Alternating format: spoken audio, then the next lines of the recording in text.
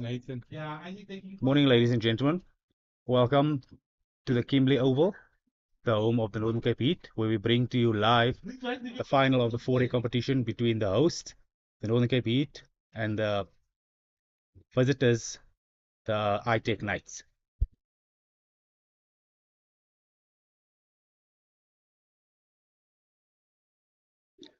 As things stand, the Northern Cape Heat have won the toss and elected to bowl first.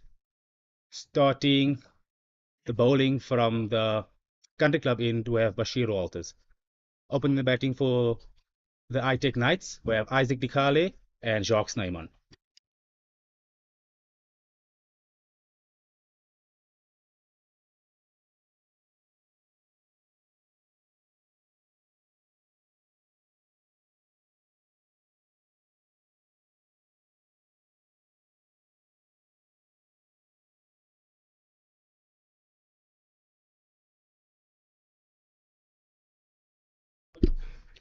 A little gentle start from Bashir Walters. Outside off, well left by Isaac Dikale to get us on the way.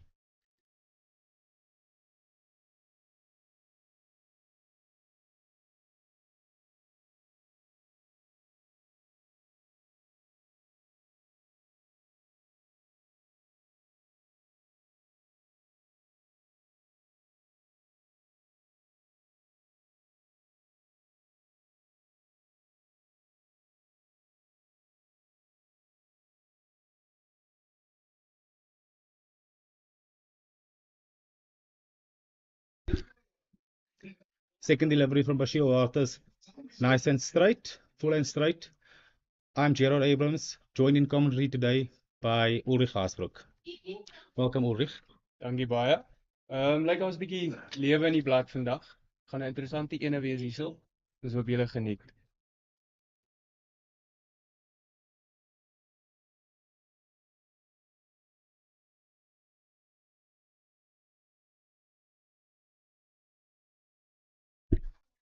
First runs on the board for the ITEC Knights.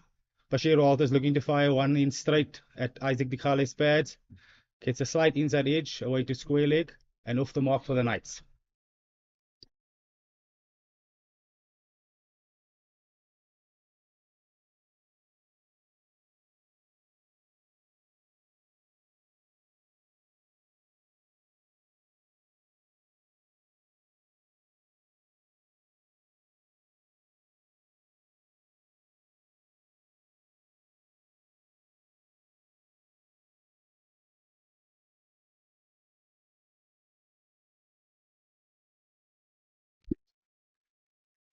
Bashir Walters to Jacques Snyman first ball back of a length. Going to be an interesting battle between these two guys. Jacques Snyman is known for getting the ITEC Knights off to a flyer. He's not one of those batters that looks to stick around all day. He wants to make the play. Bashir Walters, the experienced man, surely up for that challenge. What's your thoughts on that, Ulrich? Ek dink dit gaan 'n interessante ene wees as jy gesê het. Albei is op vir die challenge, albei lyk lus vir hom. En ek dink dit gaan 'n interessante ene wees want Jacques Snyman is 'n baie attacking batsman. Hy's 'n aanvallende speler en Bashir is nie iemand wat geneig is om terug te staan vir 'n challenge nie. Just looking at those two balls, is Bashir's bowl to Jacques. Seems like the wicket's just a touch on the slowish side. A little bit of extra bounce at the moment, but early days could just be the new ball behaving that way.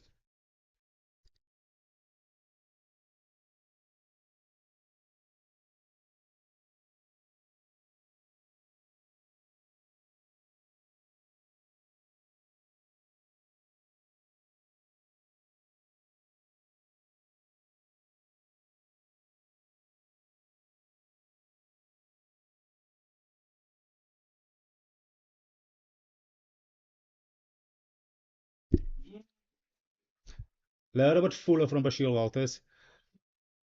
Looking to target 6 stump. Jacques Snyman, nice soft forward defense. That brings an end to the first over. ITEC Knights, 1 for no loss.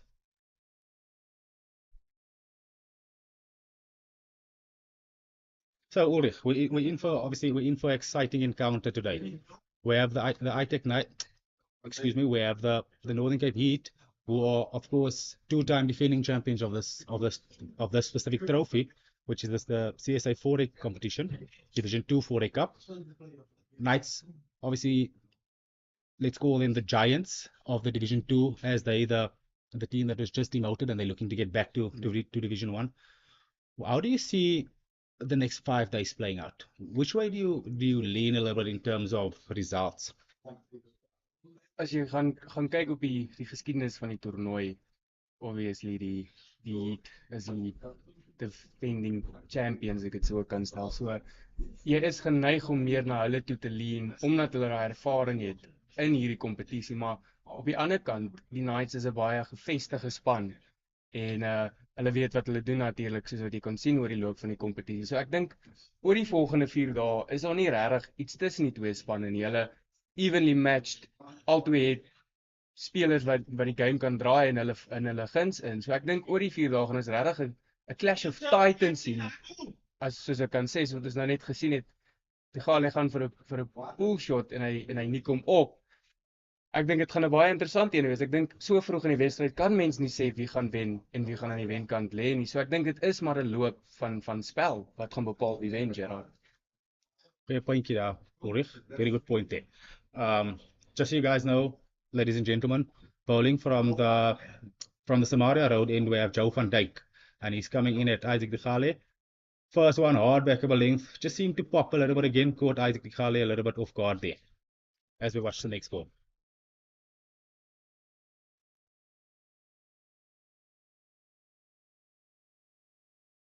Full and straight there, look to be sliding down leg just a little bit. Yeah. Interesting here, one short, one full. Short one got a little bit rattled, and then as we know the old tricks, go short and then go full after that.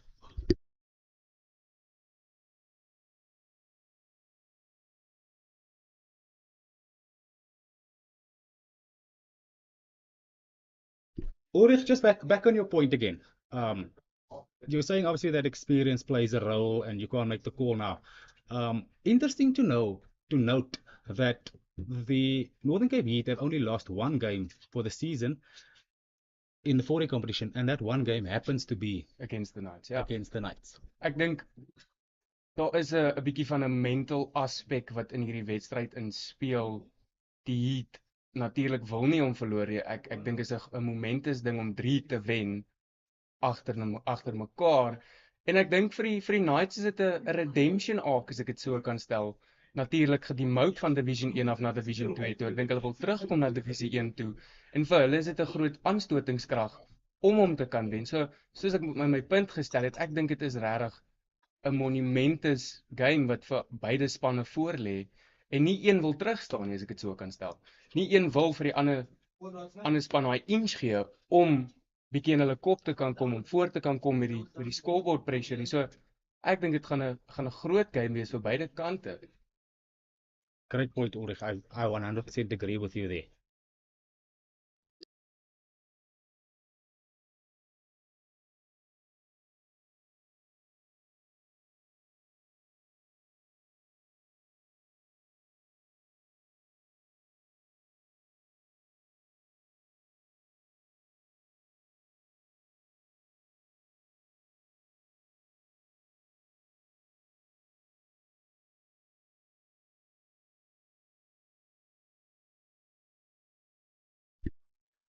Straight one from Johan van Dijk to Isaac de Gale, tucked away behind square on the leg side. It's another run for the Knights.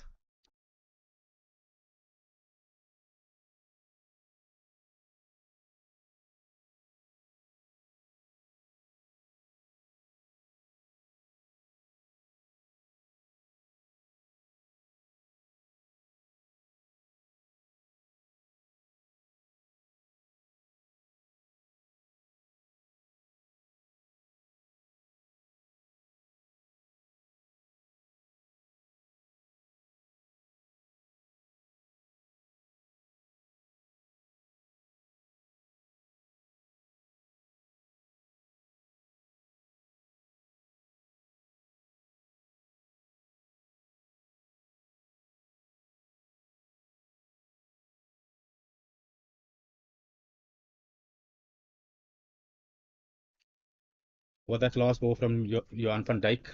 Paul just once again looking to have a go straight at Jacques Snyman this time. That one just seemed like it just held a touch low, hit the inside off of the bat again, squirting behind square for another single. That brings it into the second over. The ITEC Knights are 3 for no loss.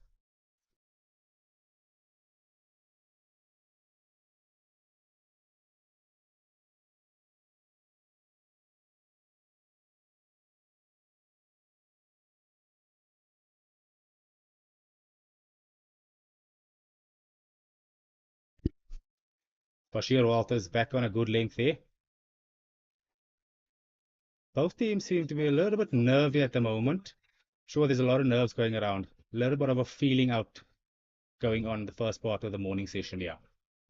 En Gerard, moenie vergeet nie dat hierdie op sy eie is 'n derby half Bloemfontein teen Kimberley is geskiedkundig 'n baie groot derby. So ek dink daai speel selfs in die nervous energy en wat jy kan voel rondom die stadion. So jy kan sien albei kante probeer mekaar eers uitwerk en sien waar lê mekaar se swakpunte, waar kan ek lopies slaan, waar kan ek dalk 'n moontlike paaltjie kry. So daai speel definitief in die nervous energy in en mens kan sien rondom die veld daar is wil om dit te doen, maar die nervousness wat mens kan optel gaan 'n groot rol speel oor die loop van die volgende 4 dae. Yes, Ulrich, you are spot on that. If you remember correctly, about 3.5 years ago, these two teams would have been combined as into one of the previously six franchises that they were. So the ITEC Knights, as we watch Sharks Name punch that one off the back foot, racing right to the boundary, and that's the first boundary of the morning. Jacques Snyman lyk baie goed met daai loopie van hom. Kan sien die conference begin nou inkom en dit sal interessant wees om te sien wat hy hierdie loop van sy innings gaan doen vir die Knights. As I was saying, Ulrich, so this is the derby of derbies where these two provinces are concerned. Because of the fact that they used to represent one franchise team, now they're obviously split up into two separate teams. So definitely something to fight for here. Both teams definitely looking for bragging rights in this one. Correct, Gerard. Dink jy nie dalk daar's 'n bietjie van 'n ego betrokke tussen die twee spanne waar een wil altyd beter wees as die ander en een wil half soos jy gesê die bragging rights hê om te kan sê, weet jy, ons het hier al X aantal wedstryde gewen en ons het so te sê die van julle afgevat en daai van julle afgevat. Dink jy daar's 'n ego betrokke in hierdie wedstryd? I think to an extent, definitely, without a doubt, there'll be there'll be some egos involved. There'll also be a little bit of, for lack of finding a better word, there'll be a little bit of I want to show you that I am the new boss in town. In the central region of the country.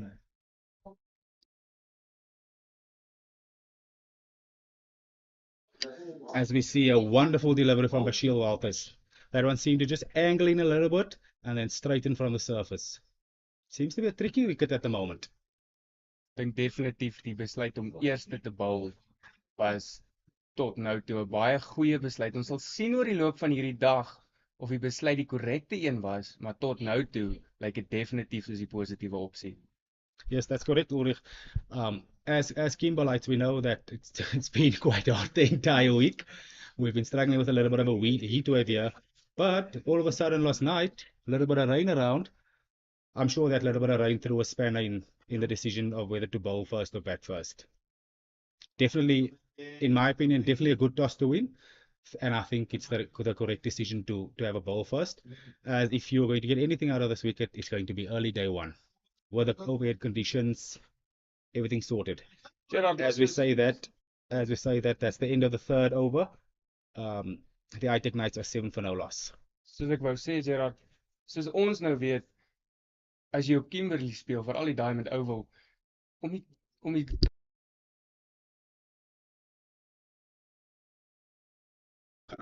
op die Kimberley Oval die toss te wen, is altyd 'n goeie ding met enige vorm van kompetisie, want jy wil die besluit kan neem op die dag, soos jy nou kan sien is bewolk.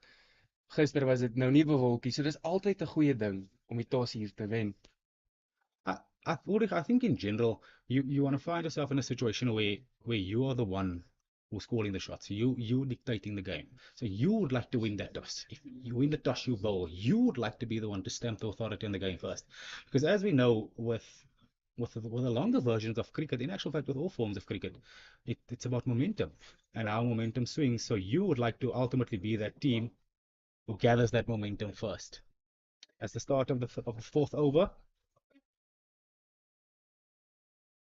just a nudge outside off, hard length into Isaac Khale, dot ball.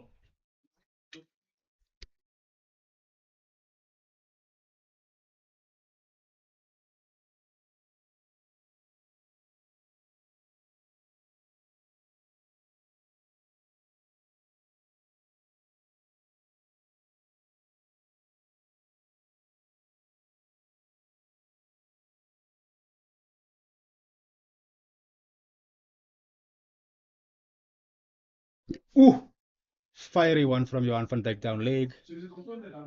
Just a little bit of fumble from Wonderful Yoon behind the stumps. The Knights sneak in for two buys. I tell you what, Ulrich, this is going to be an interesting matchup. Johan van Dijk just seems to be troubling Isaac de Khali a little bit.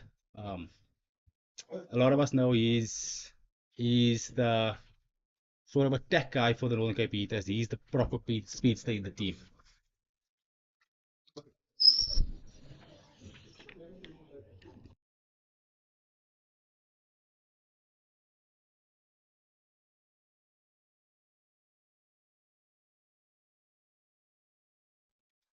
Next ball, hard length once again finds the outside edge, just drops short of Jason Oakes at the gully.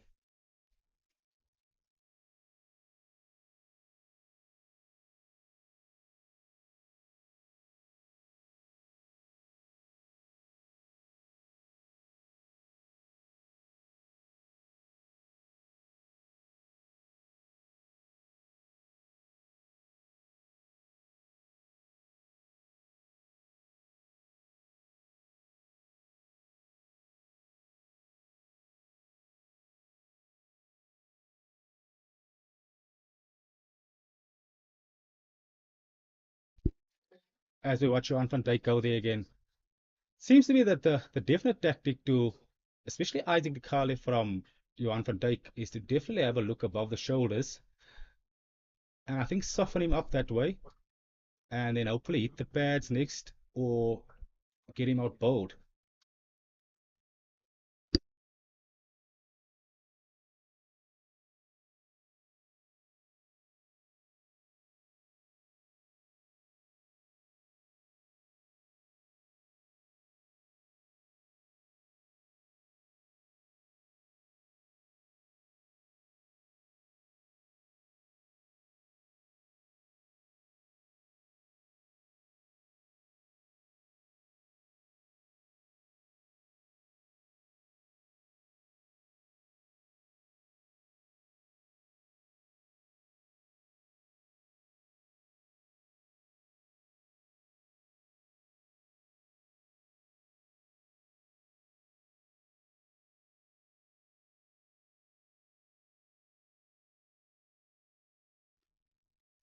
Once again, we'll see um, Johan van Dijk bringing in a short leg there. Definitely looking to get Isaac with the short ball. If not with the short ball, that's a prize for full ball. As we bring it into the fourth over, the ITEC Knights are 9 for no loss. Gerard, ek dink is 'n baie goeie punt wat jy daar maak met die short leg. Sien in baie recent years van die langer formaat wedstryd, sien jy daai short leg meer in play kom met die spoed van bowlers wat so vermeerder. Sien jy daai tipe spel meer gebeur en ek dink beslis is nie 'n slegte ding om hom in te bring so vroeg nie, om maar vir hy statement te maak en vir hom te sê, luister, ek gaan vir jou kort bal, ek gaan vir jou hierdie tipe balle bal, wees gereed.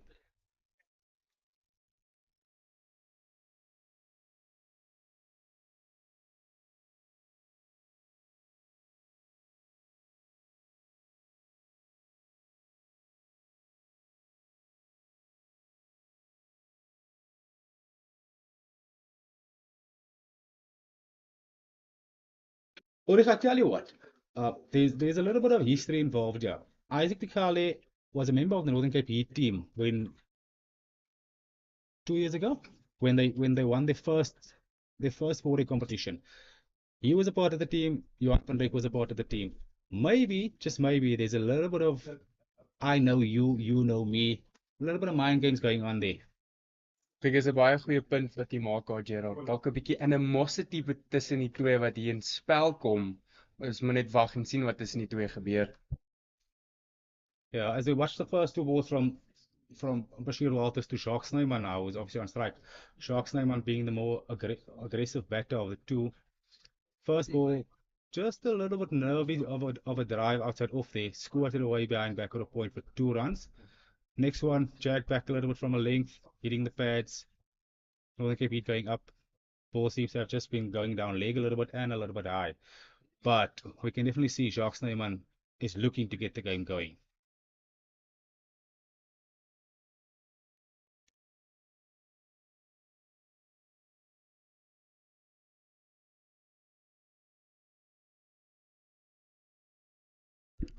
Ulrich, I don't know if you've paid attention to how the surface seems to be playing from the country club end.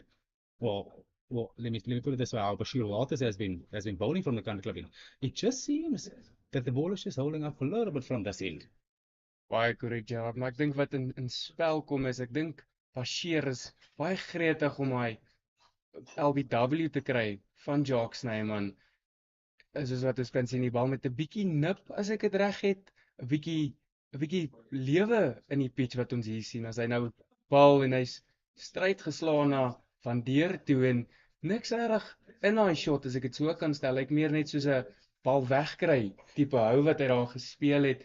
Dink jy die energie van beide kante af is besig om te dip, of is dit maar net soos wat die spel aan die lewe kom wat ons die energie gaan begin sien inkom? That's correct, that Ulrich. That one, Bashir Walters just pulled the length back a little bit, but if you watch carefully there, you could see the ball pitch and just leave the batter a little bit. So there's definitely something in the wicket. And as I said before, Jacques Snyman's not going to sit around the whole day and defend and defend and defend. He's going to look to attack Bashir Walters. So I tell you what, the next half an hour is going to be crucial time of play. As we say that, Jacques Snyman back foot punch through cover for 4. That should settle his nerves a little bit. Ek dink ook so, ek dink die vorige bal het vir Jacques dalk vir Jacques Snyman 'n bietjie van 'n wake-up call in die sin van ons is nie hier om balle te mors nie, ons is hier om lopies te slaan en soos beide van ons weet, Gerard, positiewe cricket is die beste tipe cricket. Ek meen, kan nie net rond staan en balle mors nie. I find it very funny that you say that, Ulrich. For those of us listening and watching who don't know, because this is the final of the 4-day competition, it is no longer a 4-day game. It has essentially become a 5-day game in order to give us the best chance of a result. So Ulrich, maybe, just maybe, Jacques Snyman needs to realize as well, but you know what? In actual fact, I have an extra day of batting to do here. It might not be a bad thing to just assess the wicket a little bit more and then look to bowl from there.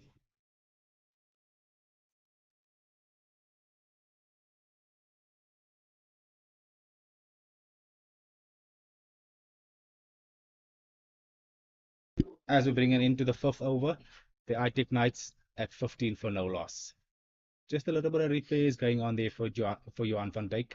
Sure, he wants that front crease nice and hard so he can look to attack Isaac Dikhali with those short balls again.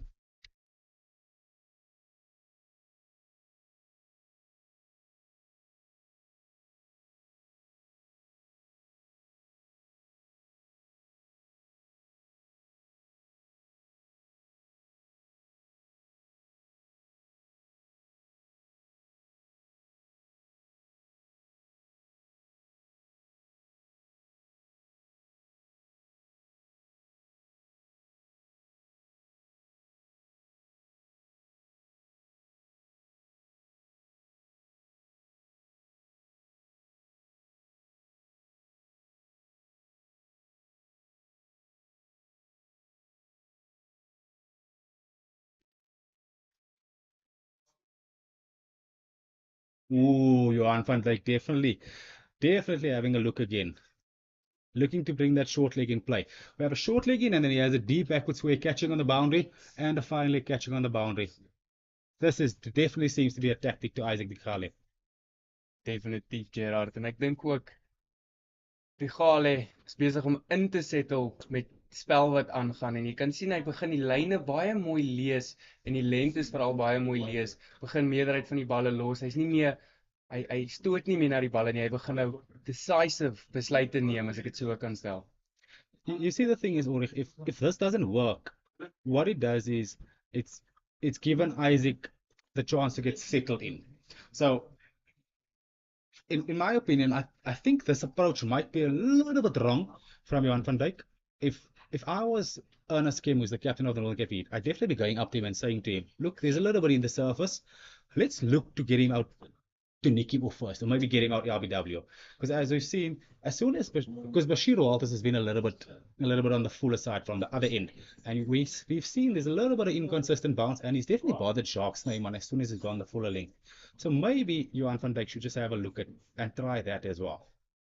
Baie korrek, Jason's 'n goeie blokhou daar sien by die gale. Ek dink definitief hy begin sy ritme nou vind in hierdie wedstryd. Kan baie moeilikheid veroorsaak vir die Northern Cape Heat. Ons moet maar net wag en sien wat die game plan is going forward. That's correct, Ulrich. Remember, this is a game about time. So ideally, as batters, we want the bowler to come back for a second and a third and a fourth spell. So you want him to tire himself out. So yes, those short balls might be bothering Isaac, but he'll definitely be happy there because those short balls cannot get him out unless he obviously fends them off. But he'll be more happy to play those short balls than to be fiddling outside the off stump. Or as I say that, he tests him outside off for the drive. Big swing from Isaac de Kale. Very, very close to finding the outside edge there. Gerard, toevallig soos wat dit nou gebeur het, wou ek opbring, besluitneming gaan 'n baie groot rol speel in hierdie wedstryd. Soos enige finaal maar loop, die besluite wat jy neem gaan meerendeels bepaal hoe die wedstryd gaan uitspeel vir jou as 'n span. En met daai hou kan ek sien die besluitneming was dalk nie waar hy moes wees nie. No, definitely. But it brings me back to my point again. I think that should be the line of attack. He should look to go a little bit fuller. He's already tried the short things. Isaac's a little bit nervy with that feet. Get him driving. Let's see how the service plays. He's very much comfortable there as Johan van Dijk goes back to a hard back of a length. The batter seems to be very, very happy there. I think he just needs to be a touch fuller. Gerard, dink jy nie dalk dis deel van die game plan waar hy Megali dalk in 'n comfort zone wil kry met die kort balle en sê okay, ek kan hierdie los en dan een wat hy bietjie outside off ball net wil hy moet sy hande gooi en dalk soos ons kan sien 2 slips in 'n gully in spel na een van hulle toe slaan nie. Definitely could be a ploy that Ulrich. I suppose only time will tell.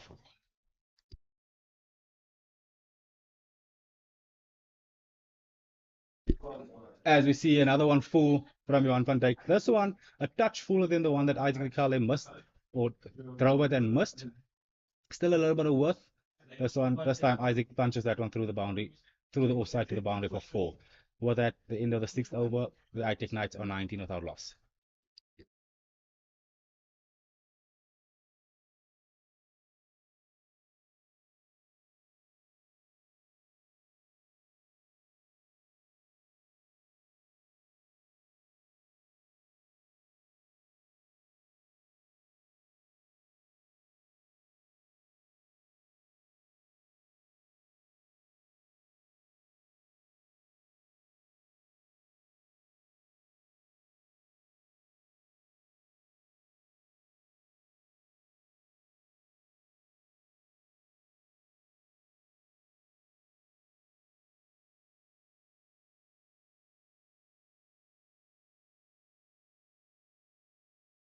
Start of the 7th over, Bashir Walters back on that foolish length. Definitely seems to be the more troubling length of the two this at the moment, Ulrich.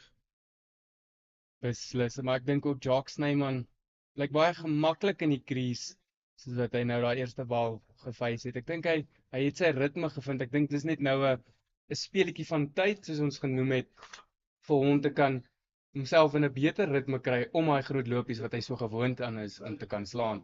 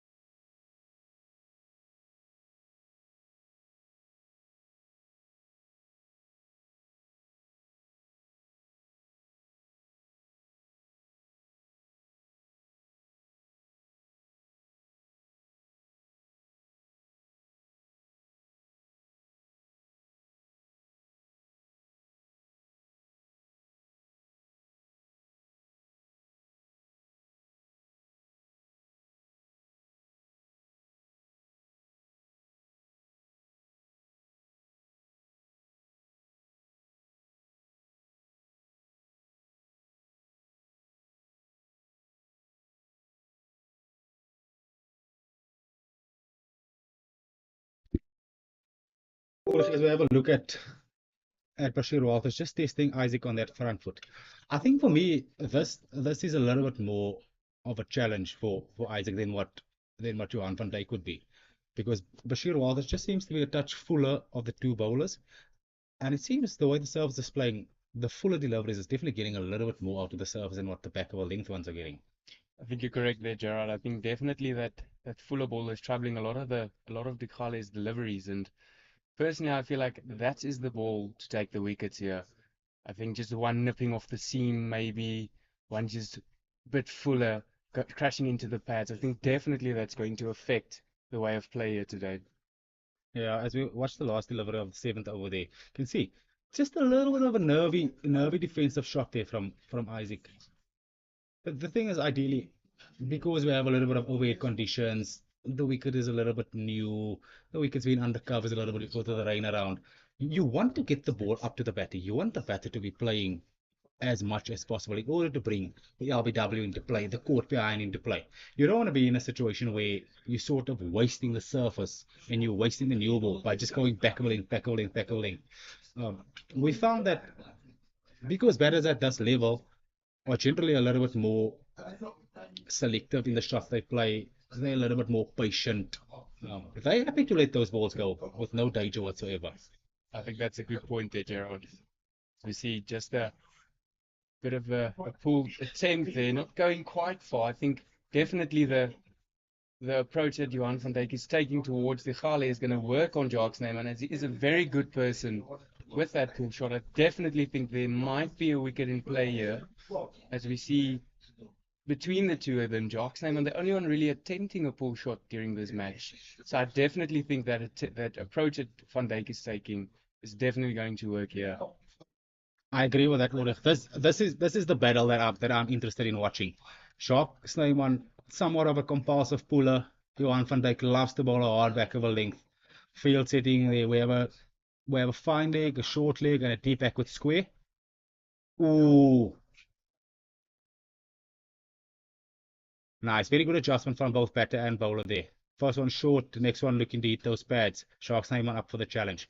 But I tell you what, the next one's going to be short again. I think he's definitely going to look to get him caught on the boundary.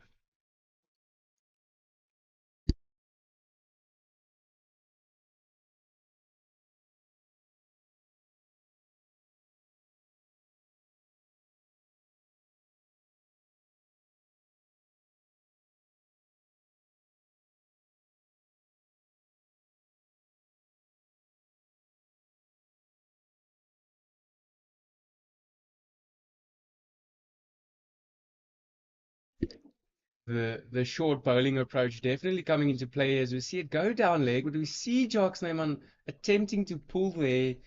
Definitely going to be a big challenge here for the two of them. Neither of them looking like they're backing down.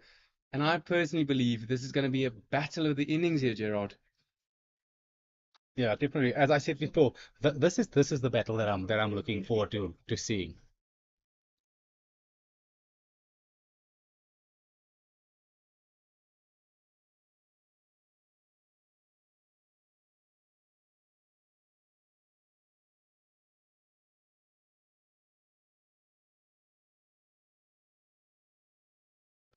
Sneaky little quick single there from Sharks Neyman.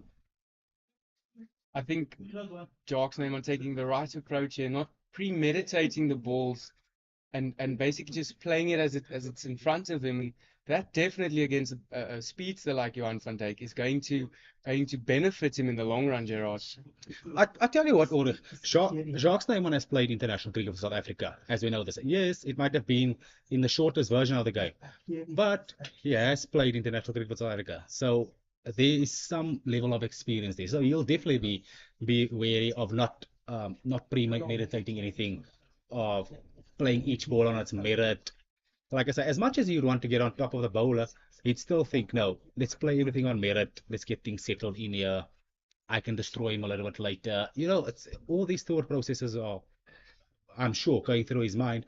But I think he'd definitely be the more calmer one of the two, even though Isaac is a very calm person in general. Um, I think it's always nice having this guy that is used to that. He's played Division One cricket for years and years, played at international level. definitely some sort of experience, and he'll definitely have a calm mind while batting there. Definitely a good point you brought up there, Gerard. As we see the Khale still a bit nervous at the crease compared to the two.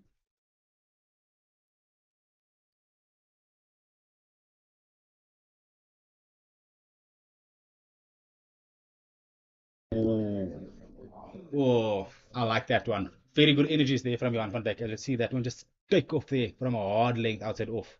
Isaac doing very well to get to rise above that one and get the hands out of the way. Brings an end to the 8th over. The ITEC Knights are 21 for no loss.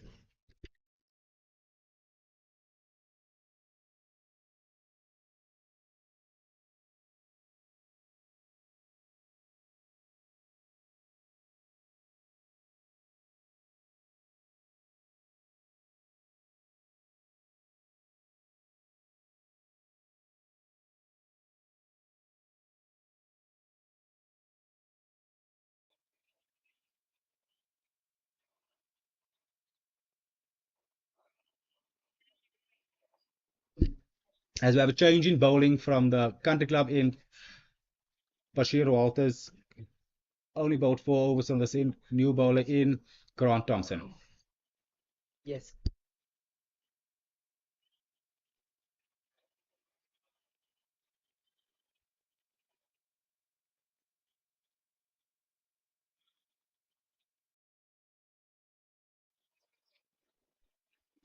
Grant Thompson floating one up there. A little gentle full toss on the legs. Sharks Diamond up to the challenge. Punched away through straight Ishmael wicket for 4. That will definitely settle his nerves with a new bowler, and I think personally that Jock Snyman is taking over this match and applying that authority as we spoke about earlier, and it's definitely, as you said, up for the challenger. Yeah, I'm sure Grant would not be very happy with that. He just floated that one up there. He's the experienced man for the Northern Cape. He'd definitely not be happy with starting that way.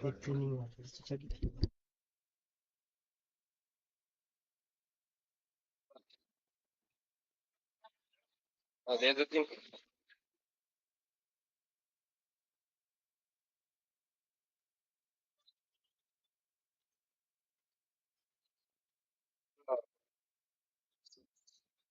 Uh, And Grant Thompson with the comeback there. Full Sharks Neyman looking to heave that over mid on. Wonderful catch from Jonathan Van Deer to dismiss Sharks Neyman. The innings comes to an end, and it was quite a quick and, I might say, destructive innings. Not quite what we used to him, but as he walks off, definitely some elation from the Northern Cape side as the nerves settle a bit. And I think the match has truly just got underway, Gerard.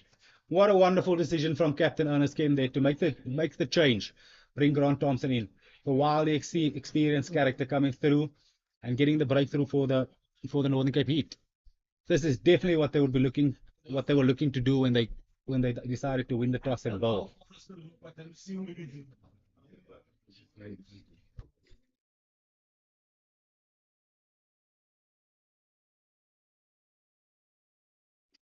With the dismissal of Sharks Neyman, next batter in for the ITEC Knights, Dane Forrester. Dane Forrest obviously bursting on the scene this year, and I think this as well is going to be a big test for him, not only of his character but of his cricketing abilities. A first final for him in the 4-day competition, and I think definitely going to be a lot of eyes on him. I'm a little bit ashamed to say that I'm not too familiar with Dane Forrester, Ulrich, but definitely he is a new guy onto the scene. I think he's a young guy, so very interesting to see how this goes. We have the experience on the one end and the youngster on the other side. Going to be a very good challenge here.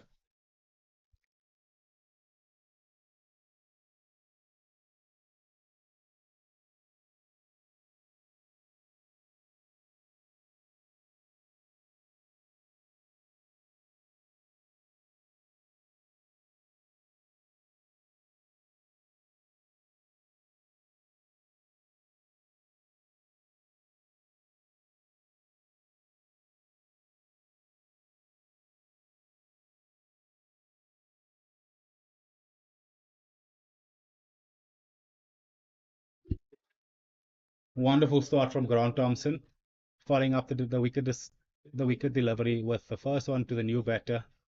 A little bit of a, could I say, testing look outside off there.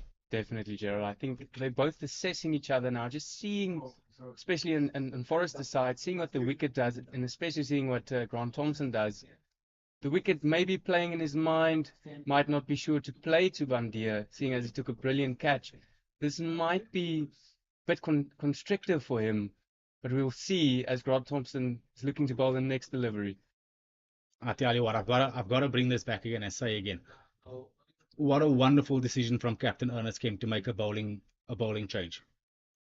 Looks like Forrester just a bit troubled by that ball. Might I say fourth stump a bit fuller. It'll be interesting to see what he does going forward, how he reassesses himself and how he repositions himself going into this next ball. I'm sure, as you said before, he's a young guy. There'll definitely be a little bit of nerves going on around. If there's any time for the ITEC Knights to get a double strike, this is the time.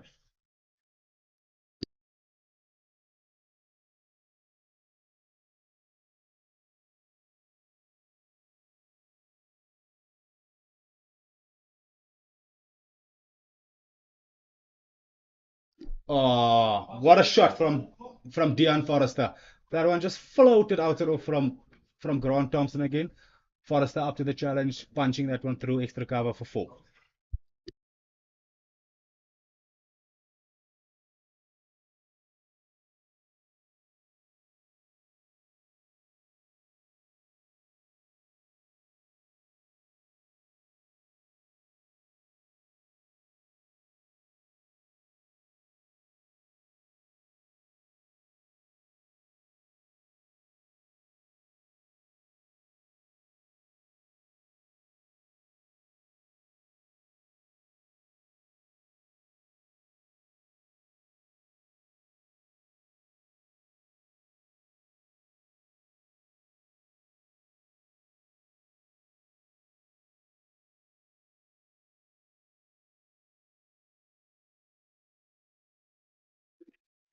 Straight back of a length from Grant Thompson. This one tucked away to the leg side from Dean Forrester.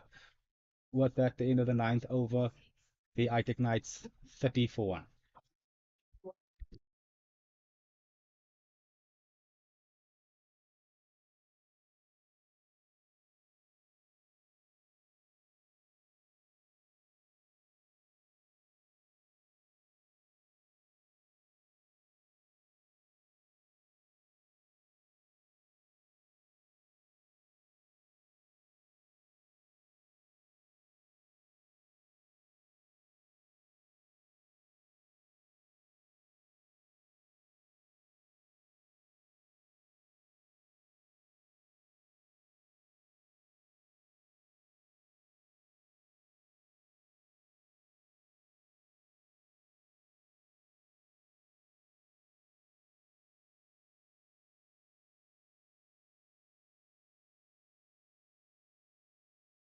As we see Joe van Dijk getting ready for his next over, bowling to the lefty. Gerard, what do you think might happen here? Obviously, bowling with a bit of an angle. Do you think the slips and the gully come into play here? Only when we were a little bit younger, I've had the fortune of playing with Johan van Dijk a little bit when we were younger, and being a part of the Northern Cape Heat for the past 3 years as well. He he used to have this tendency of just slanting the ball back into the right-handers and obviously then away from the left-handers. So I think personally that this is going to be a very good, very big challenge. I can put it that way for young Forrester over there. And as you say, I think those slips and those gullies are in play if Van Dijk could find the correct length to it. Definitely think Forrester's up for the challenge. Not seeming like he's backing down. Definitely going to be an interesting one for him. As we see Joe van Dijk running in here. Oh, that one just kept a bit low there. Definitely unsettling the young Forrester as we see him. Just playing a bit of practice shots there. Yep. Hard length there. Maybe he could have moved that front foot a little bit. Feet just stuck in the crease a little bit. Definitely a nervy start from young Forrester over here.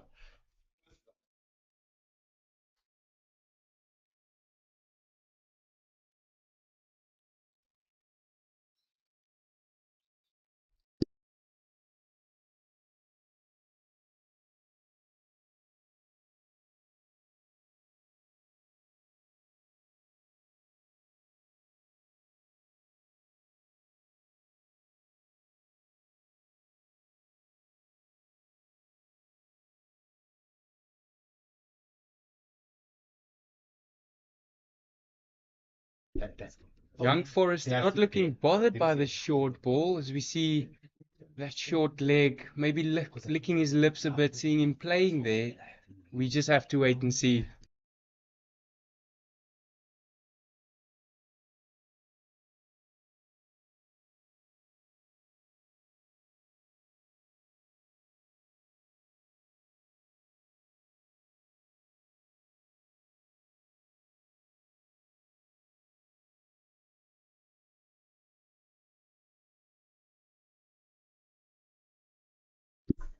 Too much contact. Back of a leg from Johan van Dijk. Just a little push from Dean Forrester. Punched in front of Boy for 2 runs. Sharp them in, sharp them in. Ulrich, as you see, I don't think, We are back. as a bowler, I don't think Johan van Dijk should be too unhappy with that. Because that type of shot brings those catches into play. That slips, that gully, possibly the backward of point there as well. Because of the angle that he gets across the left-hander. Might be a good ploy from Johan van Dijk. Definitely a good point you made there, Gerard. And definitely Forrester playing at it. Johan might be feeling like it's time to get the wicket now. As you see him playing there, definitely going to be a big one going forward here.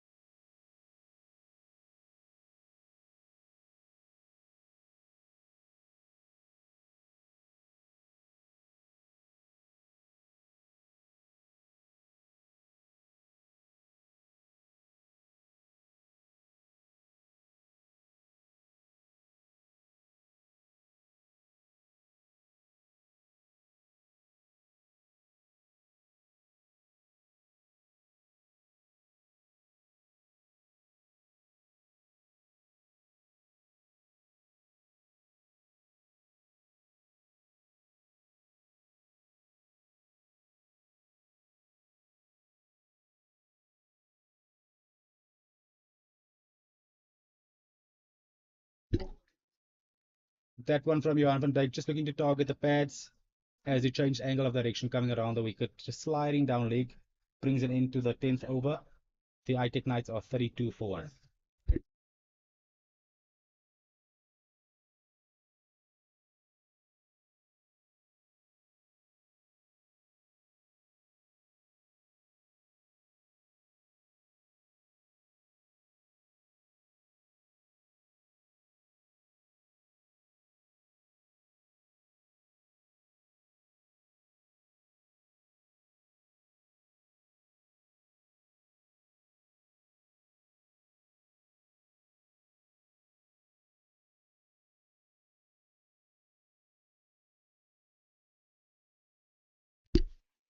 Grant Thompson continuing from the country club end.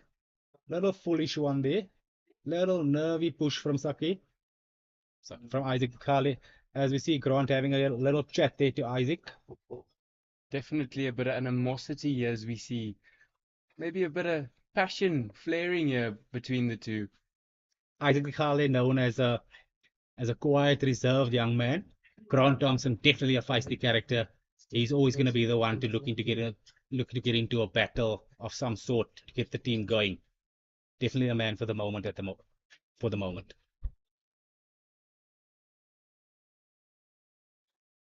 Oh, looking to hit that patch from Grant Thompson. Staying him down a little bit there.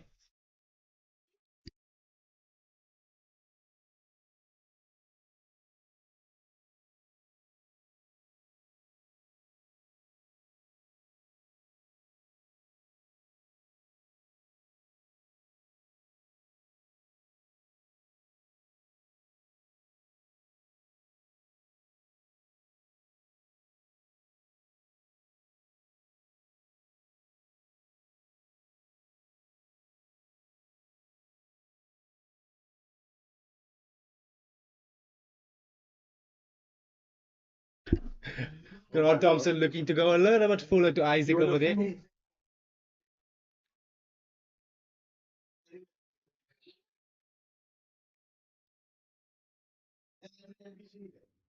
Gerard, as we see Isaac Khale not really using his feet, what do you think that might be the reason for?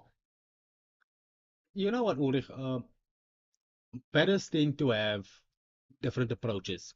So what I can tell you from Isaac, having spent a little bit of time with him, is he's very much strong base, smooth hands type of player. So he, in general, if you watch him, when the ball's full, okay, there's a little bit of a stride there, but in general, when he needs to play a shot, there isn't a big stride. So all he does is he basically just pivots his front foot in order to transfer his weight, whether it be transfer the weight straight in order to drive straight or hit through the wicket, or a little bit slanted through the offside in order to hit through cover. But that's how he plays. It's worked well for him. Um, as is one of those guys you very, very seldom will find them off balanced because he has such a good base. Do you think that might be why Grant Thompson is looking to hit the pads, knowing there's no front foot involved rather, and just trying to catch him off guard? Definitely, definitely. If I was the bowler, that would be my ploy. I'd be looking to get him onto that front foot all the time, either get him driving or looking to eat that pads. That's definitely the plan of attack, in my opinion, to Isaac. As we see Grant Thompson just bowling down leg, they might be just angling it a bit too far out there. So judging from what we can see, I'm sure Grant knows that. As we've said before, he's an experienced character. He should know strengths and weaknesses of batters. So he definitely knows that, look, this is probably the plan of attack. This is how I'm going to get him out. So this is what I'm going to do. Did you know that the skin is actually the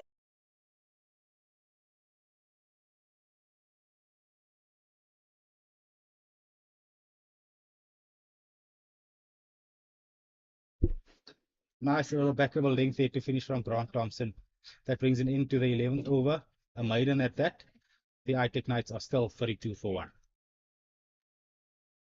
As we see a change in bowling from the Samaria Road end, Bashir Walters swapping ends and replacing Johan van Dijk. Gerard, I personally believe this might be a good move for them. Bashir obviously bowling those fuller lengths and unsettling the batsmen, especially with Tikale, is going to be still an interesting challenge for him, especially now that you have two bowlers from different ends troubling you on that front foot.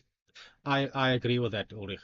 I've been sitting here feeling that, without being too critical, that Johan van Dijk's sort of been wasting the new ball a little bit.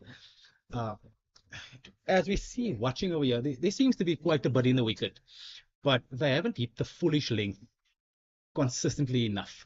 So Bashir Walters, when he was from the country club end, was on the foolish side. So I can definitely see a little bit more problems coming into play here for the batters. As we see that one just maybe pop off the surface a bit, unsettling Forrester, and there's also going to be an interesting challenge, seeing as Bashir is a character to try and bowl a bit fuller. Definitely going to test that front foot of Dean Forrester. The Samaria Road in for the morning thus far has also had a little bit of extra bounce. If you've obviously paid attention, and Bashir being 9 feet tall is definitely going to extract that extra bounce from the wicket. So this might be one of those smart moves from the captain again. Foolish floated up that one. Wonderful shot from Dean Forrester through extra cover for 4. That is not the way to go. Okay, so yes, you want them driving and you want to get the ball up there, but you don't want to float the ball up there. Okay, you still got to look to hit the deck. So every time you hit the deck, you'll see that there is something in the wicket. I think definitely what you said about floating it, rather just hitting those hard lengths, putting it a bit fuller, and making them play rather than giving them opportunities to play is definitely the move to go.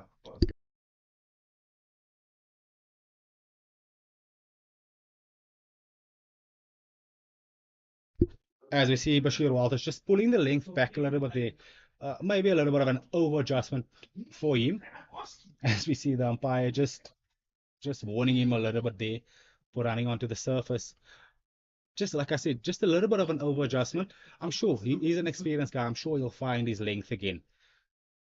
With that, we see a field change as well. It seems to me that mid-off has just come a touch squarer and extra cover just a touch straighter. So maybe looking to get him to drive through that extra cover region again with the extra bounce, getting caught in front there. Forcing him to play a bit more squarer and obviously enabling those slips to come into play. As we see Dean Forrester leaving it, might not be a bad move from him, just seeing what the plan was from Bashir Walters, definitely some decisive decision making here from Dean Forrester. Yeah, I think this decisive decision making from both ends. I think it's a wonderful move from the captain. Let's get that guy in there. Let's open up the squarish boundary outside off. Let's get him driving. Let's get those catches at the back involved. See if he goes for it, if I can put it that way.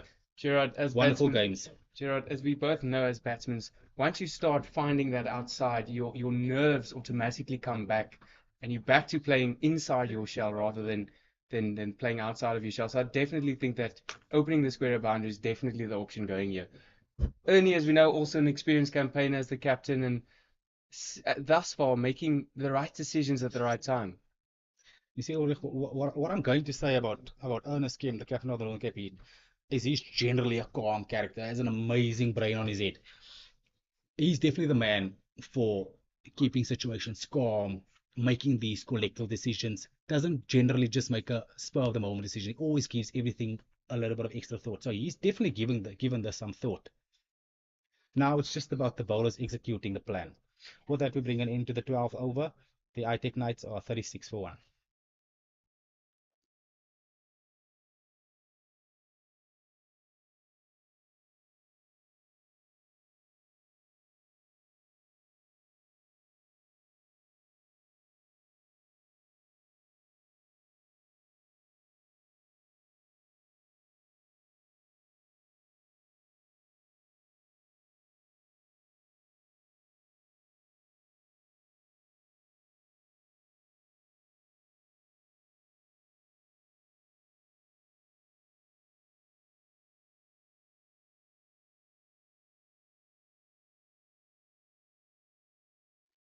Grant Thompson continuing from the country club in nice and full there, testing Isaac de Kale again.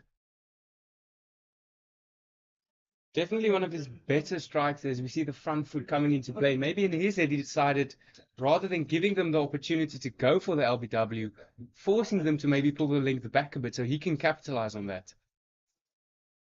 So sometimes as a bowler, as a batter, you got to make slight adjustments to whether it be your technique or your delivery stride or the angle of which you're bowling. In this case, we've seen Isaac just decide, okay, maybe because it's moving a little bit, let me just get that front foot moving a little bit more. With that, an amazing drive through extra cover for another boundary for the ITEC Knights. What a shot by Isaac. Definitely think Isaac's nerves have settled as he gets into his rhythm, and that's a very good strike by himself. Once again, back to the point. Instead of that front foot just pivoting, which has been his general way of batting, we see that front foot just follow the line of the ball nicely in order to get the head over the ball. Nice, comfortable shot through extra cover for 4. Definitely a good point you raised there, Gerard, with adjusting yourself. And I think as cricketers, self-awareness comes into play when adjusting yourself, knowing when to do it, what to do in that moment. Definitely some good decision making here. Grant Thompson maybe over adjusting a little bit, going a little bit too straight, length forward back, hitting the thigh pad of Isaac de Kale for 1 leg by.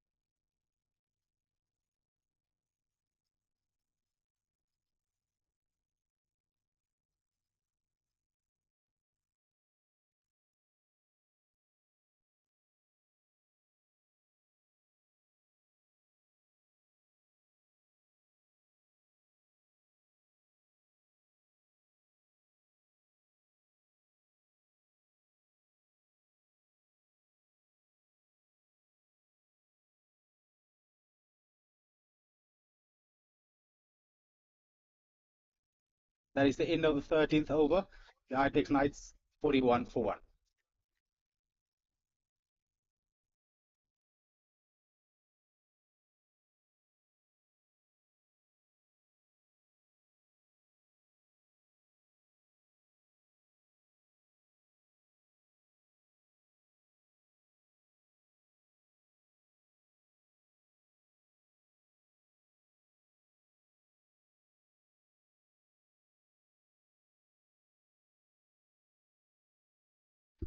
Bashir Walters continuing from the Samaria Road in, testing Isaac again on that drive there. Ulrich, once again, I'm going to take you back to the previous over, where we saw Isaac's front foot follow the ball to get the wonderful drive away through cover. This time, he just did the pivot again, and you can see it just doesn't get the same result as he got the previous time when the foot actually followed the ball. Gerard, it's a case of old habits. So speaking from experience, all habits follow you regardless of what you try and do. So I think it's just a mental thing where you're so used to doing one thing, you can't really help but not do it. Yeah, I understand fully what you're saying there, Ulrich, and I sort of agree. It's just the thing is, the better batters make that adjustment and they stick to that adjustment. Different, same like different grounds play differently, different surfaces play differently. So sometimes you got to make the adjustment, whether it be a habit that this is the way I bat, that's the way I bat, that's the way I bat, or that's the way I bowl. Sometimes that adjustment needs to be made, and you've got to stick to that in order to obviously get the result you want. It's not ideal for a batter to lose your processes and all your planning, but that adjustment is sometimes very necessary. Ooh, as we see, just a slight pivot again. Still just hitting the inside half of the bat. Bashir Walters, definitely a happy man at the moment. I definitely agree on that point you made, Gerard, where the better batsman on the day makes that change and sticks to it. And as you said, different surfaces. I 100% agree with that point. And I think Isaac just maybe still a bit nervous, seeing as he did hit that four using the front foot. Maybe that just plays in his head using the front foot.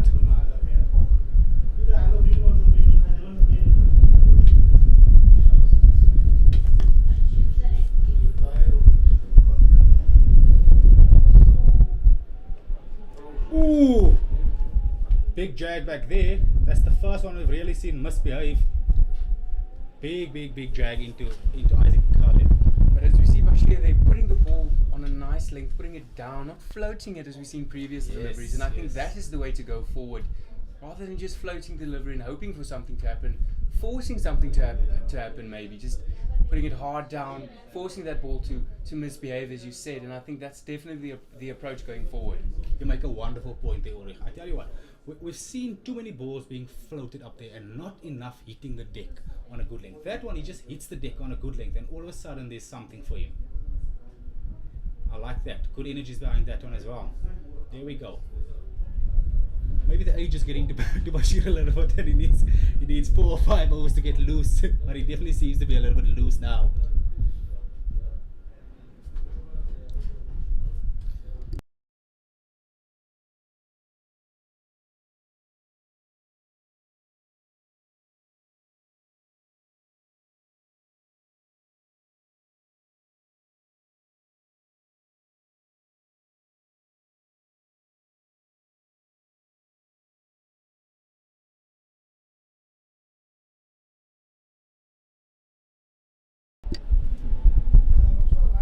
Oh, that's 3 outstanding balls in a row from Bashir Walters. As that brings our first drinks break up to play. The ITEC Knights are 41 for 1.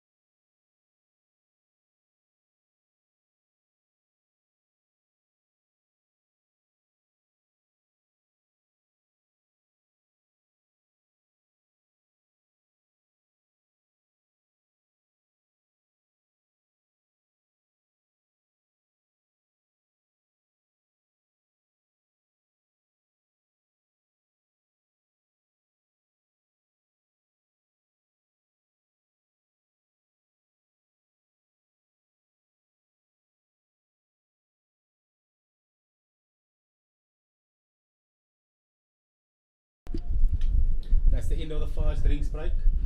I'm joined in commentary now by Emil Ratta. Hi there, guys, and welcome.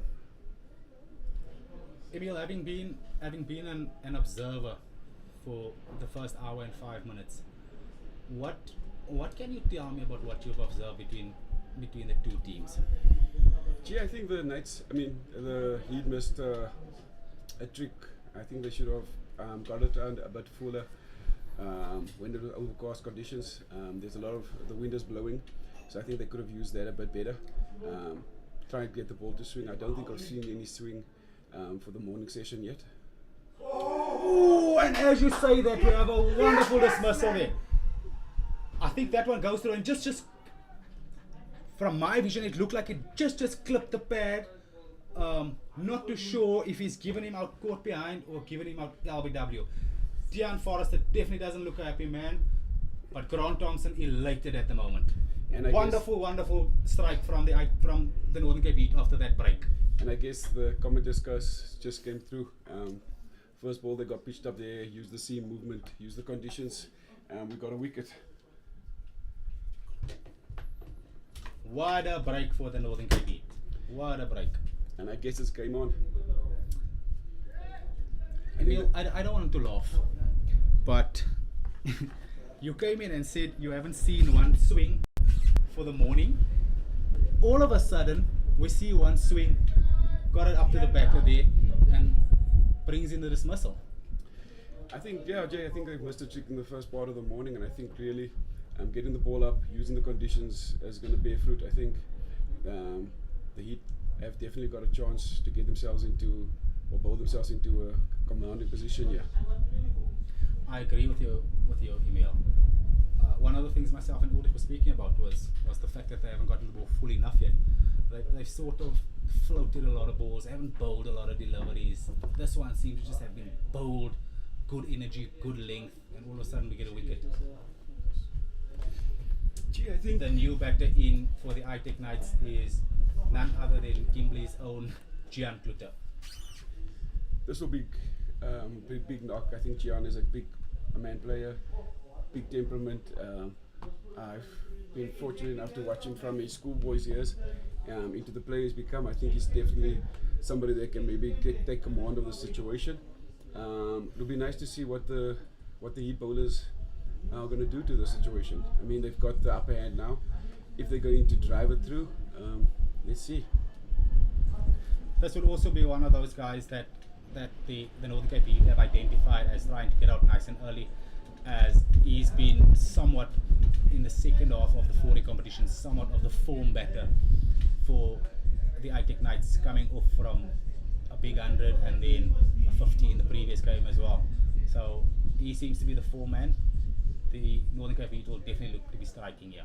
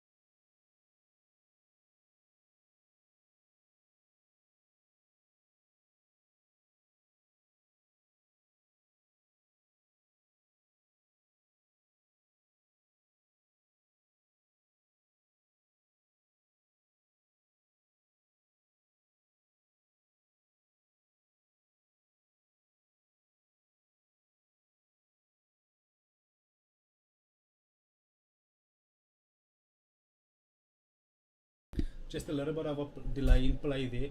Gian Kluter being a left-hander, just wanted the side screen adjusted a little bit for him. And we're back and ready to go.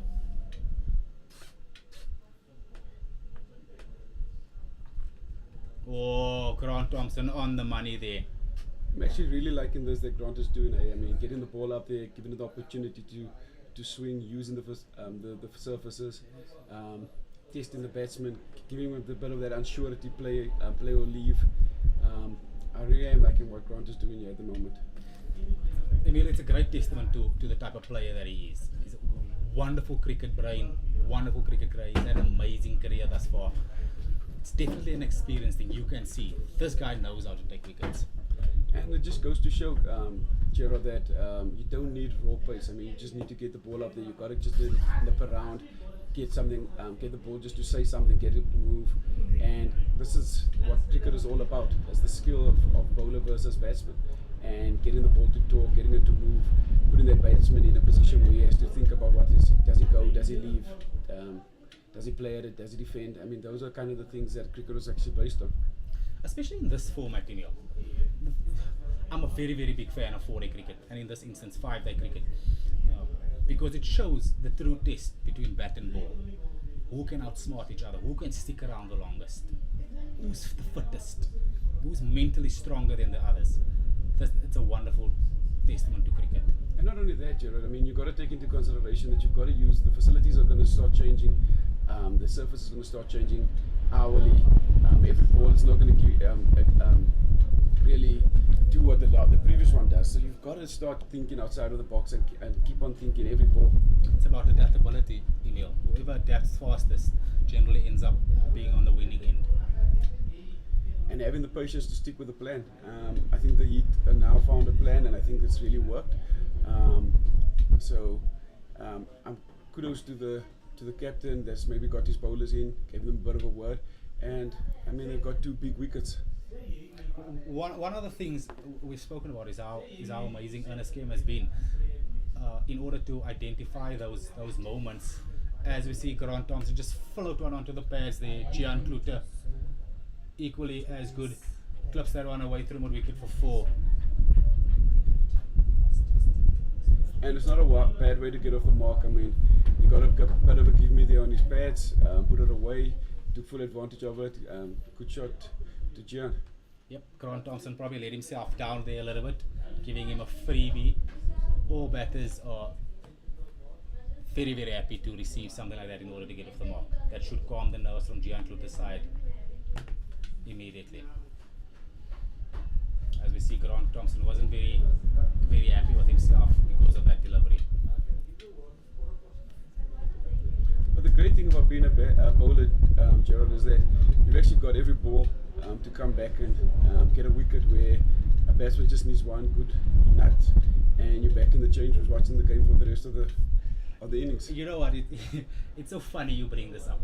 I listen, whenever I watch cricket, I listen to the commentators speak, and they're always saying it's a batter's game, it's a batter's game, it's a batter's game.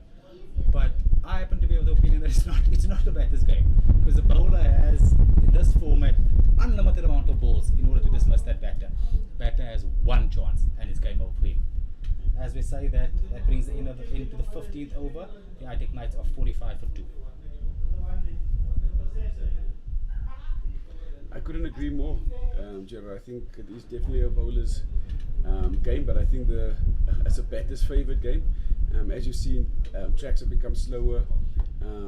I think, for my personal opinion, the game of India and South Africa, in Cape Town, where they had a bit of a spicy wicket, I think that did wonders for the game. I think that was great television and watching, and it kept everybody on their seats. So yes, I think that it is got to be a bit more favoured into our bowlers. Yeah, I think we've probably seen that over the past couple of years, that the wickets have been quite slow, a lot of grass removed. It's been very much in favour of batters, and I think that's where people get the opinion from, that it's a batter's game. Bats have become thicker. The bowler's margin for error is so small on those slow batting friendly wickets that it's nice to see a wicket where there is, I don't want to say too much in it for the bowlers. As this week, it seems to be a nice balance between, in order to get a very good battle between bat and ball. That I think is what we need more of. Or as we see Bashir Walters go straight, Isaac Dikale whooping that one through square leg for another boundary. And with it,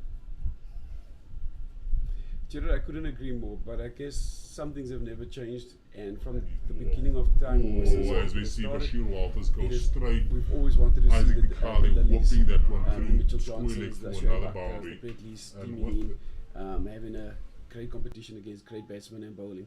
I think watching the ball just dribble through on a flat deck really doesn't do anything, and I think in the long run, having spicy wickets probably might just save or give that extra bit of viewer attention to Test cricket. yeah, that's speaking from a bowler's perspective there, Emil.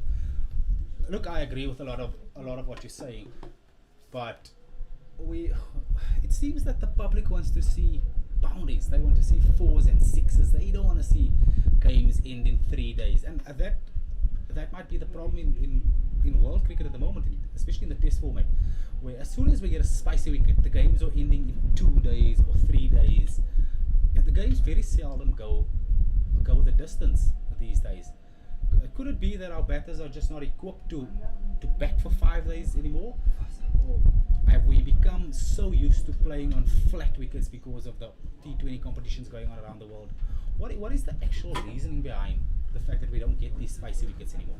Look, Jed, I think you can slice that cake into quite a few pieces. I mean, if you take the dawn of T20 cricket and you looked at what the average runs was at the beginning of the game, I think 120 plus was then considered to be a decent score.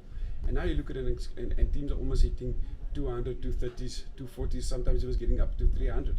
So I think, like anything in life, yes, the wickets will be spicy, but they're not going to be spicy for the whole 5 days, and batsmen will adapt to it. And at some stage, the field will then again probably suit the batsman, because good batsmen find a way to get runs. And the old cliche stays: the longer you stay there, the easier it gets.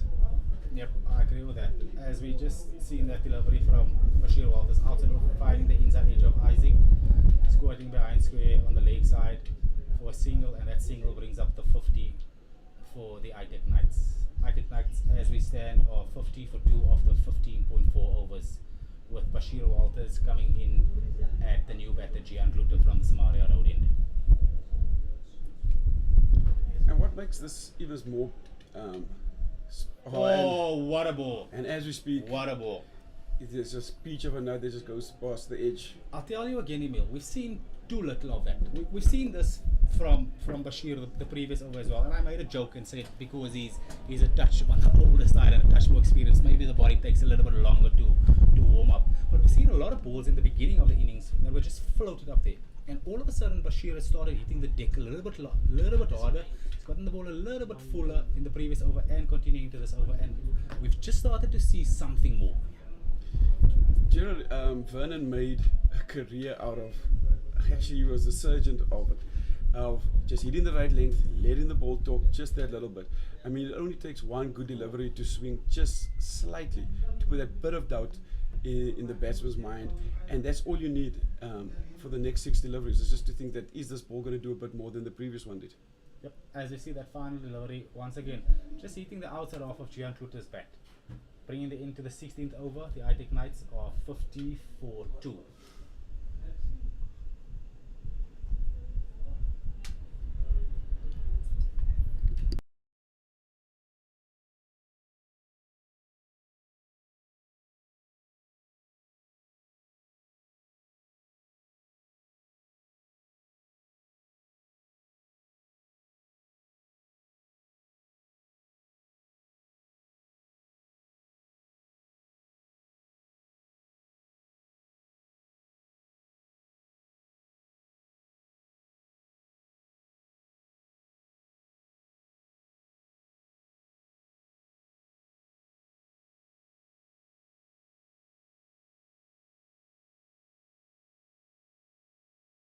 that is just a touch short, because if you see that, you'll see that there is a little bit of assistance that just angles into him slightly, and you can see it straight in from the surface.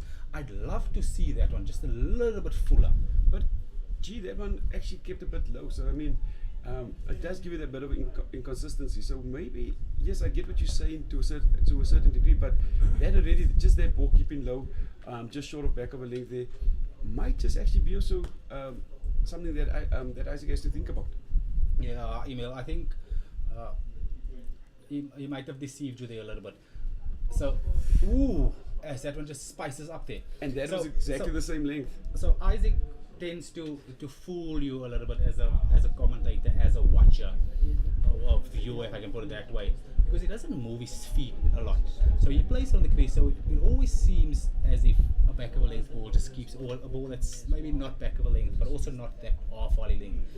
It's just keeping low a little bit. But in actual fact, it's just based on how he bats, because he stays deep in the crease, doesn't move the feet much. As you see, the next one just take off there a little bit, and all of a sudden he finds himself in a little bit of trouble.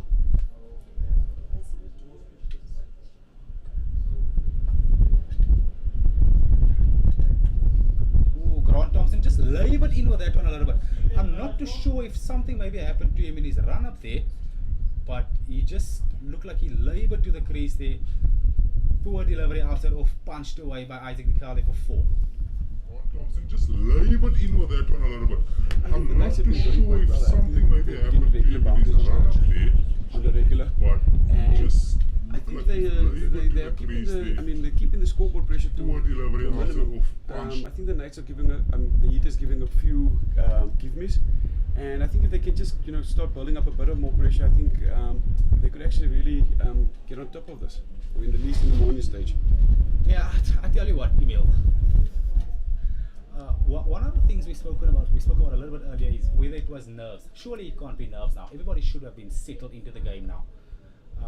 And I think that's where they maybe got it wrong just a little bit. What a delivery there, well left. They probably still the happier of the two teams, having gotten that 2 wickets.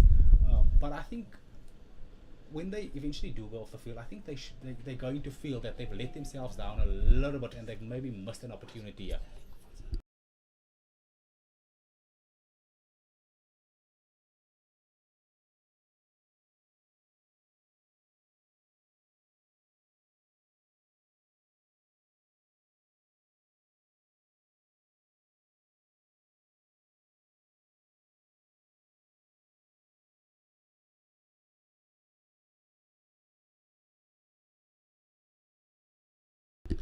I must say, G, I really am enjoying this bowling that Chris is, that Wasim is putting down. I mean, I think it's really is a really good battle.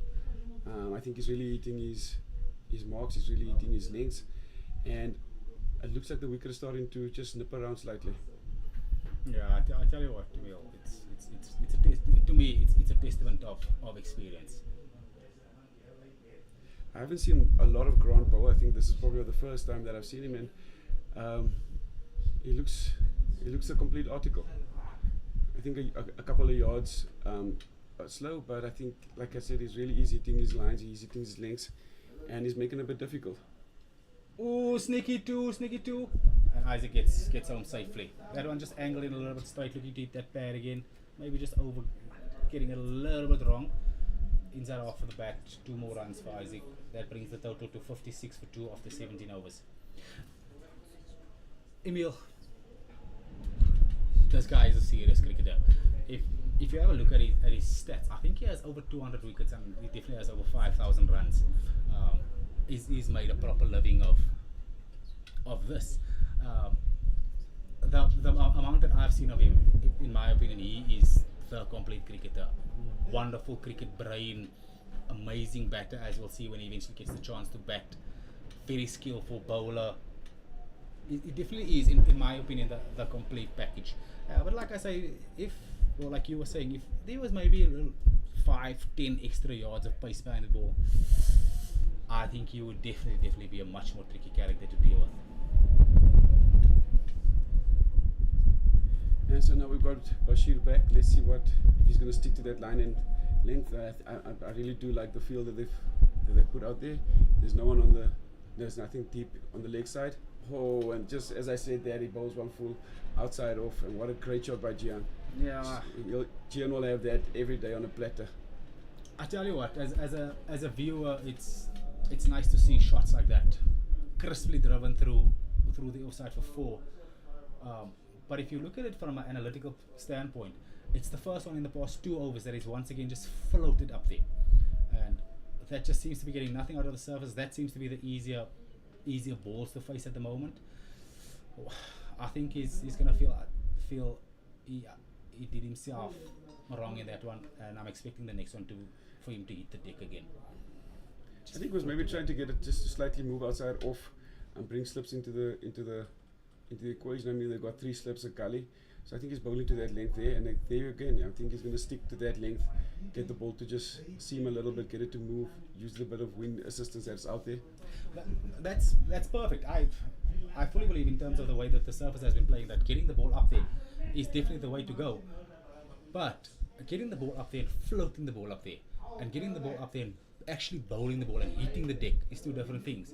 And we've seen all the full balls that have been driven as balls that have just been floated up there. The ones that have been the play and misses, the one that Grant Thompson got Deon Forrester nick through the gate, was balls that have been bowled. So that's the difference between the two. The ones floated has gone for 4. The ones bowled have actually caused a little bit of problems for the batters. I think you could probably get away with it with a lesser batsman at the crease, G. I think Gian is a seasonal pro. He's got international runs under his belt. He's done it on the big stage, so I think that is a bit of a give me. And he's also in a little bit of form at the moment. And he's going to have that every day of the week. I think Bashir is sticking to his guns, and I think he's bowling good lengths. And I think he'll get reward out there. An interesting thing to note here for our viewers is these 2 guys are quite good friends, as they've spent quite a bit of time together playing for the Warriors down in Port Elizabeth, or Teberta, if I can put it that way. So they should know each other quite well, and this is definitely a battle for both of them as well. And I can tell you this from a personal aspect. As a bowler, the wicket you want the most is your friends, because you get to sit at the end of the day at a braai and say, well, you've been in my pocket a few times. So I guess Bash is not going to give up this battle, and neither will Gian. Yeah, this is definitely the one to watch. I wouldn't be surprised if there's a couple of words going there. I think Bash has even picked up a few yards. The last one came through and kind of got a bit of some bounce on there. It hit him almost on thigh pad. So I think this is going to be an interesting battle. And Gian will definitely want to give it to Bash.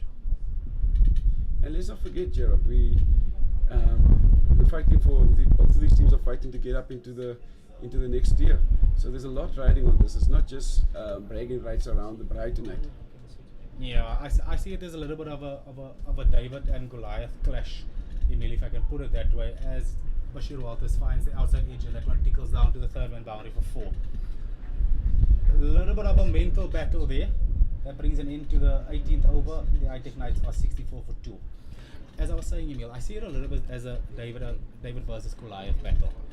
The ITEC Knights are the team that were relegated from Division 1, so they're obviously looking to get back to Division 1. The Northern Cape Heat are the team that has won the specific 4-day competition 2 years in a row. They're looking to make it 3 out of 3 as far as they're concerned. The other interesting thing is the Northern Cape Heat have only lost one 4-day game this season, and that game has been against the ITEC Knights. I think you're spot on, G. I think both teams have got a good coaching setup, and they've got good leadership in their teams. With that, we see a change in bowling. Johan van Dijk replacing Grant Thompson from the country club end. Sorry to break your word, Emil. I'm just a little bit not certain if Grant Thompson just picked up a niggle the previous over.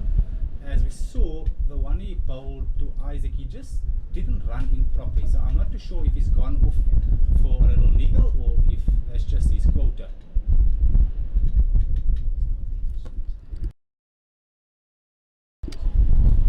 Well, I guess we'll see, G, if that is the case. But I think bringing back Joe isn't a bad bullet to have in your arsenal. It will be nice to see if Joe's going to stick to hitting the deck and trying to ruffle up the feathers, or is he going to actually go a bit full and straight. And as we saw, your Moore and Morkels, your Stuart Broads actually came into their own way at a better latter part of their career because they were tall, fast, and they bowled it a bit fuller. Yeah, he's definitely started the first 2 full as Isaac just clips that one off his legs for 2 down to deep square. He's definitely started the spell with the first 2 balls full, both of them slightly down leg. It's interesting. It's going to be interesting to see how he approaches this now. As with a new ball, he was, to my liking, just a little bit too short. So interesting to see how this one goes. Do you think there's enough in the deck for Joe to go short, aggressive at the batsman and Bash to come from the other end with a bit more of a conservative attack? Look, I'm gonna be honest here. Yeah, you might cause a little bit of trouble to some guys going short, but the wicket seems to be a little bit on the slower side, and I feel like it's a little bit of a waste if you don't get the ball up there. We've seen constantly for the past hour and a half, if you get the ball up there and it's bowled, it's not just floated up there, it's bowled into the surface, that there's a lot of purchase for the bowlers. So I think going short would be a waste. My opinion, look to hit off stump in the face. That should be the plan of attack.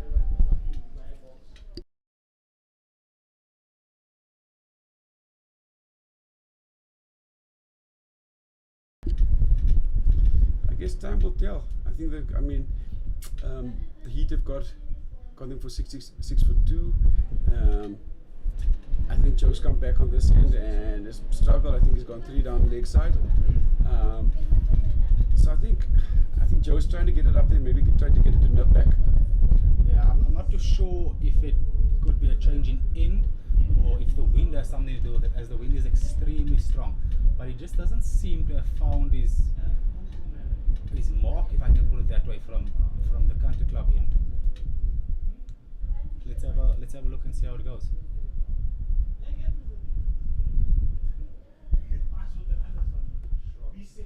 What a shot. Short and wide. Cut through point for 4. I must say, Gerard, I'm really quite impressed with Isaac. I mean, he hasn't gone for anything that hasn't been there. And the balls that has needed to be put away, he's put away quite convincingly. So he's playing the averages really, really well. The little bit that I know of Isaac, having spent some time with him and having played in the same team with him, Isaac has an amazing temperament. One thing I need you to note as well, before he made the move 2 years ago to join the ITEC Knights, he played at the Northern Cape Heat, and he actually scored a double 100 for the Northern Cape Heat on this very specific round. So an amazing temperament on his head. And like I said, overs come to an end, and I don't think Joe has really done himself any favors in this over. He gave 3 down leg, he gave me outside off, and the last one didn't look that confident, didn't look like he was really happy with what he was trying to achieve. Yeah, definitely not an ideal change of ends for Johan van Dijk over there. With that, there is 19 overs bowled. The ITEC Knights was 70 for 2. The thing is, Emil, having struck with 2 wickets just before the one before the first innings break and one just after the first innings break, I think it's important for the Northern Cape Heat to put the foot down here and not let things get out of control here now. They want to go in to the lunch break with, if not 2, maybe 1 more wicket. Then they'll feel happy. I think they'll feel let down if they don't strike 1 more time here, especially having won the toss and chose to bowl first. I think you spot on that one, G. I think the bowlers might have thought that there's a bit more in it than there was, and I think they were trying to, each delivery had to be a wicket delivery, and I think in one-day cricket and T20 cricket, yes, you might have that where you have to, you bowl every delivery hoping to get a wicket, but I think in the longer format of the game, you really need to bowl into that wicket taking opportunity. You've got to hit that spot 3 or 4 times. You've got to get the ball to talk. You've got to get that uncertainty into the batsman's mind, and you've got to put down the long yards to actually get that wicket. And I think every now and then, I think the Heat have been doing it really well. I just think that every now and then they just give them those freebies. That just takes the pressure off the batsman.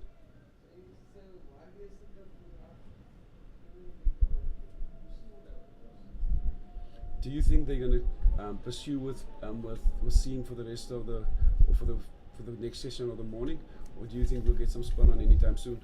Well, I wouldn't be surprised if this is Bashir's last one before he takes a break, as this is his 5th from the Samaria Road end.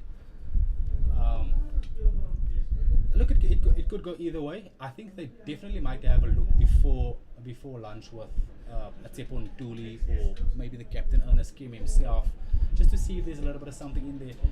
But I wouldn't be too unhappy either way. As we've seen, once the bowlers have hit the correct lengths, there's more than enough in here for the seamers. So it's just a toss up, and we'll see how the captain feels about that and which way he goes. I'm looking down now and I'm seeing Jerome's warming up, so it looks like they might continue with Seam up from the other end. So as we speak, Bashir just puts one short and Gian dispatches it effortlessly down to the boundary for 4 runs. Yeah, you see, that's definitely not the right length to bowl. Maybe just got that one a little bit wrong, but that's definitely not the length you want to be on this wicket.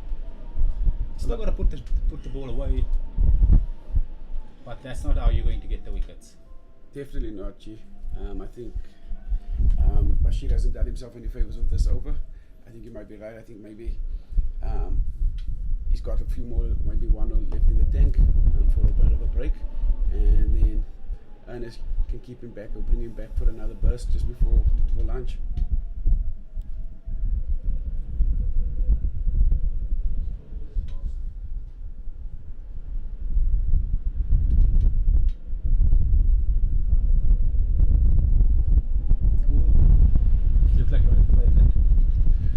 Jared, you being a batsman, and something I've always wondered about, does your technique, your trigger movements change slightly as the bowler becomes slower? Because I think everybody has this philosophy that actually feet move, but I think the faster the ball gets, the less time that batsmen actually have to move their feet. So do you think that a person like, for example, Bashir's coming in from the one end, Gian might just have a bit more time and move his feet a bit more and have a different stance than what he would have against maybe Joe or somebody a bit quicker? No, it definitely plays a role. We spoke about this a little bit earlier, myself and Ulrich, where different services should dictate how you play. We spoke about the processes batters go through, and everything's about muscle memory and repetition. But the better batters make the adjustment. You've definitely got to make an adjustment. Gian generally seems to have quite an open stance. Being a left-hander, the ball generally goes across him. So we'll see. He'll have an open stance to the one bowler coming over the wicket, and then you'll see Bashir Walters coming around the wicket. The stance will be slightly closed. And so those are obviously adjustments that are made, and you definitely have to make adjustments too. Whether it's a quick bowler, a spin bowler, a medium pacer, there's constantly going to be adjustments. As we see Johan van Dijk after that struggling with that one over. The country club in definitely wasn't the in for him. So bowling change, Jerome Kaba coming in from the country club end. So when you were playing at this level, what did you prefer more? The bowler being quicker or being slightly bit slower? Well, I suppose it differs. When on wickets like this where it's quite slow, you don't really want to face these gentle guys, because sometimes you find yourself just rushing through the shot a little bit, or the head just falling over a little, because you got to wait that little bit longer. So if I'm the batter in this situation, yes, Joe is a touch quicker, or much quicker than the rest of the bowlers, but I'd be more comfortable facing him on the surface than the likes of a Grant Thompson or Bashir Walters, who they're just a little bit slower than him. So we've got Jerome coming in other side. I think his first delivery, it didn't look to anything too amazing. Oh, what a great ball to come back with it. Nice movement back in there. But as I was saying, I think Jerome was probably going to do a bit of a holding role here. Just hit the seam, let it go through. I'm not sure if he's going to really trouble them that much with his with pace. So I'd like to see what is Jerome's plan going to be. Because at the moment it looks like he's trying to hit middle and off. Yeah, you see, I actually think this could be a great call from the captain, because I think Jerome's going to look to hit a fuller length based on the first two balls. And yes, he might not trouble him with pace, but I think there's more than enough in this wicket for that type of length. Maybe not that length, that's just a general hard length, maybe a touch fuller than that. They'll definitely feel that he's the third choice bowler, or third change bowler, to correct myself, and that there's an opportunity to score from him, and I think that brings him into the game. See, I think what the Heat have lacked, the innings thus far, the bowling innings thus far, is they've lacked somebody that is going to hit the full length consistently and actually hit the deck. So hopefully for them, Jerome is that guy. He went up back nicely. Nice, played it quite nicely, navigated it quite well. Emil, there's a lot of place in the game of cricket, especially Test cricket, for guys that can hit the length consistently.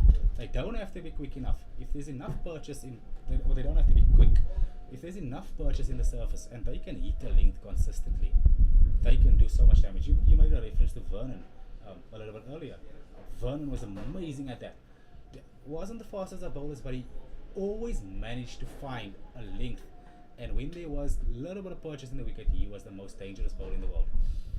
And I think that's the case with. I'm not saying Jerome's obviously as skillful as Vernon, but I think there's more than enough in the surface that he could potentially do some damage.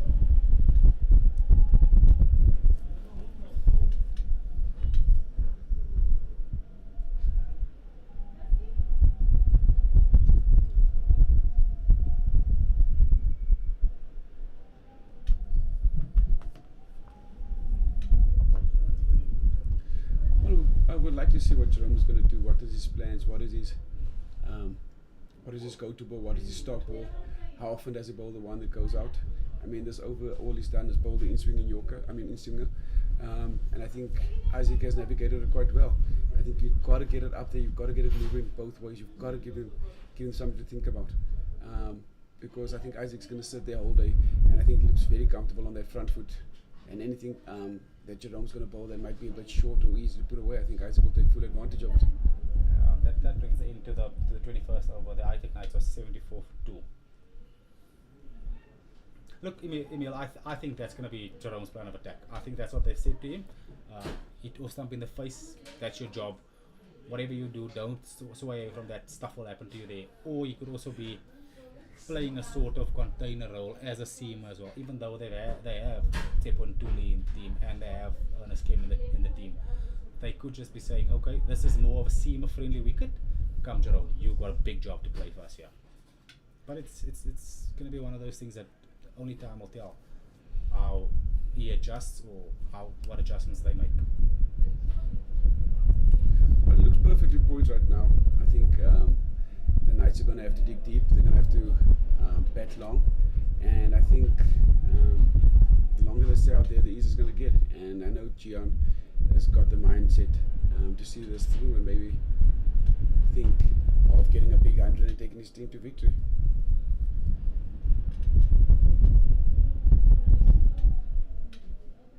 Yeah, I'll say that again. Finals are meant for big moments, and Gian Klute is definitely one of those guys that are made for big moments. He's done it countless times over his career. I think there's a lot of emphasis going to be placed on getting him out early. It's one of those batters that once he gets in, he gets stuck in for a long time, and the longer he bats, the harder he becomes to dismiss. In Kimberley, the wicket generally tends to become flatter as the day goes on, so they're definitely gonna look to get him out now. And let's not take away the fact that he's a homegrown boy. He started his career at Northern Cape High School. He then played for the semi-pro team back then, and then went away. So I think he's also got a statement to make. Yep, he's gotten enough hundreds on this ground to know exactly how to bat on this wicket.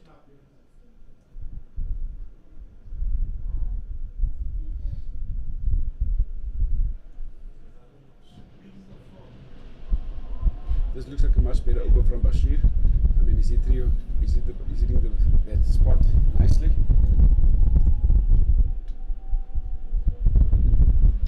Another good delivery by Bashir, and it's actually looking like it's seaming through.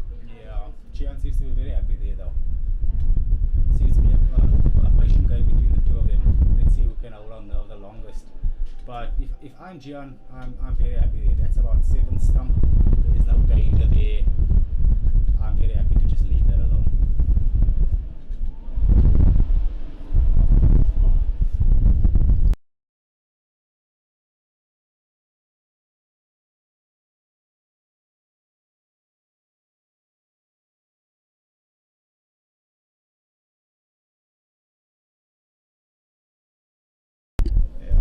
With that, we see Bashir just coming a little bit straighter there.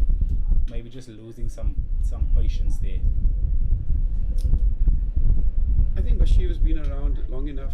I mean, I think young bowlers at the beginning of the career don't have the patience to stick to their lines, and I think Bashir has been around the game and has got enough of the muscle memory to actually know that if he sticks there, he's going to get some joy. But I also think he's got a bit of a problem, or he's just speaking to the umpire about his follow through. So yeah, he just seems to be following through onto the sort of danger area. So it's just, the umpire is having a chat to him, telling him to stay off there. That's basically what's happening. Straight again, tucked away, easy single. For that single, it brings an end to the 22nd over. The ITEC Knights are 74 for 2. 75 for 2. Excuse me. This takes long.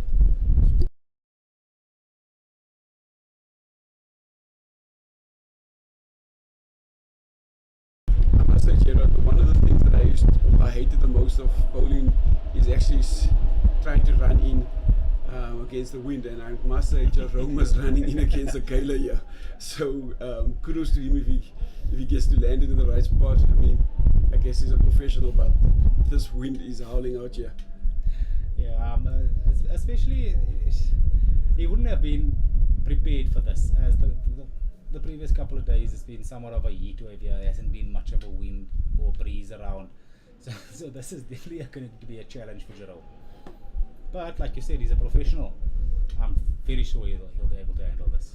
And like in all other cricket teams, the young guy gets the wind or gets to bowl into the wind. So I guess Bashir has just looked at him and gone, not a chance that you're coming on this side. Somebody's got to do the work, the dirty work, Emil. Somebody's got to do it.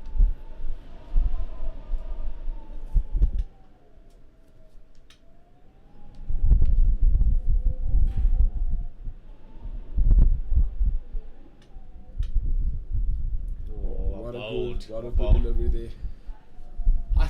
Like I said the previous over, I think that's what's going to be his plan. He's going to settle in there, and I think eventually it'll pay off. And I must say, Gerard, I've played a bit of cricket with Jerome, and he's an all-hard player. He's going to give you everything he's got in the tank. He's not going to hold back, and he'll probably bowl like it's his last delivery. So I think that is always something that you want in your team. There's somebody there that no matter what the conditions are, is going to give you 100%. And just saying that, he strays slightly a bit too straight on that one, and John puts it away for 4. Oh, unlucky, valiant effort on the boundary there. Unfortunately, it still gets there. 4 runs to the ITEC Knights. Do you think, Gerard, that the modern day cricket has gone away from the Deadheads, Lilies, the Mitchell Johnsons where you had the Mackay and Tinnies that literally gave you 5 overs of heart? I don't think so, Emil. We have guys like the Mohammad Shamis of India, the Jasprit Bumrahs of India. You have a Gerald Coetzee, where us, the upcoming Nandre Berger. The Australian team is full of guys that are running the whole day. I think they're still there. It's just been a case of what we spoke about earlier, where the wickets are just not conducive to that anymore. The wickets are sort of designed at the moment for guys like a young Jerome that's gonna run in the whole day and put in the hard yards. That's sort of what's been happening at the moment throughout the world, in actual fact. Then how do you get those guys back into the game, I guess, is what viewers would like to know out there. How do you find that even matchup between bursting in for 5 overs and having a take bowl at 160 plus? Yeah. And you see, I think that's the challenge that we're sitting with in world cricket at the moment. Do guys really want to make that sacrifice with the amount of money that's being thrown around in the T20 cricket? Do they feel it's worth it to run in all that hard? We've got viewership to take into consideration. People want to see exciting cricket. Now, mind you, to cricket people, or people that have cricket at heart, seeing a bowler run in there all day in a hard battle between bat and ball is what we want to see. But I don't think the average viewer wants to see that. The average viewer, I think, wants to see runs. They want to see boundaries being scored all the time. And I think and I might be wrong for saying this, but I think world cricket has fallen into the sort of trap that let's prepare batter-friendly wickets. It's a batter's game. I'll bring us back to that statement again. Let's prepare batter-friendly wickets, and I think it's taken away from these fiery spells that you actually want to see every now and then. And we've seen guys like Ngidi, if I speak about our South African bowlers, Ngidi, Kakishoro Bara, who are guys that can bowl high 140s, have tend to settle into a steady rhythm of maybe mid 130s, because it's become harder for them to just run and then blast teams over. You've got a graph now for those wickets. With that being said, the ITEC Knights are 80 for 2 after 23 overs. And that answers our question with regards to Bashir Walters now, as we have a bowling change from Samaria Road in Johan van Dijk. I would like to see what Johan is going to do from the side, because I don't think he was all that comfortable coming up against the wind. I mean, he is a big lad, so getting that through the crease, hitting that spot, hitting that, and I know we all think we are professionals, or they are professionals, and it should be easy. But you still got to do the basics and get everything through. Yep, the wing definitely affects certain bowlers differently, Emil. This is the end Johan started from. He's had one go from the country club and wasn't too happy there. Changed ends, went back to what he's used to doing. So I'm pretty certain that he'll be very comfortable coming from this end. What do you think of the field placing? I don't see they've got anybody deep out. So does that mean do you think that they're going to go full across, bring steps into play? Look, it's a tricky one, Emil. The ball we just saw now, which is a hard backward length, is Johan van Dijk's natural length. That is what he's most comfortable at doing. That's what his strength is as well. He's definitely going to bowl a ball or two short in this over. He loves to do that. Maybe it's a question of, okay, it's open there, go for it. Maybe that's what he wants, because there is a little bit of extra pace on the ball, so they might want Gian Kluter to take on the short ball.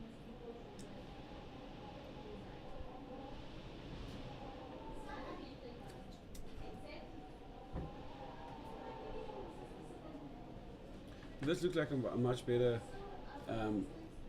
end for Joe. I think he's really looked a bit more comfortable coming from the top end.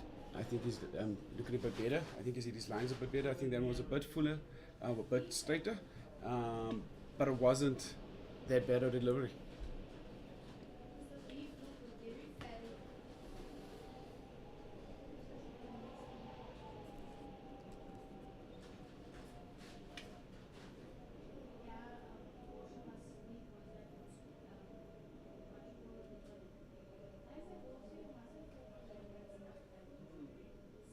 So I guess a question that I've always asked myself, or viewers ask myself, when do you change the plan? I mean, Test cricket isn't as fast moving as your one day and your T20 game. So how do you think that if the scoreboard isn't ticking and you're getting through with 2 or 3, that you stick to that, or has the modern game evolved to a point where you okay with that, if the captain's okay with that for like 3 or 4 or 5 overs, and then something has to change, or what is the captain's mind set would be? I mean, you've been in these situations where bowlers have bowled 6, 7 overs, and the board has moved quite slowly. Yeah, I'll get you Nana email. I just watched Gian just tuck that one away down behind square on the leg side for 2 more. Look, it depends. Okay, so if you have a specific plan, let's say the plan for Jerome is for Jerome Kawa, who's bowling from the country club is to hit off stump in the face, and you as captain want him to hit off stump in the face for 5 overs, and he does that. You are happy that his plan worked.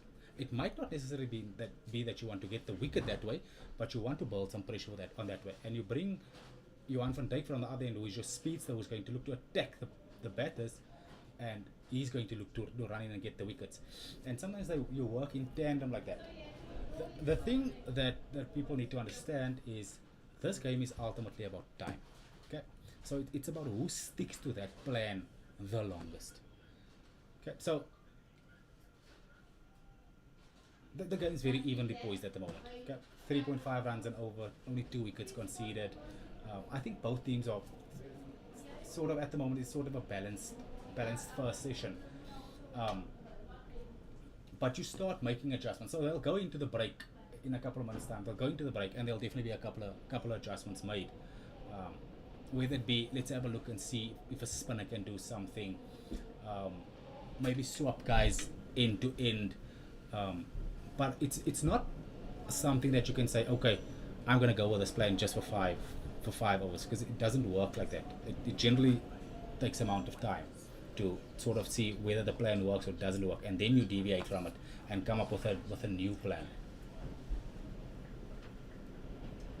But like I said earlier, Ernest Kim is a fantastic captain. He has a fantastic head on his shoulders, so he's not a guy that panics very quickly. So he'll see this out, and I have no doubt that he'll come up with a plan and make the necessary adjustments. No, spot on, Gerard. I think I agree with everything that you said there. I think, and as Jerome comes back now, we're still 82 for 2. So I think the game hasn't got away from either. I think we still really much quite a really good contested battle going on here. I think whoever gets to this part of the game here now, where the wind is a bit in your face, I think they're probably going to come up on top on this section of the innings. Yep, we have a couple of minutes, maybe like 2 more overs before lunch. If the Heat gets a wicket now, they'll definitely be the happier of the 2, and they'll definitely be on the front foot of the game. If the Knights don't lose a wicket, they'll be happy. They'll be the happier of the 2. So I think the game's very, very balanced as the situation stands at the moment. So I suppose only time will tell how things play out.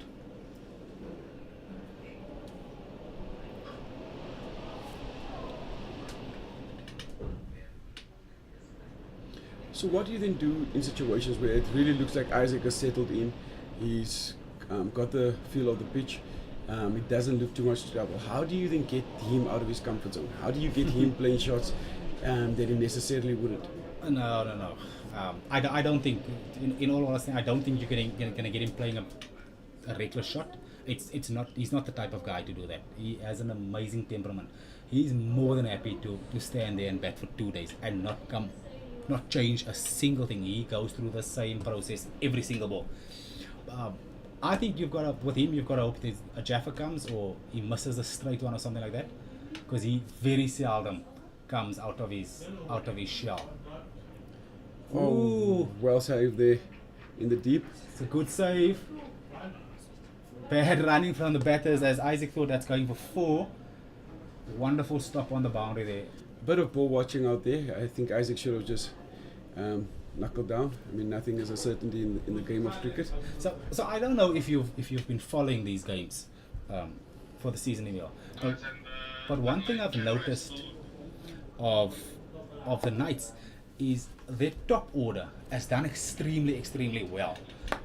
But they've seemed to find themselves in situations where they 200 for 4 or 220 for 4, but then get bowled out for 270. So the middle to lower order is somewhat of a problem to them, and it's been that way the entire season. If I was coach Jean-Pierre Tricard, I would say that Saki, you bat boy. Whether you bat for 2 days or you bat for 1.5 days, whatever the situation is, you are going to be our anchor. You are going to bat. Everybody else will play around you. That is what I would do, and it's just based on the recent history with how the Knights have gone in the 4-day competition. Like I said, their top order has done extremely well, but their middle to lower order hasn't really given them much. I'm sure the Heat know that as well. So they what a shot! What a shot by Gian. Pitched outside off, and he put it away. Absolutely classy. Like as I was saying, I'm sure the Heat know that Oh, what a shot! What a shot! this is by our Gian. hard part now. Okay, Pitched so outside the game plan off, is let's battle and he to put get it the top away. 4 up. Absolutely Okay? classy. Because once the top 4 is out, things tend to happen quickly, given the history of the night. So I'm pretty sure that would be one of the checks that they had. You know, Jared, I'm sitting here and I'm looking at the scoreboard now, and I've just realized Gian has gone 28 for 50 of 36 balls. And if you look, as I look back at his innings, you wouldn't say that. So I think he's really scored, or either the Heat have given him quite a few give-me's, and he's really just put them away. So he really has taken full Advantage of the balls, and I think over 5 days they could really punish you. Yep. Without the end of the 25th over, the ITEC Knights are 87 for 2. Yes, Emil, that's been the exact situation so far for the game, and that's why I'm saying I'm pretty sure that both teams are not going to be too unhappy with what happens once they get into the lunch break. But if there's a team that's going to be unhappy, it would be the Heat, because I feel like they've let themselves down a little bit. 90% of the runs have come from freebies, so there's been way too much freebies, and that sort of gets them in the situation. And like you said, over 5 days that hurts you a little bit. And we're back with Joe. I see Joe has put out a deep square to Isaac. That's been his plan the entire innings. He's looking to get Isaac out with go deep square with a short ball, or looking to go short and fire 1 in 4. Hopefully him missing a straight one, or playing a rash shot out there off. Since Tsepo was warming up there, so we might have 1 over from Tsepo on Tsepo Ntuli before lunch.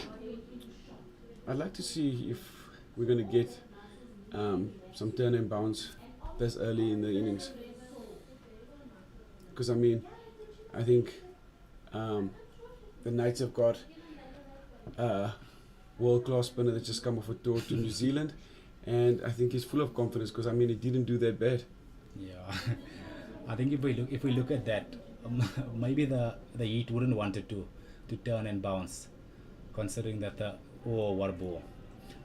Considering that the Knights just got the South African spinner back. Fiery ball from Johan van Dijk there. I must say, I really do rate Johan's the tank and the passion that he bowls with today. I'm actually quite surprised that some of the bigger unions haven't come in and picked him up. Yeah, I get what you're saying, Emil. Seems to be a trend in South Africa. If you can bowl good pace, there's generally a place for you in the bigger union. So yes, you're very much right. It is quite of a surprise.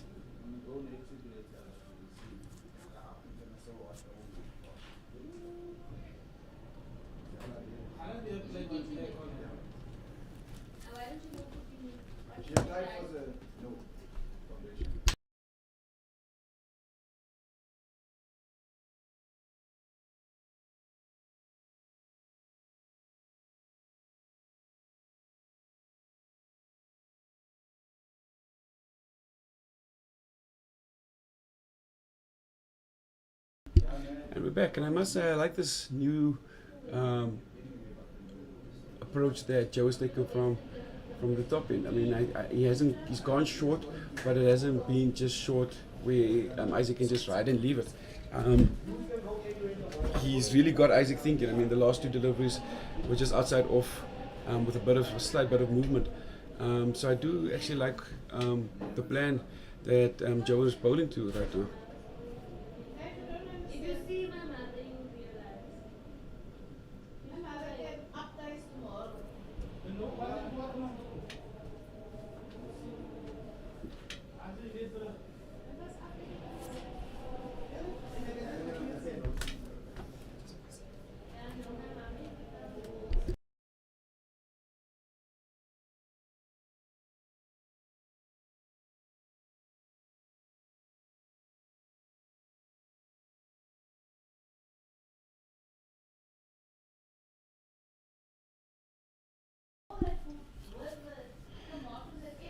And we're back with Joe. Let's see how he finishes this over, Joe. Right? I really do like the work that he's been putting in. Oh, again, attacking Isaac.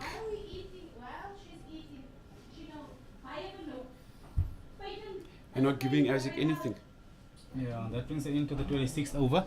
The ITEC Knights are 87 for 2. I'm pretty sure we're going to see an over of spin, and yes, that it is. Tsepon Tuli is on from the country club end. This should be the last over before the lunch break.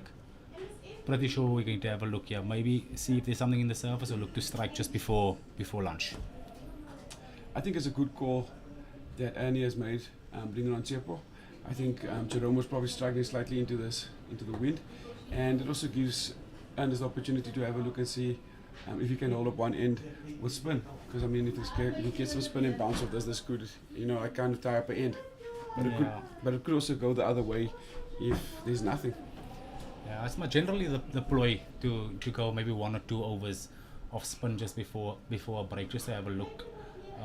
It's kind of worked out perfect for the heat, considering that Tsepon Tuli is a right arm off spinner and bowling to a left-hander, so the ball should be turning away from Gian Kluter. Chitra, what's your take on having 2 catches just outside, short cover? Yep. Having 2 catches on short cover. A little bit of turn. Look, is it having 2 people almost in the similar position? Is it a wasted position, or is there actually any tactical awareness to that? No. There's definitely tactical awareness to this. So the surface has been. It's just been holding up a little bit. The ball's just been holding up a little bit in the surface. So what that's about, and I wouldn't be surprised if we have 2 catching with wickets now. Is they want him to drive. Okay, so Tsepo's going to bowl it full. They want him to drive with the hope that one just holds up and he hits it straight into their hands. That's what the thought pattern behind it is, and it's very much. It very much comes from how the surface is playing. Even though it just does put a little bit of doubt in your mind as a batter, just make you maybe a little bit more tentative on that drive. So it's definitely just a little bit of a mind game. Probably with how the surface is playing. Ooh, that's purchase. There's a little bit of turn. I think that was just slightly outside off. So Tsepon Tuli will be very happy with this. I'm sure Ernest will be happy with this as well, considering that he bowls left arm orthodox.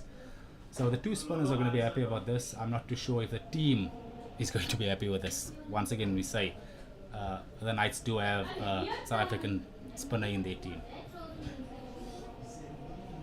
And if it's turning on day 1, imagine what it's going to be like batting last on this wicket.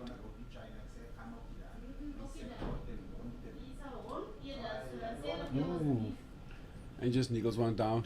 Yep, a little bit of turn again. And they come through for 2.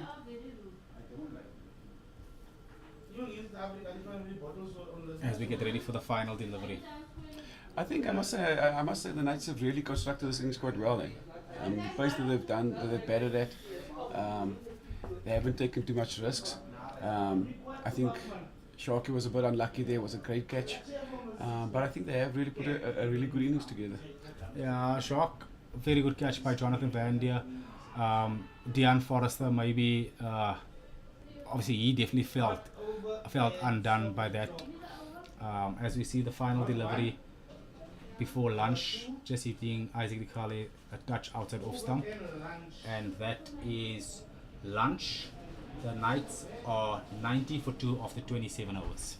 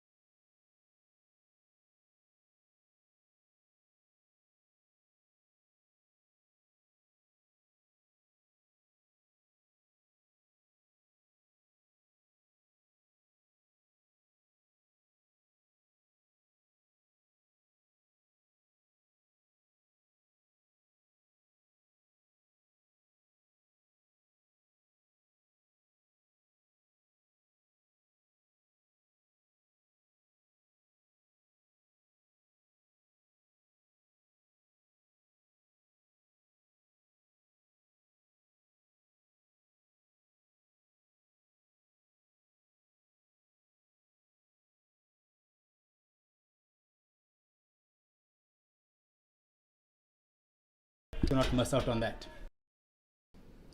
We don't see the full choice by Bashir Walters. You know, Jared, it's really nice to see big men get down. Eh? It's an amazing stop there. Especially from an opening bowler that's just bowled a couple of overs and they come off. You must. Gerard, I did. what's your take? Do you think missing leg? I did. To be honest, it might have hit him out. It After does. lunch, I mean, For 28.5 overs. It does seem to just have come alive now.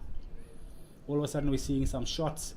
It could also be maybe a ploy to not let the spinner settle, considering the fact that the one over they had before lunch, there was a little bit of purchase. Nice. Yep. There we go. Down the track again from Isaac. he was 50. And just after lunch, he's really. Isaac's one of those players that in general will look to score much quicker from the spin. He's more than happy against the seam.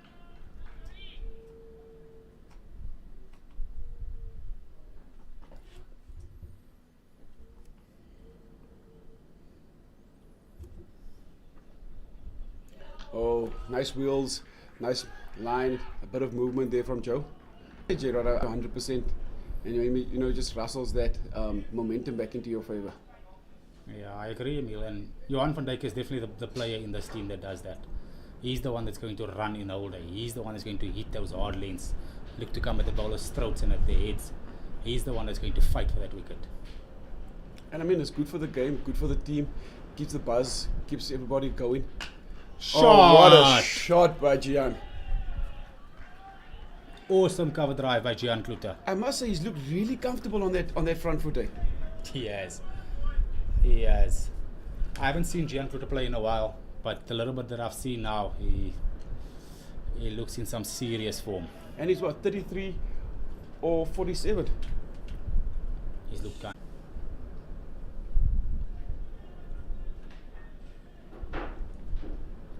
Now I'd like to see how does Joe rustle this back. Oh yes, Gerard, by Joe's standards. No, Emil. Sweet chin music going up there. Yeah, sure. Definitely that's not short. I don't know what game of cricket you are. I don't know, it just seems like it's just stopping in the surface, that short one. I think Because Gian looked like he had him more than enough time to get out of the way there. I think the previous over that he bowled, he had a better line, and I think and just outside off it looked like it was had some nip in it there. Yeah, but Maybe it's a bit too paced.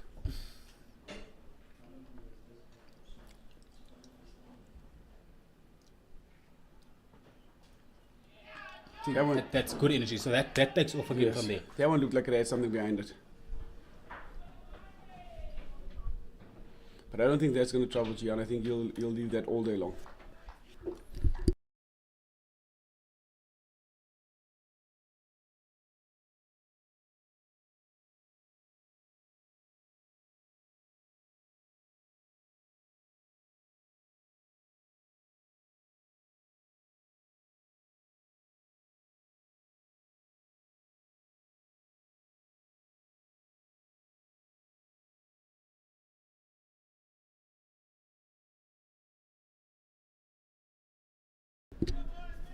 Lentuli's back. Let's see what's he going to do here. Is Isaac going to take the same ploy, advance down the track? What do you think, Ule?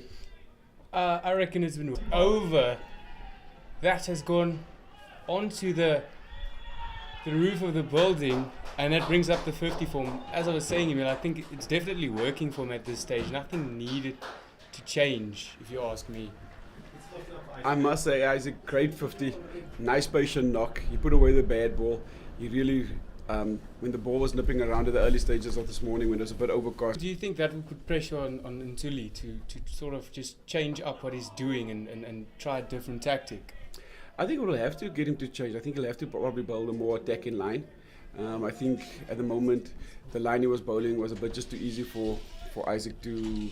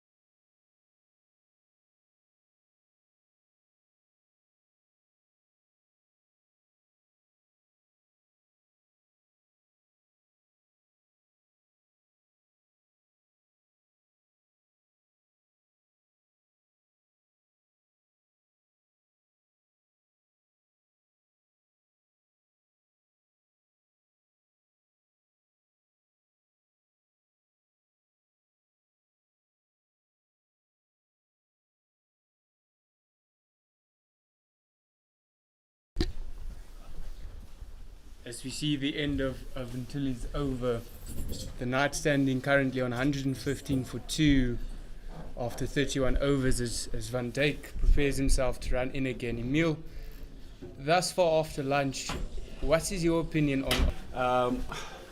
Again, I think probably all the heat bowlers are a bit guilty of, just giving the odd free hit outside off or short or down leg or something like that. And normally that just eliminates all the pressure that you've taken and that you've built up. Which is Joe coming in with a plan of action rather, instead of just trying to bowl the head off, going for that hard, fuller length, just trying to puzzle the batsman, to try and make him play. We still see the 2 slips in the gully in play. We haven't seen any to get the bowler to bring him into play, Uli. So I think and I think, especially with the pace, that full ball nick and that sudden. But as you can see, Uli, Joe's just again changed. Are they sticking to it, or you're just trying to bowl? Like, I mean, even if you've got Gian driving, that is still better. Oh my word! I mean, there was nothing in it. Really, they've scored 12 runs in the last the last 2 overs. So there was no need for that shot to plan. And Seeing the ball as a beach ball comes into play here. We see the ball as big, and then first over for 2. Twice, and I think this one we just thought it's there and it was going to get hit. So with the fall of that wicket, the ITEC Knights are 117 for 3.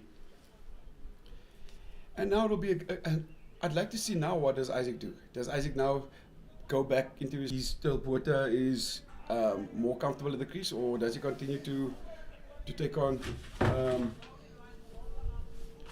Joe and you know what I must say, Ulrich, is the Knights got relegated last year. They've done really well to the setup. Really class today. That's a good point you make there, Emil. But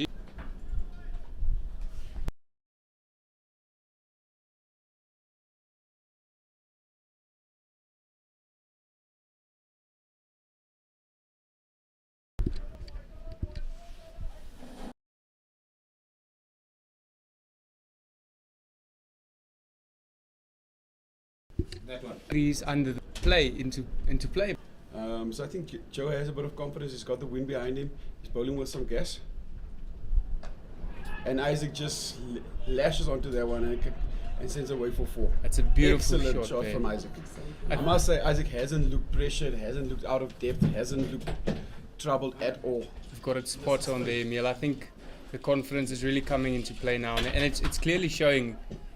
If you see how many boundaries have been hit by himself in the last few overs, I genuinely believe we are in for a big innings here. And in this format of the game,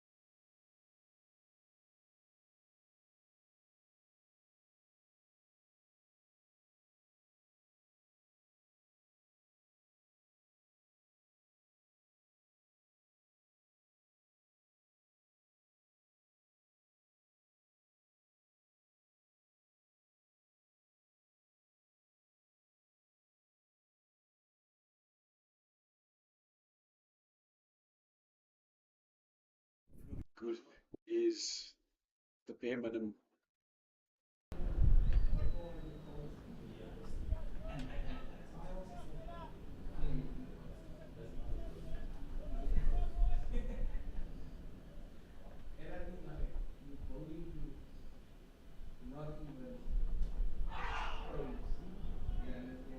I think there was bad pair there. Nice over from ITEC. We are 146 for 3 after 41.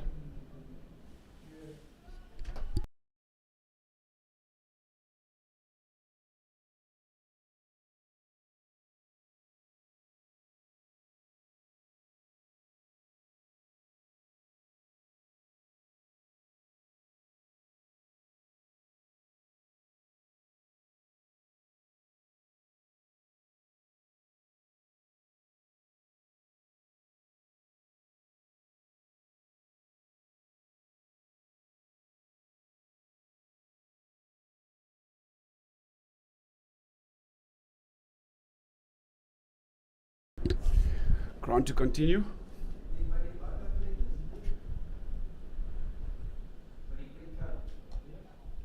So it's just tucked away down the leg side. Bit of a fumble there on the boundary. They're pushing for 2. Oh, And excellent they're running. safe. Excellent running. And we just spoke now about the fielding. And just shows you how easy 1 turns into 2.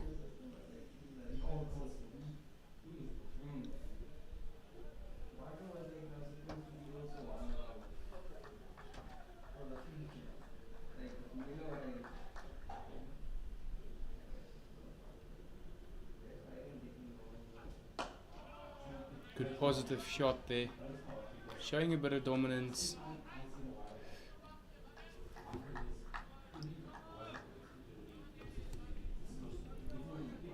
There's nothing wrong with that there.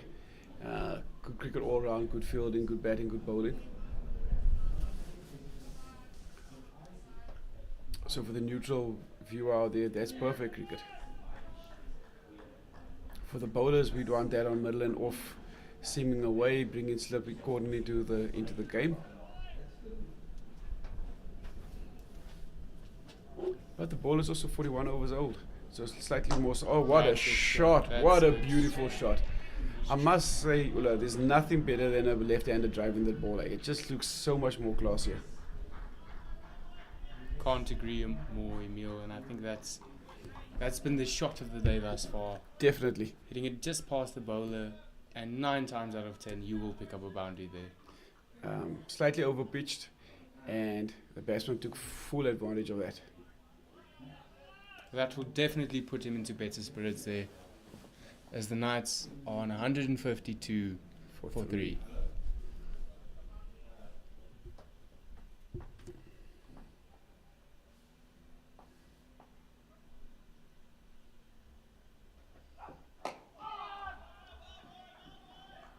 Nice comeback from the bowler on that one.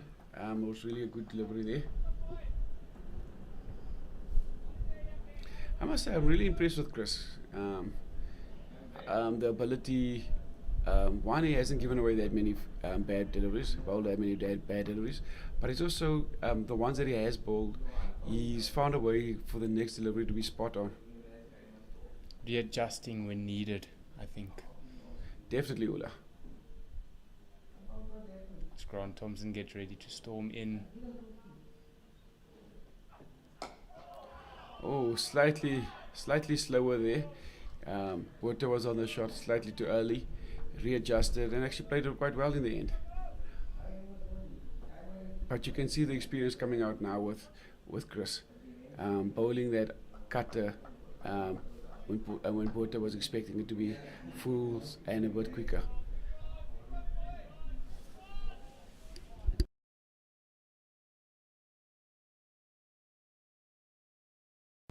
Sorry guys, I meant to say Grant.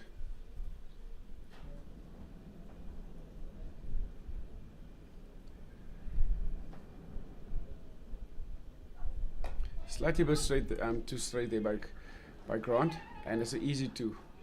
Lovely running by the nice batsman. I think the Knights haven't really been puzzled on the leg side. I think they've played the deliveries that went down there quite well. And it's 1:54 for 3, and I think we're going to have a slight drinks break.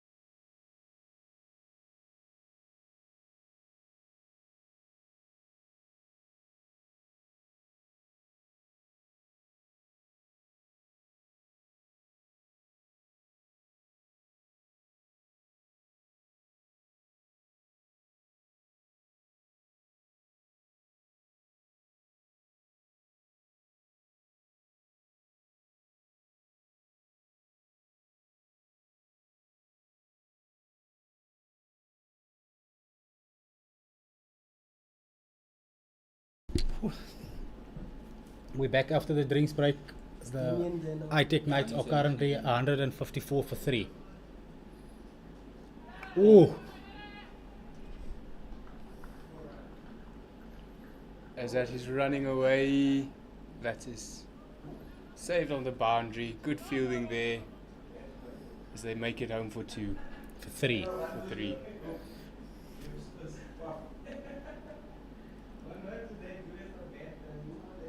I think that's a positive way to start after drinks, Gerard.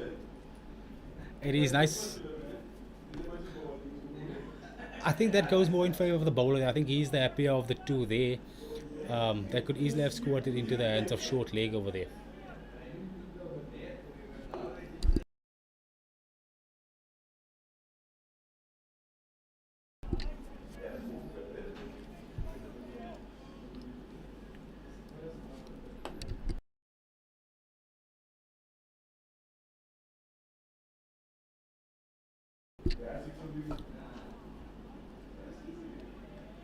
As that heads towards long off for 1.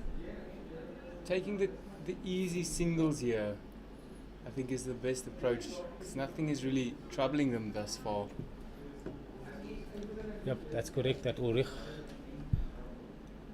Ernest, and these Northern Cape bowlers are going to have to find a way to break this partnership here and expose that middle to lower order of the Knights, who have somewhat been struggling the entire season.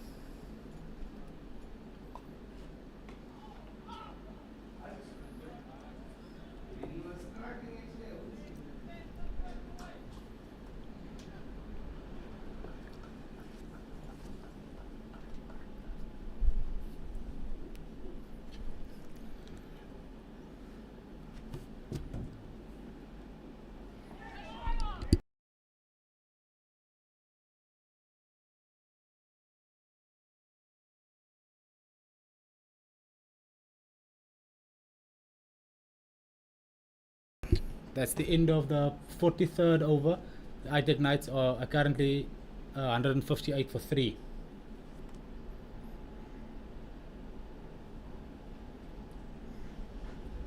Good start here as we see Grant Thompson continuing his spell. I think it's the best decision thus far as he has created the most pressure between all the bowlers. Grant Thompson readying himself, assessing his field, making slight adjustments here. As we see deep square coming up.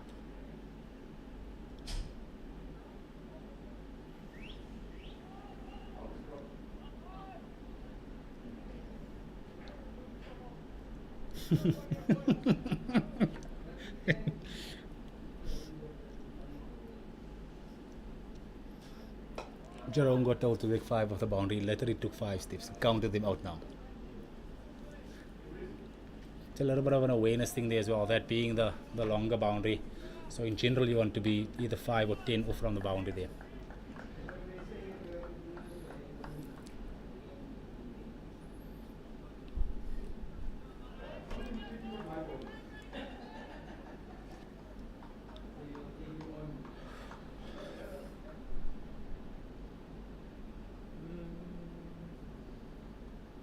As we see another field change, Tepuntuli going out to the deep point position.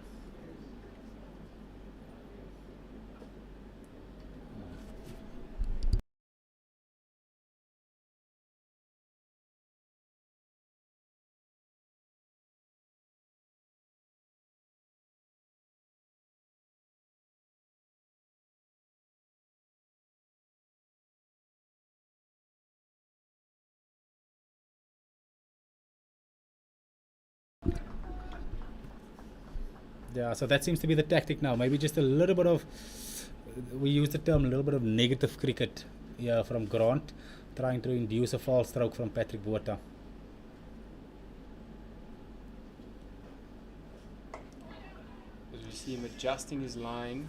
Yeah, that's easy. Through Though. for the single there. Been quite positive from the Knights here after lunch. I feel like with that field, it's too easy. If you're going to bowl a line like that where the batter can easily defend that into the offside and get a single, it's just giving away runs a little bit too easy.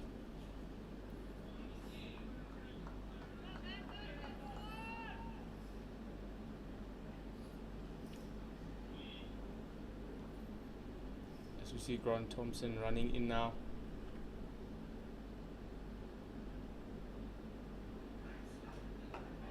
Good ball there. Great cricket all around. Isaac Dikale solid as a rock, as he's been the entire innings. Isaac currently been at the crease for an amount of 206 minutes. Quite a lengthy stint at the crease, hoping to capitalize on his experience on this wicket. We'll see what he has to offer. He's been the pick of the batters for the day, Ulrich, I must say. The way he's applied himself at the crease, I haven't really seen any false shots from him. He's prepared to battle it out earlier when the ball was going around. And now is the time when he's got to reap the rewards of that. As one just sneaks through, misses both bat and glove, and that's gone to the boundary. I think, Gerard, the point you made is correct. I think he has applied himself, and as you mentioned earlier, the temperament that he has certainly benefited him, especially early on when the ball was moving and then went all around, all over the place. I think that's definitely benefited him. And as you said, now is the time to cash in. Ball is getting older. The bowlers don't really know what to bowl anymore. And I think that's definitely going to benefit him if he keeps applying himself. Yes, that's ideal, Ulrich. We spoke about this a little bit earlier. Ideally, as a batter, you want the bowler to come and bowl his third spell and his fourth spell. So you should be prepared to battle it out in the beginning. You know your time to dominate will come. As it stands, all things are set up for Isaac.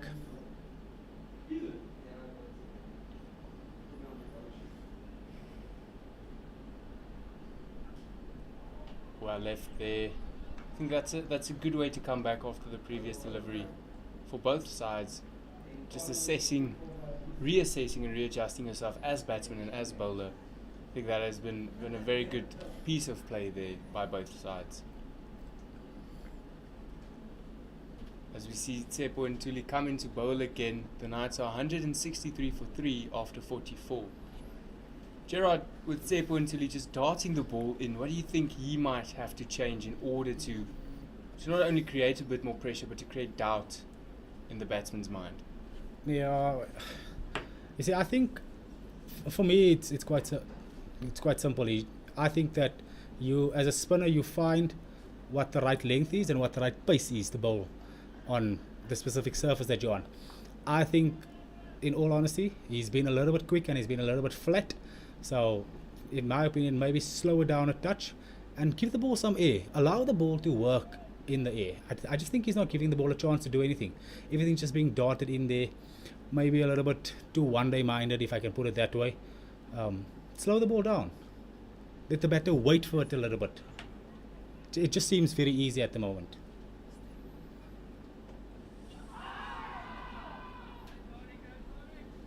As that one, I think, finds pad there.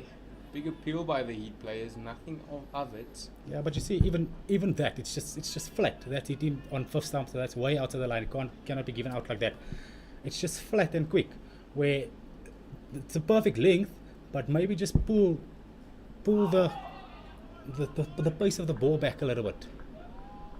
I think the point you made, allowing the ball to work in the air, that definitely creates the ball on bat, and you don't necessarily feel it that hard. So in that moment, your head can dip a bit, your feet can move a bit too late, and that obviously creates discomfort in your setup. That's correct, that Ulrich. At the moment, it just seems everything's the same pace they want at the moment. It's looking too easy for them out there. There hasn't been any challenges after lunch for them, really. No, there hasn't. That's correct.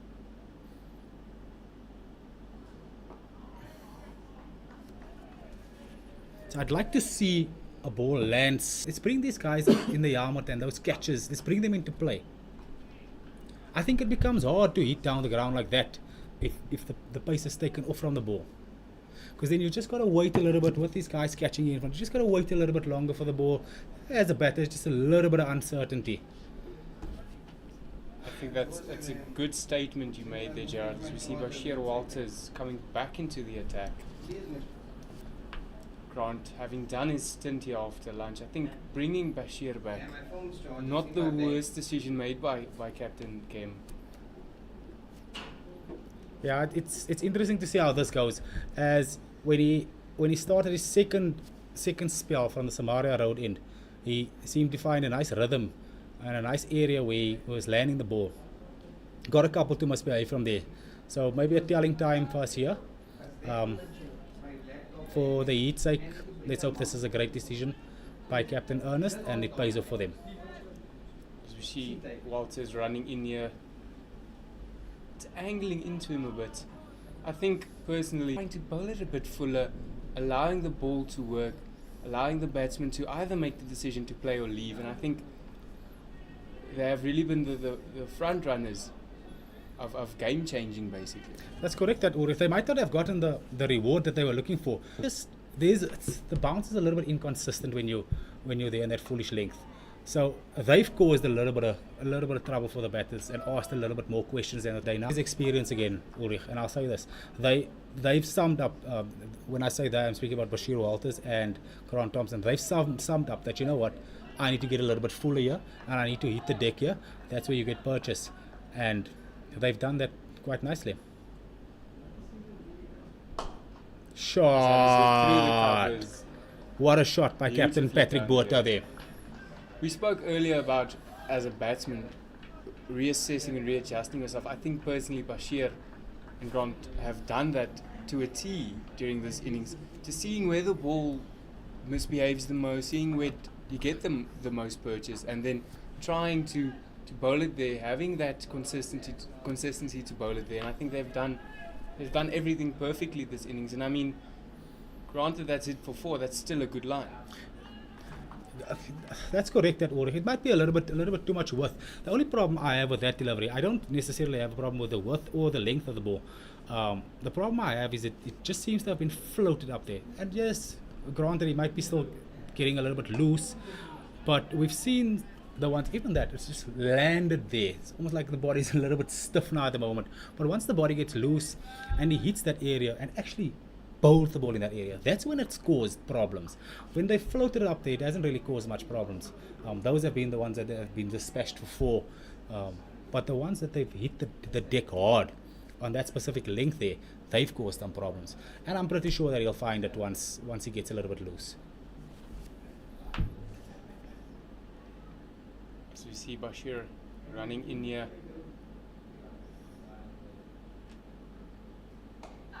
Oh, yes. See, they're still asking questions.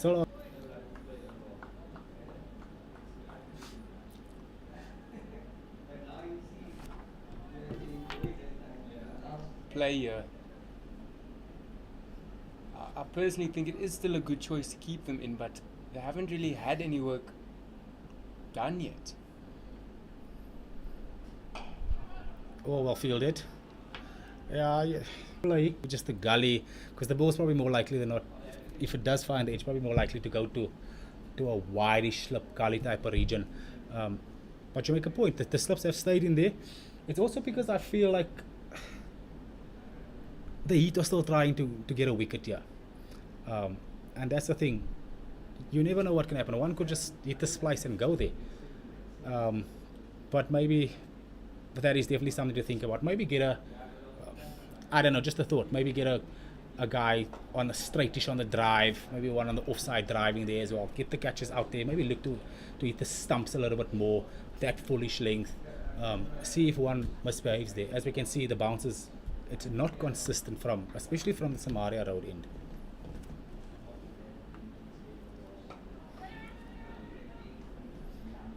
As you see, one being worked away for one there. Patrick Buerta looks incredibly comfortable on that back foot.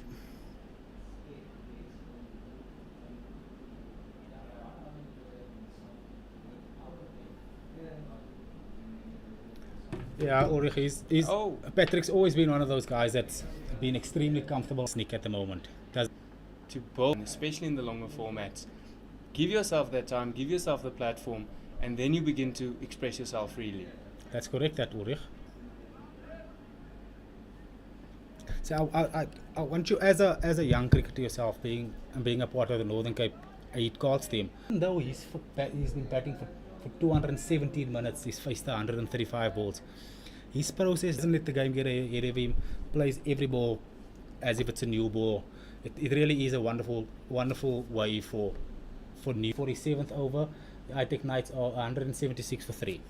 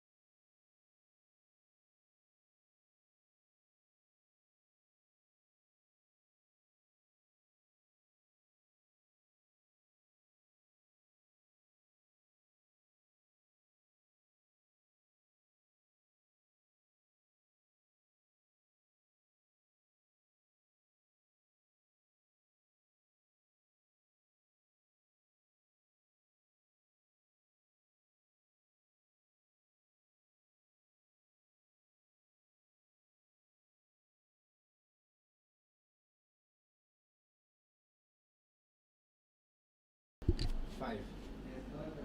Huh? No, what's the amount?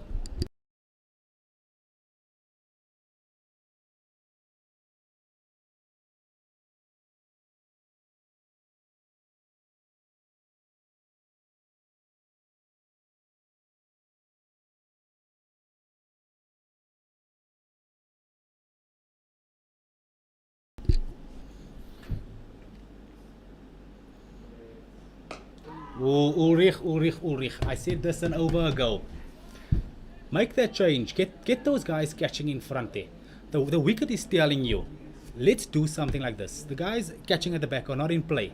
let's fiddle around here in front somewhere.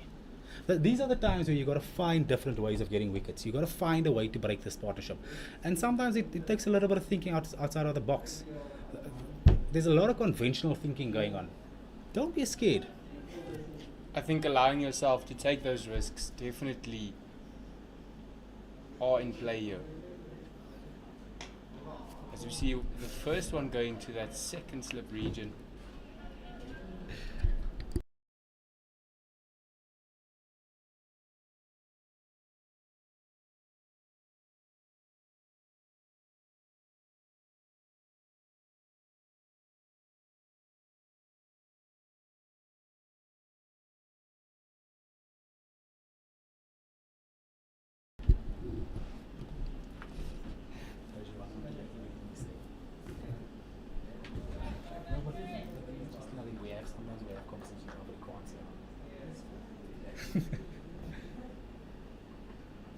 Oh yes, I feel like Bashir's found that spot now again.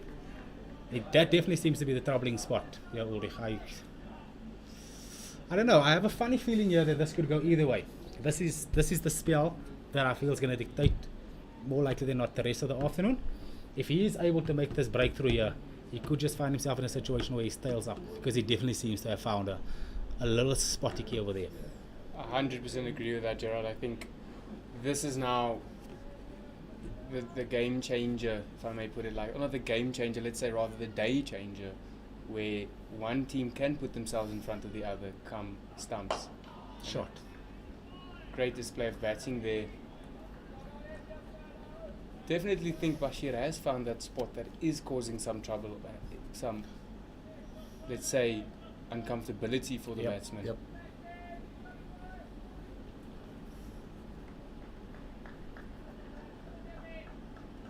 It's key now that whether it be a guy like Jerome Kaba or a Johan van Dijk or maybe a Manny Mutswiri who we haven't seen bowl yet, it's key that these guys pay attention to what's happening from this end, especially as I think as he finds the outside half of the bat again there, it will run away all the way down for 4. It's key that they pay attention to what's worked for Bashir or what looks like it's harder to play, and sort of follow suit in that, because I think there's been too little of that. It seems like each bowler has a different plan, and there's no definitive plan coming from anybody. With that boundary, it is the end of the 48th over. The ITEC Knights are 180 for 3. I think each bowler is trying to reinvent the wheel, because none of them have really followed the same game plan. None of them have done the same things, rather than just as a bowling unit reassessing, okay, these areas work for us, these lines, these lengths, they work for us. Let's try and hit these spots more. Let's get together as a unit and make a game plan together, rather than each and everyone going in their own direction and doing their own thing. Yeah, I agree with that. At the moment, it just seems like they're not all on the same page, and sometimes that could obviously cost you.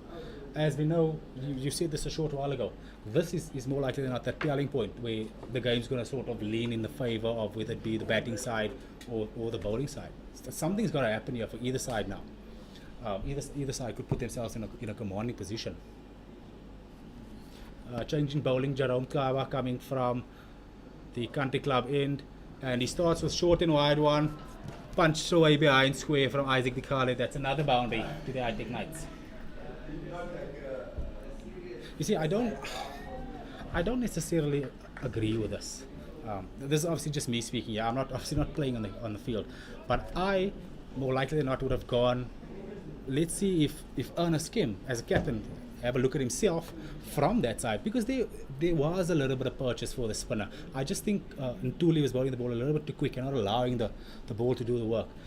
Whereas Ernest is not afraid to give the ball some air. So maybe he should have had a look at himself there and alternate the seamers from the Samaria road in, because I feel like that's the end that seems to be troubling once you find the correct spot or on the money. Definitely agree there, Gerard. Ernest, as we know, isn't afraid to take those risks and allow himself to maybe be hit around once in a while, but it does create that opportunity for wickets to be taken. And I think it boils down to that. You cannot just allow the game to go on like this, okay? Because it's eventually going to get away from you. So somebody's got to make a play. So whether that be, let's take a risk. So what? If I go for a couple of boundaries, let them make the play and try and get those boundaries. You can always set the deep square out, the cow corner out, or long on out, and then get a couple of guys in closer. It's known as an in and out field. Okay, so set a couple of guys go scratching here, and then get the guys out there, and try something different. But the point I'm trying to make is you cannot just continue to go on and on and on and on like this, because the game does tend to get away from you like that. Excellent point made there, Gerard. I think Jerome has found the spot from the country club end.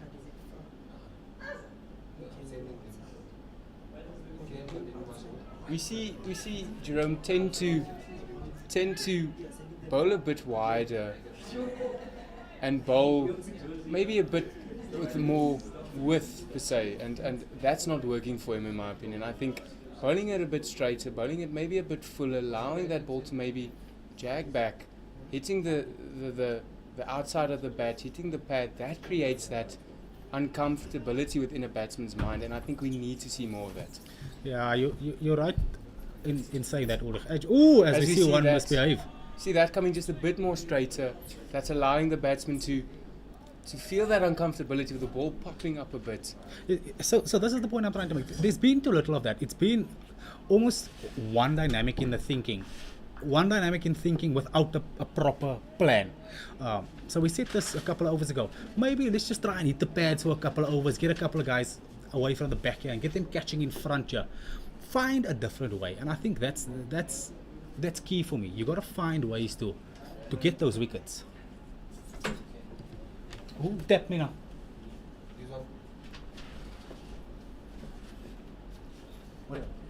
Yeah, nice caller. Go. As we see Jerome running in now. See, that's the... As we see Jerome just hitting that line again, I think that's working from the country club end. And I think as a bowling unit, you need to look at the areas being bowled and seeing this is working for him. I have to give this a try. This isn't working. Maybe bowl one or two bowls, they see how it's working for you. And if it doesn't work, cut that out completely out of the game plan and just keep to what's working. And I think as the pressure keeps building, the opportunities will come, and then you're in a better stance within the game. Yeah, that's correct, that Ulrich. I agree 100% with you. I would like to see Ernie giving himself an over or two, taking that responsibility upon himself maybe. Seeing what the ball does from him, we see Tsepo just darting it in, isn't quite working at the moment. Maybe later on during the day or further into the match, that might work, but as of now, it isn't quite working. That's correct, that Ulrich. And you know what, I've seemed to notice a trend amongst a lot of captains where they would, and it's probably a good sign as a leader, they'd go to everybody else before coming back to them. Whereas sometimes I just feel that the situation maybe requires you to go to yourself first before looking at the rest of your teammates. Yes, he's doing what a good leader does, and he's going to the rest of the people that's surrounding themselves. But I think he's missing a trick here.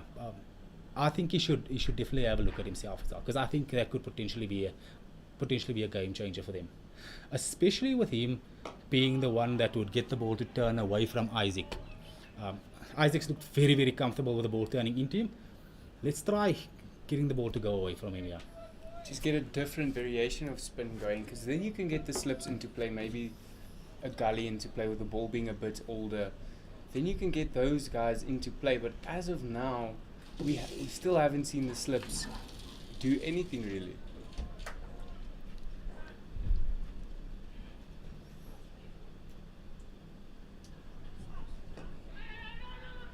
Ooh, a little bit of miscommunication there. I must say, Gerard, I think overall the running between the wickets has been phenomenal. Stealing a couple of runs here and there. There was early in the day where they did miss a run, but I think overall it's been quite good. Once again, I'm going to say this. You being a young player who obviously wants to make this a career, it's good for you to learn from this, because what they've done is, even though this is considered a test match, it's the longer version of the game.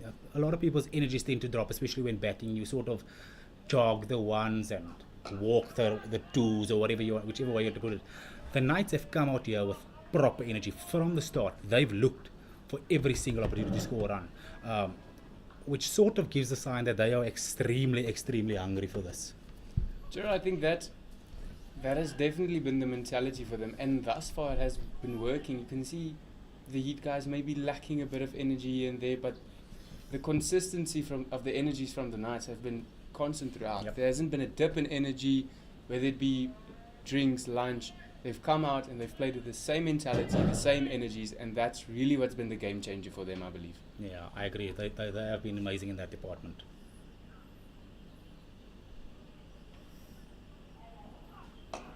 Oh. I'm going to take you back to the length we've been speaking about again, Ulrich.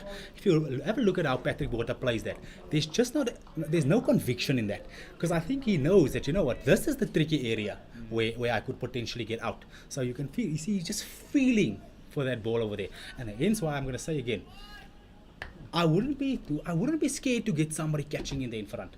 Jason Oakes just went and caught the ball there where I would more likely not exactly on that spot put the player there.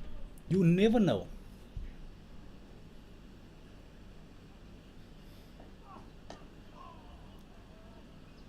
As a batsman, especially when players are that close to you, you tend to sort of overthink your processes. Yeah. You tend to... Yeah. The game plan basically goes out the window and you're thinking, I just have to survive rather than looking to score, whether that be a boundary, whether that be just the one down the ground. Your whole process has changed once the players get closer to you, basically. With that delivery, there is 50 overs bowled and the Knights are 184 for 3. You know, you hit the nail on the head there, Ulrich. Nobody wants fielders in their space. It obviously just causes another dynamic again. Hence why I'm saying it's just thinking outside of the box. Okay, let's get these guys in weird positions. Get the batter to just feel like, you know what, you're invading my space here. I don't want you here. Okay, sometimes it just takes something like that to cause a little bit of a relapse, and you get the wicket you've been looking for. Well bowled there by Jerome. Definitely, I think he found where he needs to bowl, and I think if he keeps at it, there might be something up for grabs here for him. I like what I'm seeing from Jerome. The start of his second spell, continuing on here now. Very, very happy with what I'm seeing from him. As we see a good defensive shot there.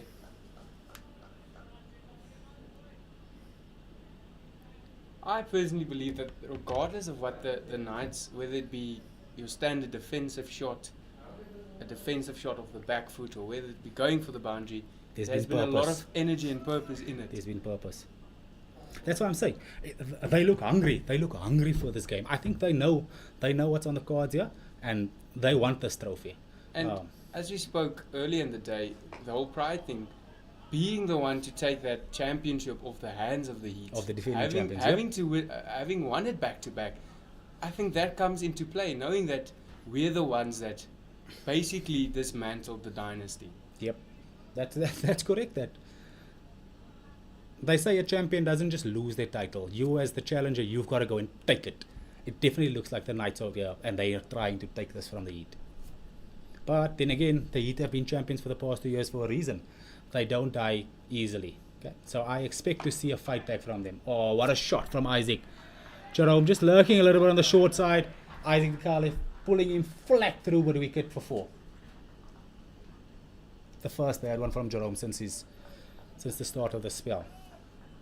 It's been a very good display here from Jerome. I think if he just puts that ball out of his mind and just thinks, let's go back to the basics, let's hit the line, let's hit the length, let's keep building on this, I think we might see Jerome pulling something out of the hat here. You know what, Ulrich, I just want to go back to the whole energies thing. You obviously, I don't think you know the Knights coach, but I've spent a little bit of time with the Knights coach. He's a Kimberley born guy. He's from this region. Used to coach here before. He prides himself on energy. So I think that his team knows this is how our coach carries himself. He expects this from us. This is how we've trained. This is how we've prepared. we're not selling ourselves short and we're not going to disappoint our coach. Let's go out there and do it for each other. I think that's what it is. Sort of gives the impression that there's a complete buy-in from every member of the team, whether it be the guys doing duties, the guys batting in the middle, the coach. Everybody seems to have the same vision.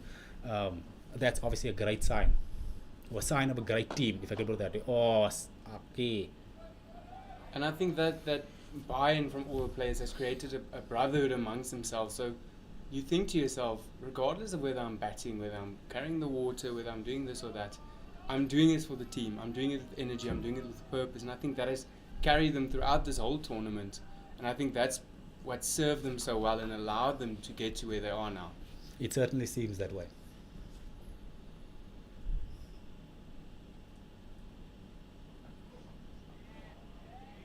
It's very good from Jerome. Very good comeback there from him. As we end the over, the Knights are 189 for 3 after 51.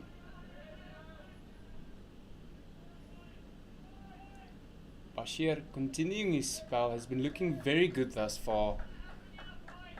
Come on, Ernie. Make the change.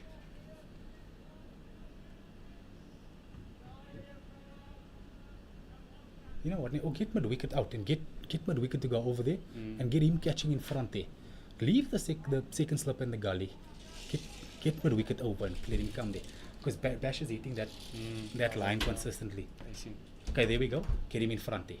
Entice him om half leg side te wil speel. Oh, Bashy. Get him in front there, man. As we see some field changes being made. There we go. I like this. It's almost as if the captain has heard our thoughts here from the commentary box. As we see Bash run in now. Hitting Yes. that same line, looking very good. Consistency is continuing here. Very good start here from Bashir Walters. So I like this. Okay. So, and I'm obviously hoping that this plays out for the Heat this way now, because we've been calling for this. Like I said a couple of overs ago, he's looked a little bit nervy on the drive there on the offside, especially to Walters. Let's hope this pays off for him, because I feel like he's deserved the wicket. He's bowled extremely well, especially in this spell. I feel like he deserves one. I can't agree more there, Gerard.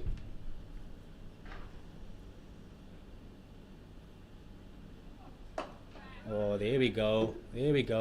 All of a sudden, inside off. Everything's been clean the whole time. That guy there in front, just that little bit of doubt that we spoke about, Ulrich. That little bit of doubt leaves a little bit of uncertainty there. And all of a sudden, inside off of the bat. I like this. I think this is going to be the battle to watch now.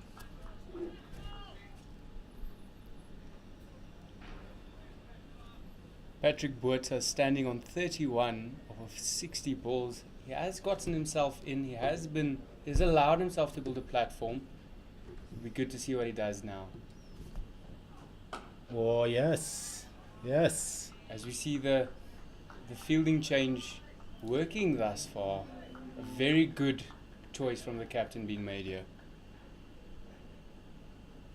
This is when the game's getting played, Ulrich. It's getting played now. This is when it's tough, when it's make or break.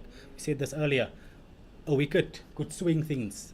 A non-wicket could push the game completely into the Knights' favour, who seem to be in control of the game at the moment. You want something to happen at the moment.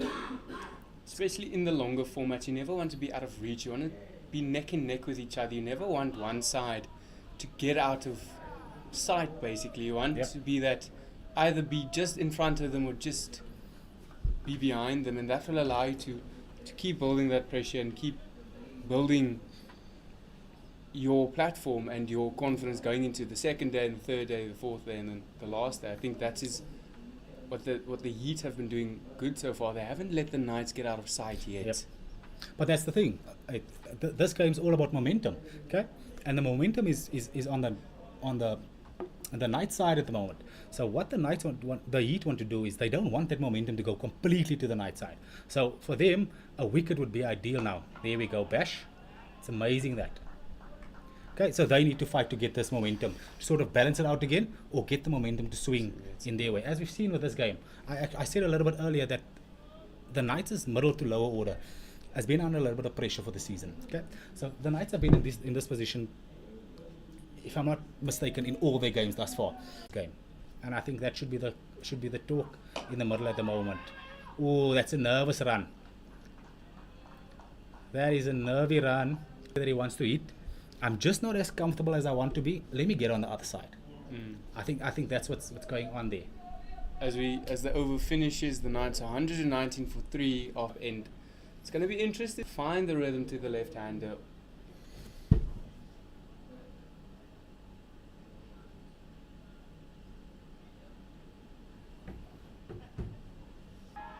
If you have a look at the field, it looks like he's going to look to attack the stumps a little bit more. Which, as I said a little bit earlier, I don't necessarily think it's a bad.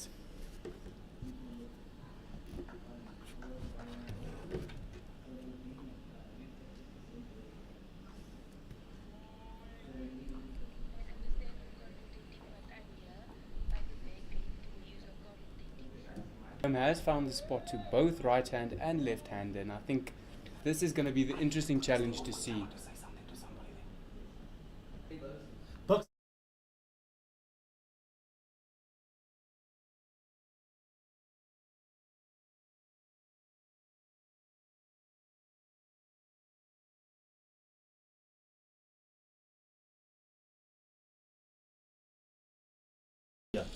Coming over the wicket now. It's coming around. And that's it. There we go. What a ball. Well done. Jerome has found for it, and he's put in the graph to get it, and you can see the absolute elation he is feeling right now. And the team, Obviously, it's a very, very well deserved wicket for Jerome. Changes in field. He scores a little bit of uneasiness on that front foot, especially on that drive.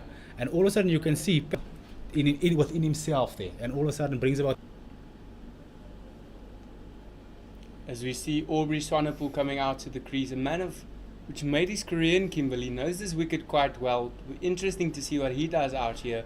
Obviously, most of the This could be where Aubrey less than 200 for 5, hypothetically speaking, if they can strike again. And then all of a sudden the shift in momentum is fully on the... And it is a tough time to bat now. After lunch, you haven't faced any balls. It's getting hard wicket. It's going to be an interesting challenge here between Jerome and Aubrey Swanepoel. Yep. Once again, a little bit of breath. The KP team when they won their first 4A Cup 2 seasons ago. That one So Jags back a bit. Players on the field. Aubrey Swanepoel, of course, good bunch of years. He knows these conditions.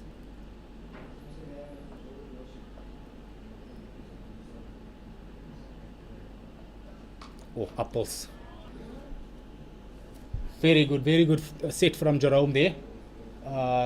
The ITEC Knights are 190 for 4 after 53 overs. As we see the fight, you want somebody to pick a fight. Okay?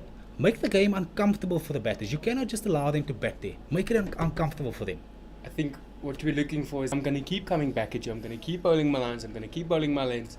I'm going to continue to challenge you. And I'm going to try and hit you over extra or wherever and just make this game. Isn't really bothered by anything at this stage. Bashir Walters deserves a wicket. He's bowled extremely well. Especially the spell. Pick that battle. That's the guy you want. And every ball, every over, regardless you need in every bowling setup. Yep. You need a character like that in every team. There's got to be somebody that's prepared to fight for the team no matter what the situation is. And he's definitely a specific plan.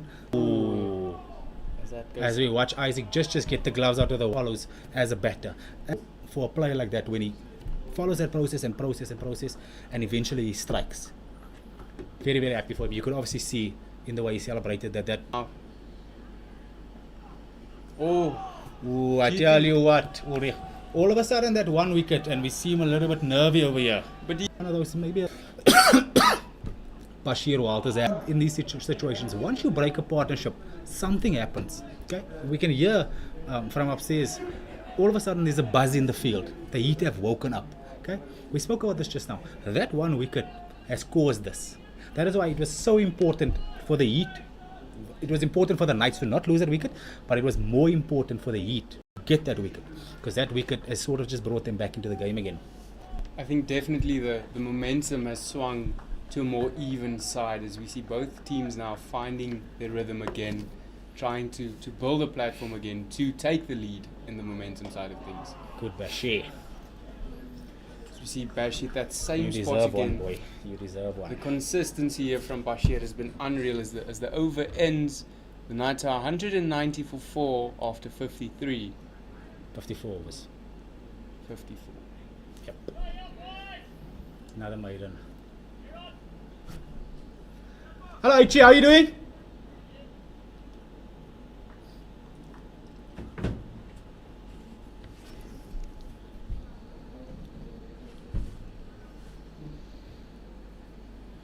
The question I ask now is how long is Bashir going to still be able to go? It's been quite a lengthy spell. In this heat, he's been amazing. However, ideally, he'd probably like to go for one or two more. But the thing is it the right moment for him to go for one or two more? Do you pull him back and try maybe a new bowler?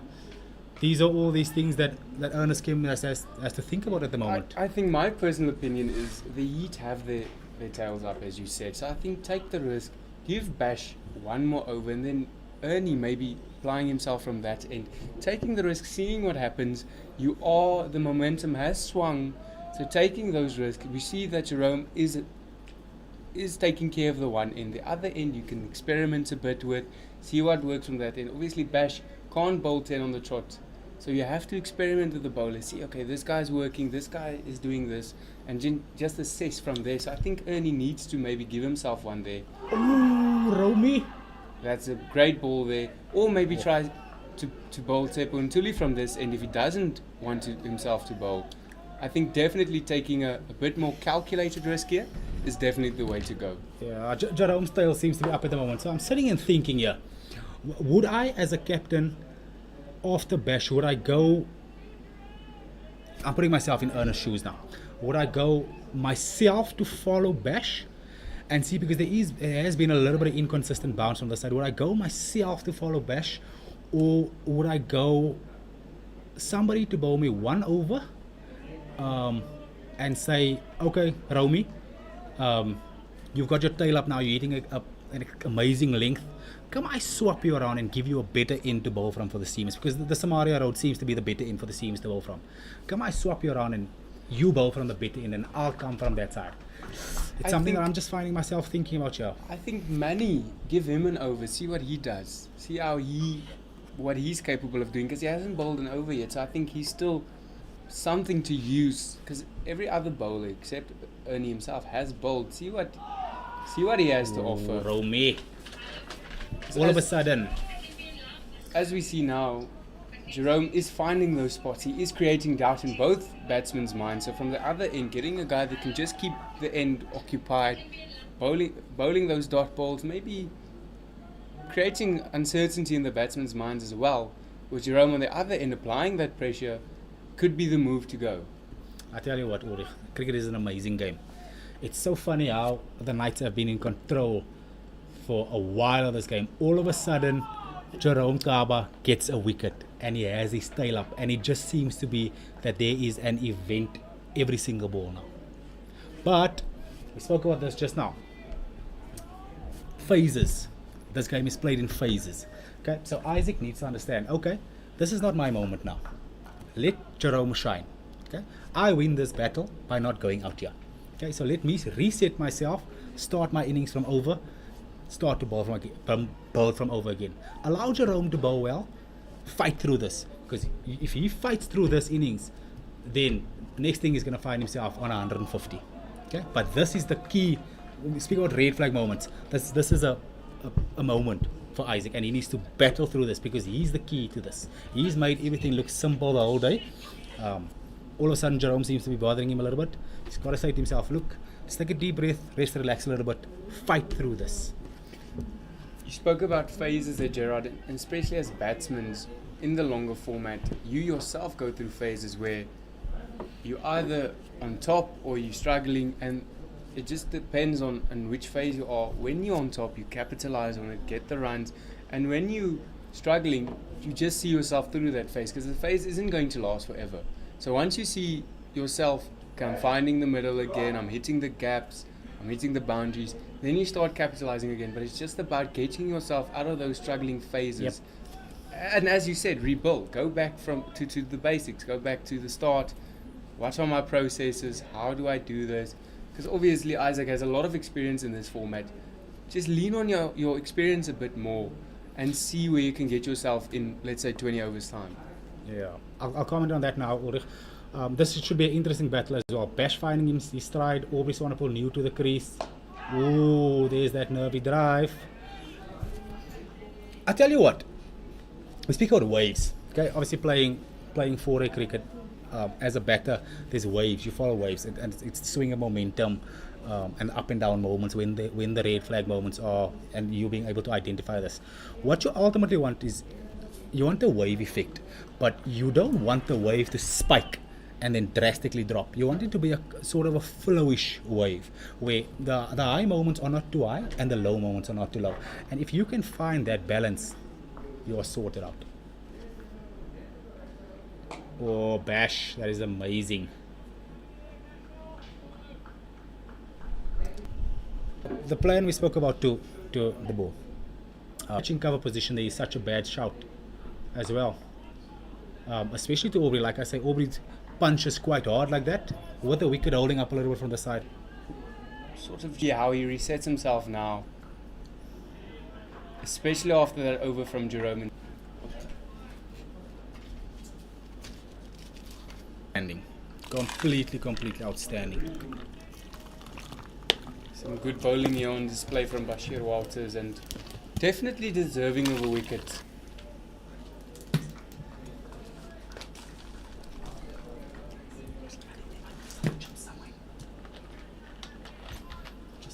As Bash runs in now to Isaac. Oh, nervy. Seems that the ITEC Knights have found themselves in the first bit of pressure situation here, and you can clearly see the momentum has swung, and that the Knights aren't as confident as they were during the first few sessions here, and it's definitely showed. They haven't had that stamp of authority on the game as they normally have. My nurse is brought now. There's foam cups in there. Drive now. I promise. Such a lie. You're always lying to me, Emil. As we see Bash running in now, has put in his graft. Oh. It's key. Isaac's got to identify, and he's got to identify this moment very quickly, that it's not his moment. That's the end of the 56th over. The ITEC Knights are currently 192 for 4. As I'm saying, Isaac's got to identify, you know what, this is not my moment. Let me take a step back here. And he's got to identify it quickly, because the last thing he wants to do is chuck it away now. He's done so well. He doesn't want to throw it away in this moment now. We speak normally about pretty 50s and ugly 100s, and the trend is normally you'd rather hit that ugly 100. We have those waves and those phases where you aren't batting as well, but getting to that 100 mark and setting yourself up for a bigger score. As you've said earlier, Isaac has hit a 200 in this season, or double 100. There are chances here for him to hit another if he applies himself in the right way, and setting up the Knights for an even bigger total. Yeah, I tell you what, Ulrich, in games like this, these are finals. Pretty 50s mean absolutely nothing in these games. Okay? He wants to get up. It's been a pretty 50 so far, but he wants it to become a messy 150, or fighting 150. That is what he ideally would want. And this is that tough part for him. I have no doubt if he fights through this moment, he's set himself up. And obviously, looking back in your career, those 100s and those 150s that you hit that were that messy, those are the ones you tend to look back on and think, this is the one. Those are the meaningful ones. The meaningful ones. Those are the ones I look back on and think, I miss these days, I miss these times. In the moment, yeah, it might be a bit difficult, and you think, I don't really want to do this, I don't really want to be here, I want to be hitting those boundaries. But as you get out of it and you start to reassess, you think, those are the moments I actually enjoyed. As the next one there. Oh, no ball. Romy. That is so unfortunate. And the previous ball was a no ball as well. This is suicide. Oh, Jerome. We spoke about the slips not being in play, and the first time they get in play, it just so happens that it's a no ball. And he's deserved that. He has absolutely. deserved And that. obviously, as we know, Aubrey Swanepoel is a destructive batsman. Giving him a second chance Sure. will lighten that fire within him to say, okay, I need to play more structured. I need to be more disciplined. But generally, when you get into moments like this, so for the past since the Heat have taken that wicket, they have been in utter control of the game. It's been a moment after moment after moment, and you get that breakthrough again, just for it to be on a no ball. For the night's sake, they are breathing a sigh of relief now. There. Thanks, folks. I feel like he's done himself in there. He's bowled so well. He deserves that. But Jerome, as a player, has the tendency, we call it sort of not a bad habit, but rather just, let's say for the sake of the conversation, a bad habit, where he tends to bowl a no ball. And I know personally, playing with Jerome, that is some. But I feel like, to get a wicket on a no ball in a current situation in the game is absolutely unacceptable. He knows that is such a big moment. And especially being the wicket of Aubrey Swanepoel and the destructive batsman that he is. And obviously, as we said earlier, the pride thing comes into play. Yep. So now you know you've given Aubrey a second life. And that sort of, how can I say this? That could cause. It's so unfortunate. Like I say, I feel like Bashir Walters deserves a wicket. He's bowled extremely well. Jerome has been outstanding in this, feeling a little bit undone by this one. Jerome Chaba in himself a little bit, just reassess and say, we know which length to bowl, let's stick to that. If the Heat sort of found there. As a lifeline, still has that fight to keep you at the edge of your seat, and is still the big 50s, hitting the sixes over the field. It's about playing to your strengths, adapting your weaknesses as bowler, as batsman, and seeing, okay, cricket. Yep. Okay. See you guys shortly.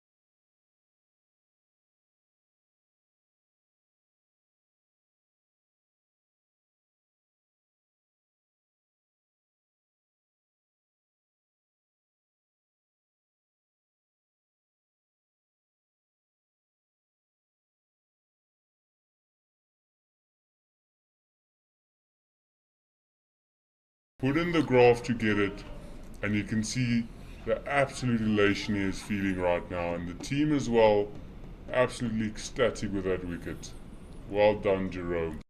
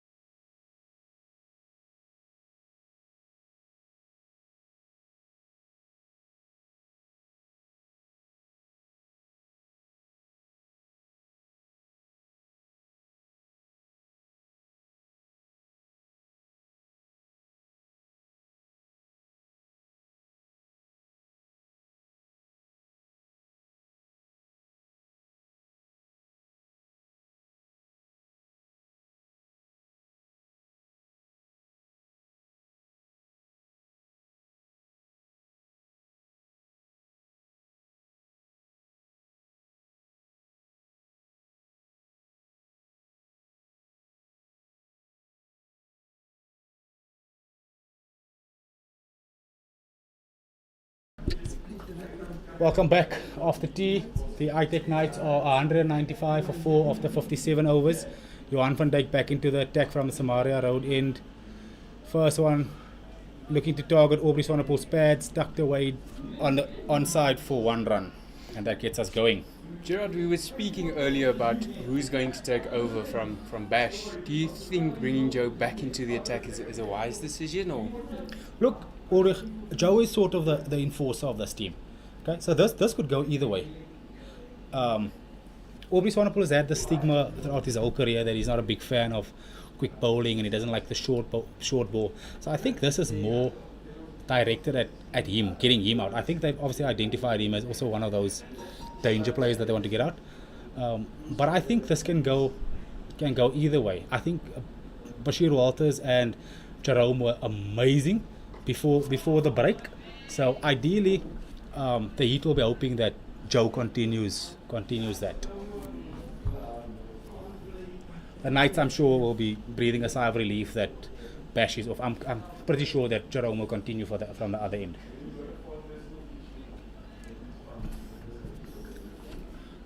Once again, we ask ourselves, is this one of those moments? Is it a mistake? Is this the correct decision? We don't know. We'll see now how it works out.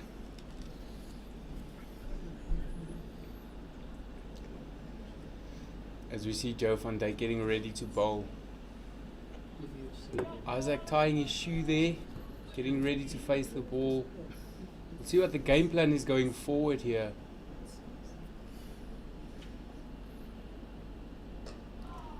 Another one straight tucked down to final again.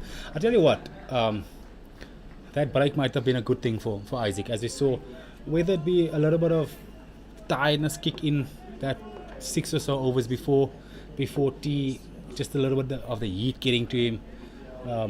I'm sure he needed that break, and hopefully that set him up again and he can continue showing to us how you should bat in this version or in this format of the game. I personally feel that the only bowler that has really troubled Isaac is Jerome. Other than that, he's been absolutely phenomenal throughout the day.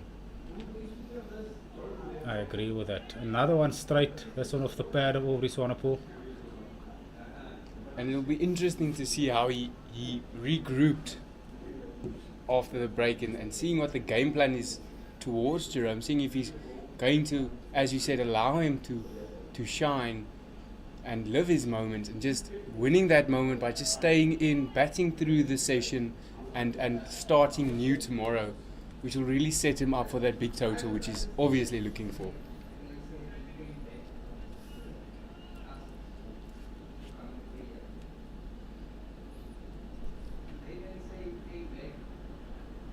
Hey! That's running away and it's gone for 4. Tickle down to fine leg for 4 from Isaac. Good effort on the boundary, just quite missing it. Once again, good effort by Jerome. Yep.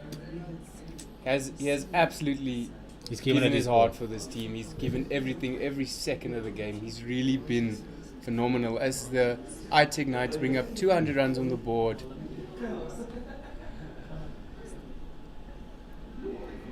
And one thing I must say, G, is the partnerships throughout the day have really been phenomenal. There has been pressure within the partnerships, but throughout it's been quite phenomenal to see them building that partnership, building that foundation between each other, and really, really excelling at it. Ooh. You're right with that one, Ulrich, but I think the Knights will obviously be a little bit disappointed that they haven't gotten that extremely big partnership yet. And that's a credit to the Heat as well. It's obviously a clear sign that we have two very good teams playing against each other here, because of how equal it's been.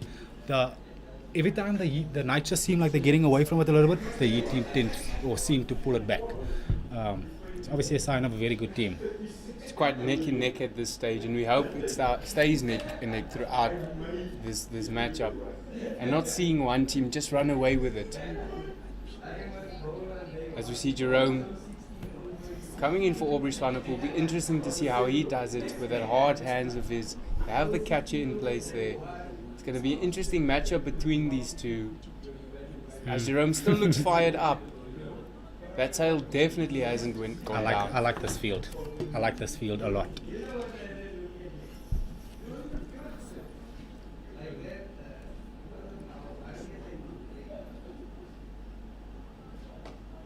Good Yes, start there Romy. by Jerome. Good boy. Pick a fight, Jerome. Pick a fight.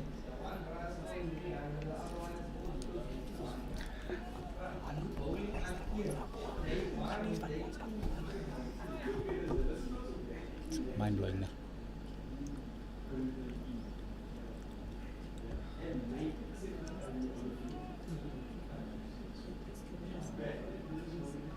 As we see Jerome getting ready to run in again.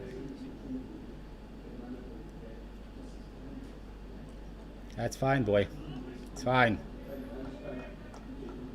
Well left there by Aubrey Swanepoel, showing some competence at the crease. Yep. He's not going to leave those all day. It's a little bit too wide, that for my liking, but not a bad way to have a look.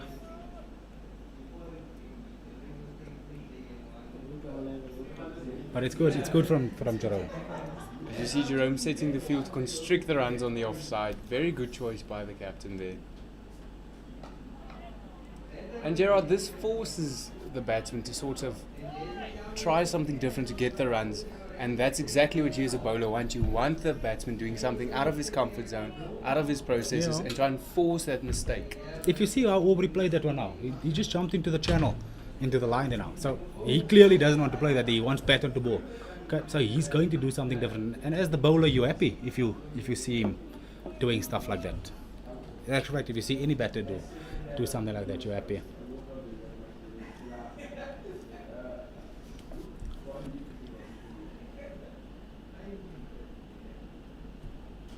Oh yes, Romy. Good ball there by Jerome. Good solid start here after tee. It's very good from Jerome. Yeah. The key for me is that he, because I find this with a lot of young bowlers, allow the batter to dictate how they bowl to the batter. The key for Jerome here is he's found a spot that is hit consistently now, and he's been troubling the batters. So the key for him is to continue hitting that area. He shouldn't be worried about what Aubrey Swanepoel is doing there. He must do what he's been doing. Stick to your processes. Stick Yes. to things that's been working for you. I feel like that's key. That's going to be key for him. As we see Arno Viljoen standing up to the stumps now. This should take away that little bit of stepping into the channel from Aubrey Swanepoel. Arno Viljoen, a very dangerous keeper when standing up. Seen him have those quick hands of his. That might come into play as Aubrey is stepping out of the channel, doing something different. The thing is, I don't know, maybe it's our view, but it doesn't look like he's stepping out of the crease and into the channel. It looks like he's just stepping across into the channel. So I don't know. I don't know. Maybe it's just obviously getting in Aubrey's space. We'll see now. You see that's what Aubrey's doing. So Aubrey's stepping into that channel, so sort of getting into the offside, into a full stump channel. That's what he's doing. He's not coming out of the crease. Might be just to apply some pressure there. Yeah. Getting into his space, just maybe speaking to him a bit, trying to get under his skin a bit, trying something different at the end of as we're coming towards the end of day one.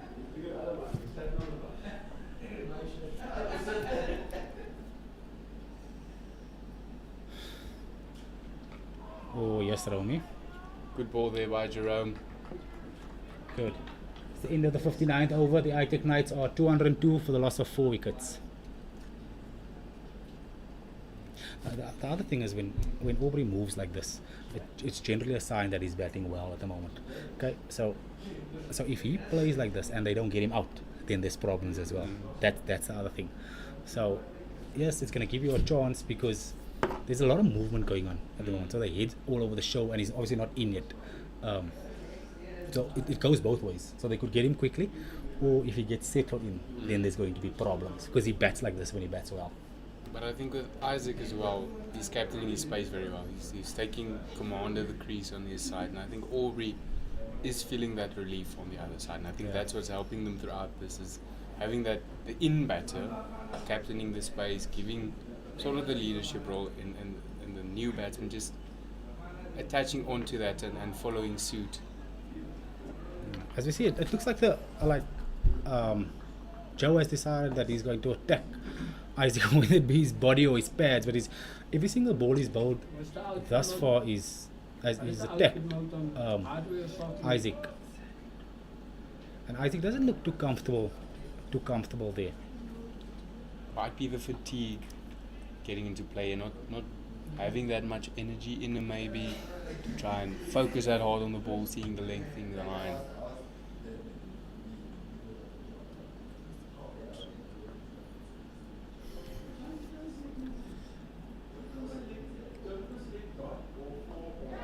Oh, Aubrey. Oh, I tell you what, the batter will take that, but I don't think the bowler will be too unhappy with that. A little bit in the air, definitely catchable, but very good placement from Aubrey. I think he did well to try and get on top of it, but steep bounce. But this might be a statement from Aubrey saying, I'm not going to back down, I'm going to try and take you on. Might be a bit risky, but it can be I'll tell you one a very thing. good statement to make at this stage. Tell you one thing about Aubrey Swanepoel, he never backs down. He's coming. The harder you come at me, the harder I'm going to come at you. I think that's what's obviously made him such a good captain throughout the years. He's one of those type of guys.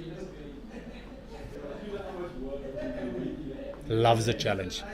I describe him like a Virat type of guy. I listen to, he's so amazingly good there. Perfect placement. As it's another one for 4 there. I watched extremely well placed. I watched a clip of somebody asking AB de Villiers of how do you get under Virat Kohli's skin, and AB said, you keep quiet, you don't say anything, leave him, let him be, because once you get under their skin and you get into them, it brings out the best in them. Aubrey Swanepoel is that guy. Leave him, let him just do his own thing. He gets bored very quickly when he bats, but if you pick a fight with him, he becomes focused and then he gets into the battle, and then he becomes a destructive and a dangerous player. Putting another man there might be an interesting tactic here used by the captain. 2 gullies and a backward point.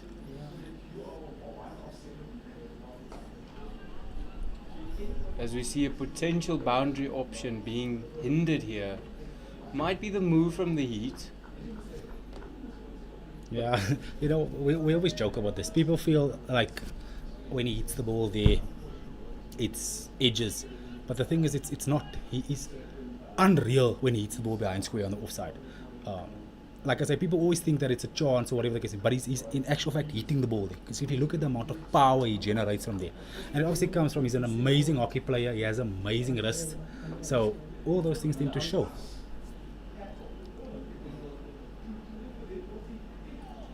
Nice, easy leave. Obviously, Aubrey at this stage, nothing really in it for him, just getting himself in it, getting that platform for himself to try and hit those boundary options. As we know, Aubrey does have quite good hands, and he can hit the ball hard. He has insane hands. I reckon he's up there in the country in terms of hands. He has very, very, very good hands. As you see Joe in for his last delivery of the over.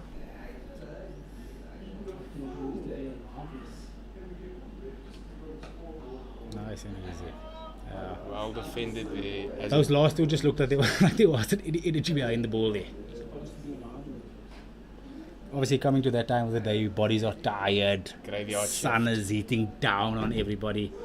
It's that time where everybody's got to dig deep now.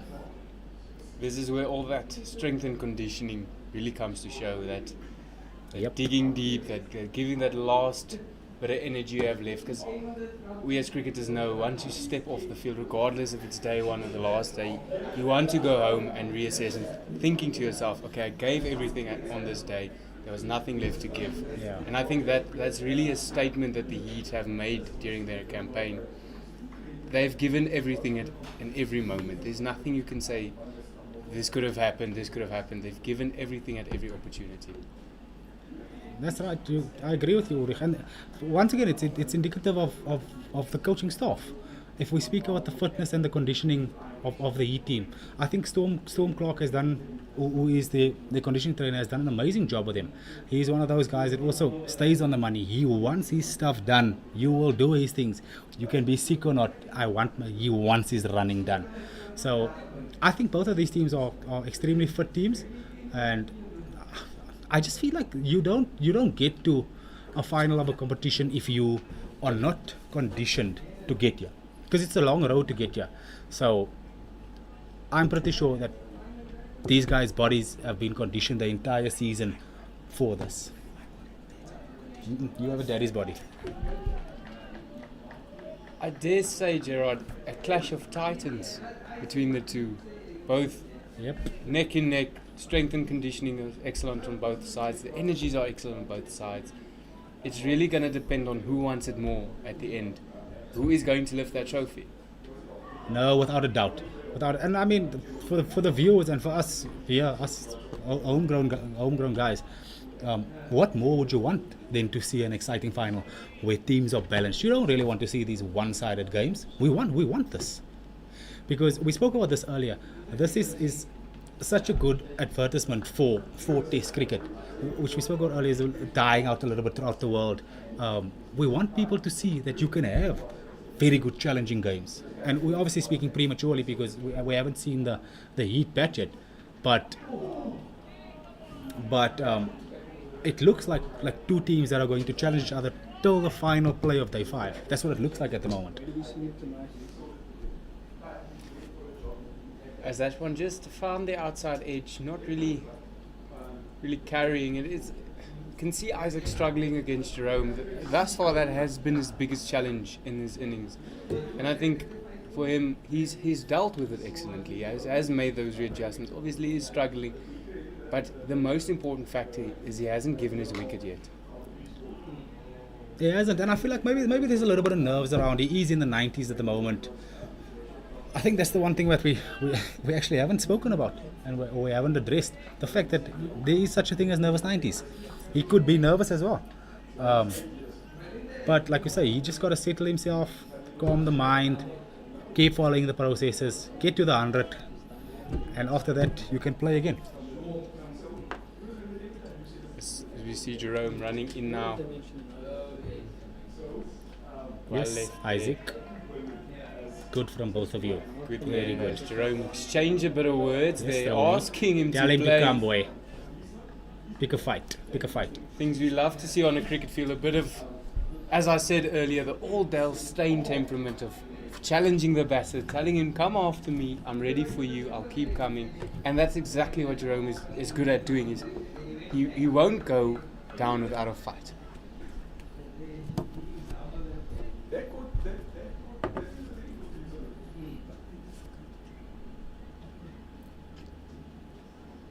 Yes. It's amazing that. Good over there from Jerome. That is so good Extremely from both disciplined batter and bowler. ITEC Knights currently 212 for the loss of 4 wickets after 61 overs.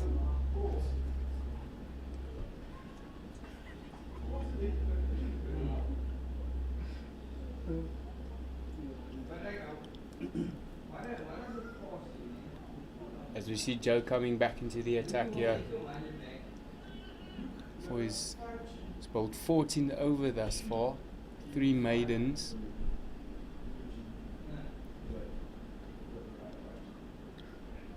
And as we said earlier, it is looking like he's trying to hit that pad, trying to get that LBW.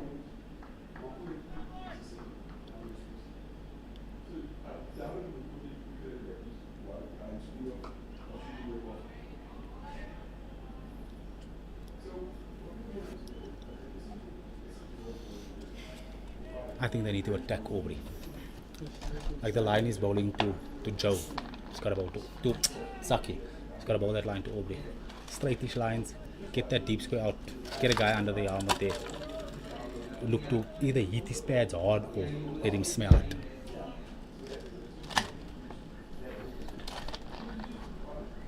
Because when he just came in, I think Bash was the ball. He fended one so off. That was short. I think instead of that, 2 gullies and a backward point catching there, come at him. Because like I said, you don't want him to get away. That's the last thing you want. Especially since he's been given a second life. Yep. He's obviously very determined to use it and put it to the best that he can. Yeah, he'll hit it. It's a strength of his. He doesn't mind those fielders there. He backs himself to pierce that gap there. He is insanely strong there, and it's because of his hands. And obviously that is a characteristic of talented batsmen. They always back themselves regardless of where you, if we mentioned Virat Kohli earlier, regardless of where you put the field, he is going to back himself, especially on a cover drive, to try and hit there. Same with Aubrey Swanepoel, that backwards Punch, cut thing. region, yeah. He's strong there, he's going to use it, and he's going to keep doing it until you've given a reason not to do it. And especially with the point you made come at him, he's going to be occupied. With that tucked away on the leg side. You see, that's maybe a little bit too straight, because obviously that's missing the stumps. But I'd go maybe that line, get a deep square in there, get maybe a short leg in there, and go a straight line to him, whether it be full on the legs or like chest height. Let him look to fend it off there.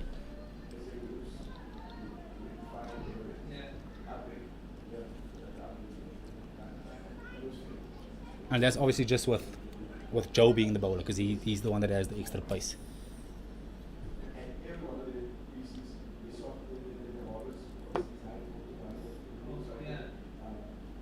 Oh, as he plays and misses there. Sakibal, you gotta compose yourself, boy. Looking for an uppercut there.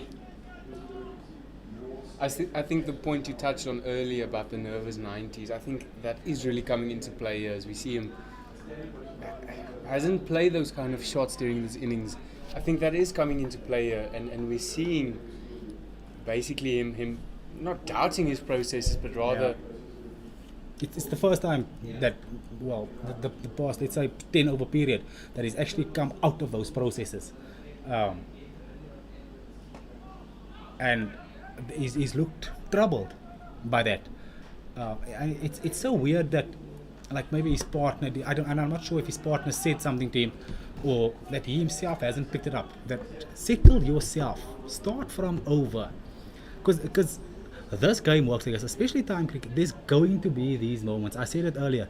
There's going to be moments where it becomes hard to back. The bowling team is going to have the upper hand. It's how you fight through those moments that determine the outcome of things. He's got to be fighting here now.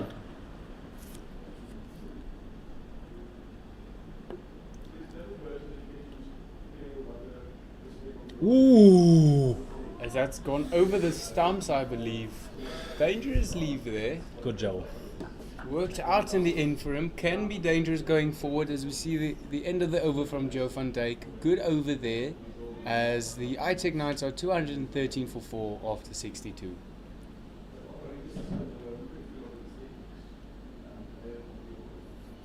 I just personally think that Isaac is doubting his processes at the moment.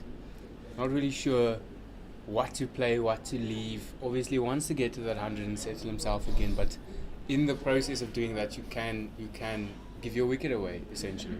Yeah. That like so.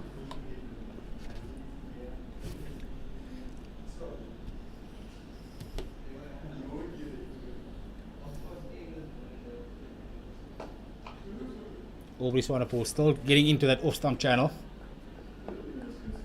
It's not looking like it's changing anytime soon. I don't know whether standing up to the stumps is the thing to do at this moment. I'm going to be honest with you. I don't think it is.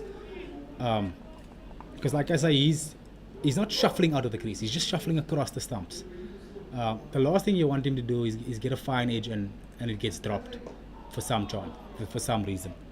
You understand what I mean? I feel like it's an unnecessary risk that you're taking, because he's not leaving the crease.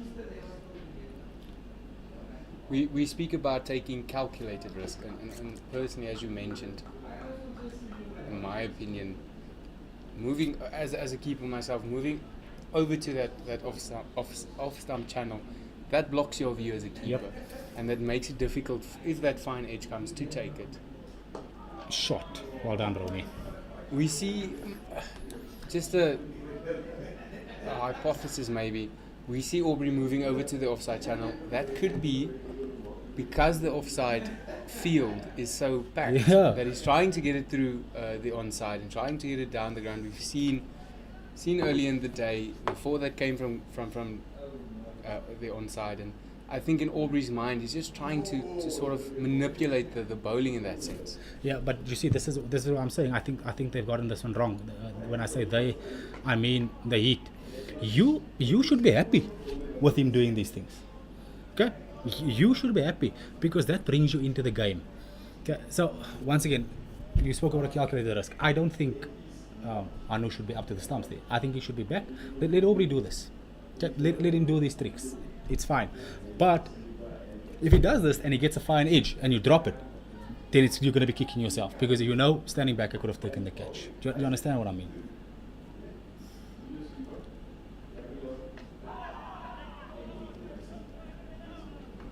You happy?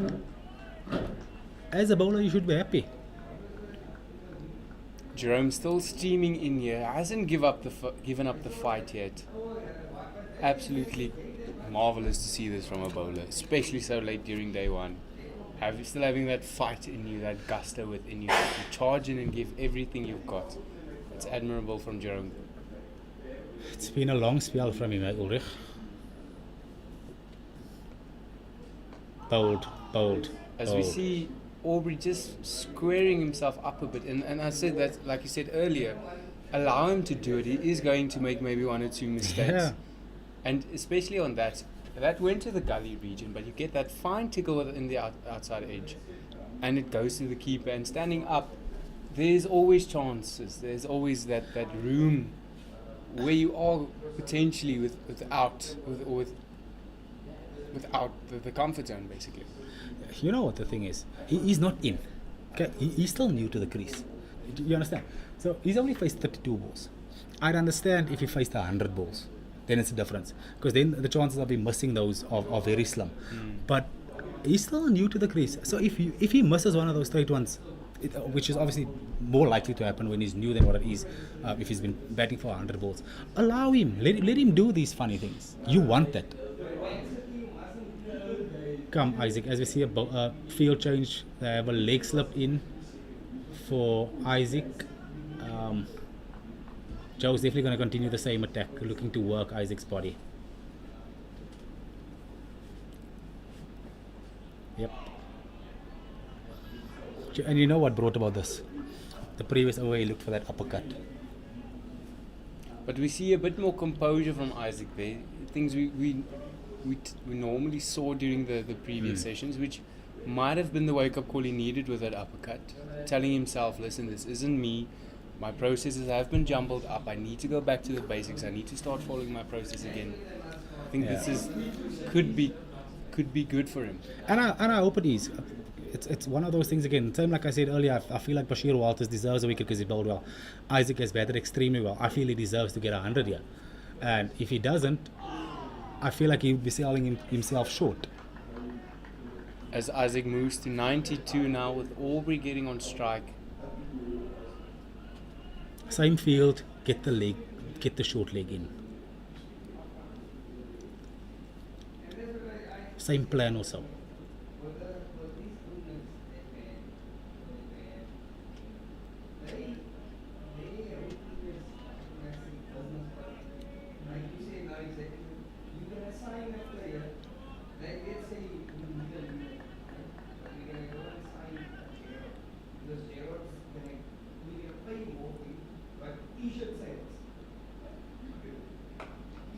As you see that back foot punch of his. Aubrey not really looking troubled by Joe at this stage.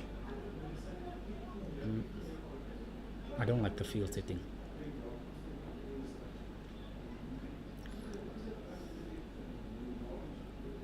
Maybe they did some video analysis and that's worked with Aubrey playing the other teams. I don't know.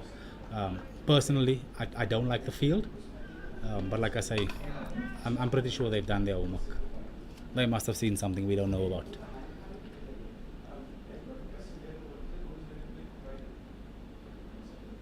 As that one is on the gloves, and that's caught. It's Helmet. I'm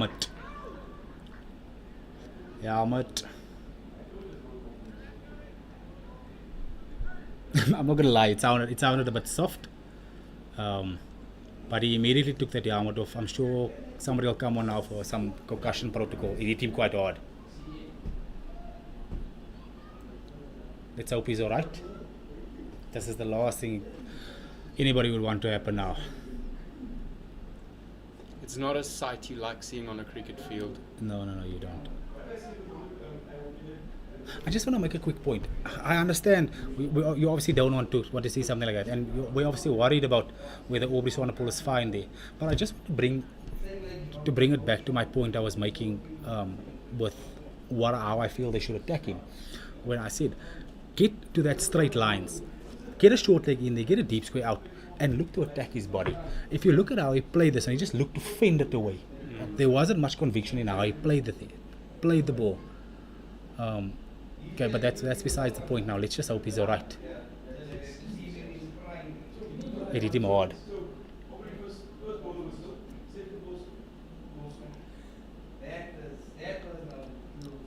Once it hit him, he turned away immediately and took the helmet off. As you can sense a bit of silence across the stadium. Everyone hoping Aubrey is fine. Yeah, but you see, so I've been saying now as well that they have that fear of Saki to attack his body, and they have this offside field for Aubrey, but Aubrey's extremely strong for the offside. So now you're setting this field for his strength, where I feel if you attack his body, especially Joe, and that's not so much the other bowlers, but Joe has got to come at Aubrey, because the one Bash bowling was so short and just, and he also looked fended away like that. So get the deep square. If you want the protection, get the protection out, but get a short leg in there. But I don't think he's going to go for that shot. No, he won't pull. He's not going to pull Joe.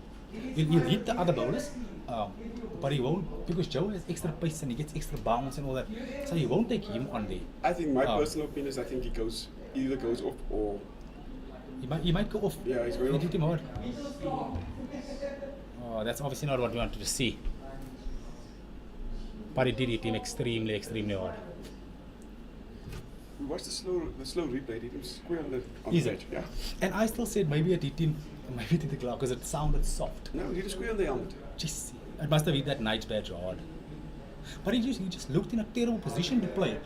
It's almost like one of those where you see the ball coming and you just don't react. It looked like that. I hope he's alright. As you see Aubrey walking off the field, not a sight you like to see, but I think it's for the best at this stage of the game. Not wanting any injuries whatsoever at this stage. They're probably going to do a concussion test now. Am I just retiring the batsman now? Yeah. Retired. It's the retired. Yeah.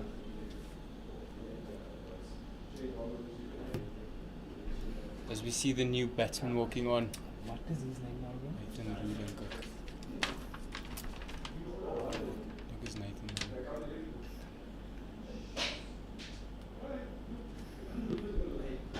It's Will Nathan. Is that Pollard in? I think it's Pollard. I'm not 100% certain. I'm waiting to see. No, Van Vieren won't bat so high. Yeah. And the new batter in to replace Aubrey, that was off for an injury, is Matthew Pollard. Quite an interesting stage coming in as a batsman now, seeing the previous batsman with those short balls. Does that play in your mind, thinking they might do the same to me? Bowling that short lengths, it is going to play in the batsman's mind. No, without a doubt. It's definitely going to play a part now. We'll see what the plan of attack is to him. As we see, the leg slip is in immediately. So maybe it's the same thing.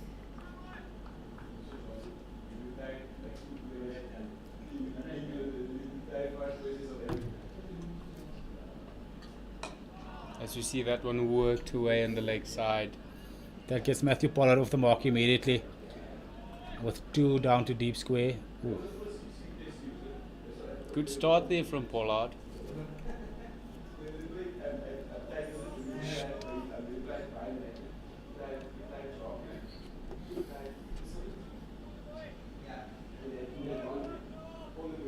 see Joe about to bowl the last ball of the over, sorry.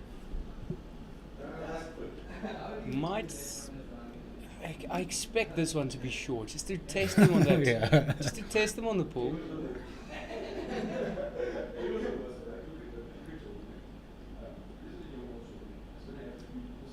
Oh, As we said, that one just being worked away for the single, as that brings the over to a close. The ITEC Knights are 216 for 4 after 64. 217 for 4 correction. 217.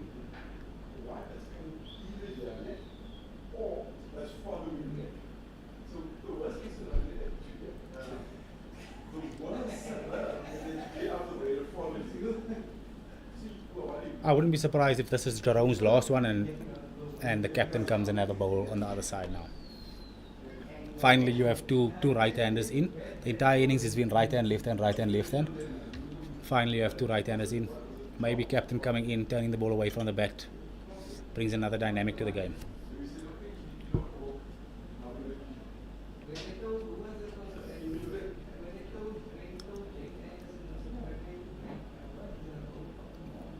It'll be interesting to see the matchup between Pollard and Jerome.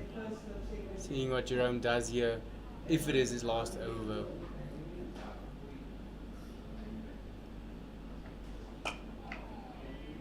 That offside region being covered very well.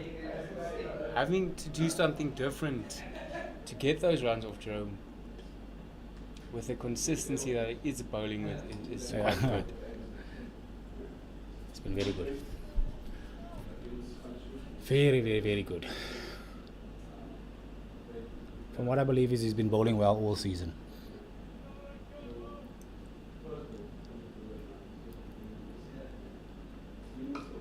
He took a phenomenal catch against the Garden Route Badgers a while back. Is that the one circulating on social media? The one-handed caught and I saw bowled. that one. That's immense athletic prowess, if you ask me. Being able, following through, he's still got that momentum going to just stick out the hand and catching it. It's absolutely phenomenal.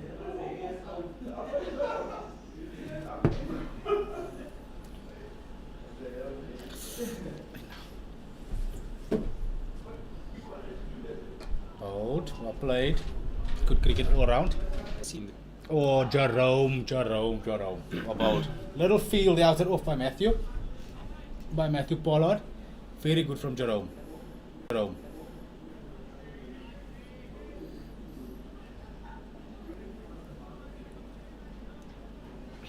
As we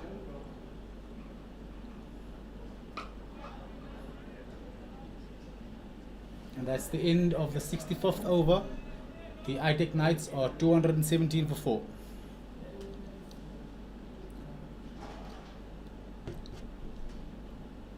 Waar is hy nou? Ag, aantrap. 9. dink jy baie meer.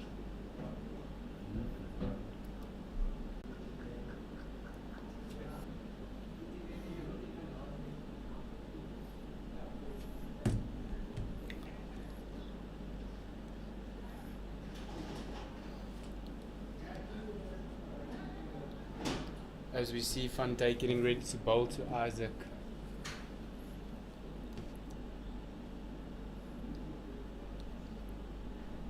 With a short one there, just letting him know I'm still here.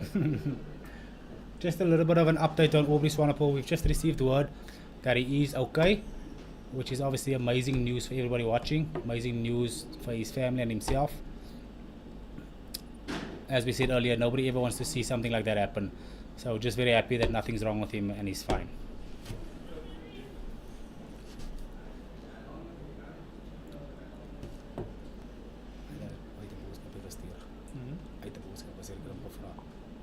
As you see the back foot punch there.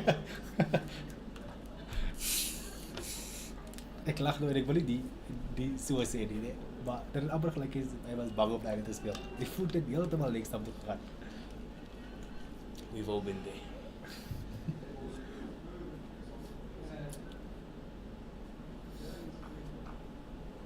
Johan van Dijk digging deep there.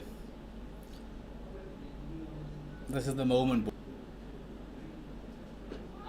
As you see that one crashing into the pads. With Isaac the past 10 or so overs. It's kicking in.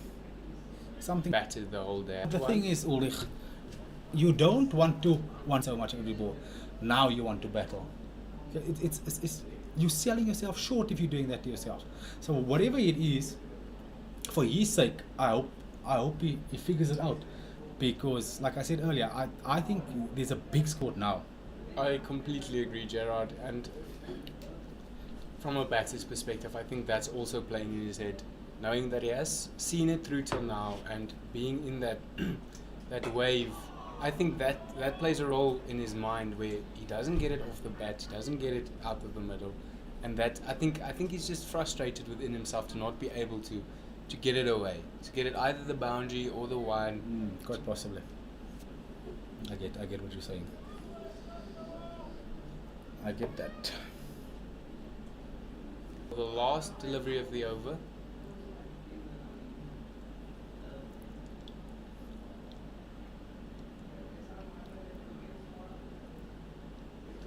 Oi! Just a bit of a short one there. Joey? Naughty. Gerard, is it safe to say that the movement in the wicket has deteriorated? You don't see that much movement No. anymore. But that's the tendency. You do bowl first, that you sort of strike in that morning. I mean, but there's definitely not as much in the wicket as what there was earlier. As we see Jerome running in now. Ooh. Absolutely giving it everything. It's quite admirable bowling. At this stage for Isaac, just going back to play it straight. Get that one, get it just past the stumps. Get that one. Get yourself on the non-striker's end. Reassess. Oh, bowl Jerome. Bowl Jerome. Good delivery from Jerome. Bit of a peel there.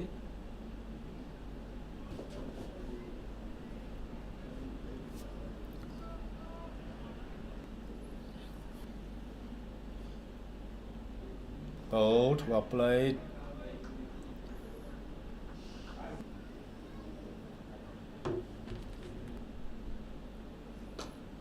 Oh, that he so choose.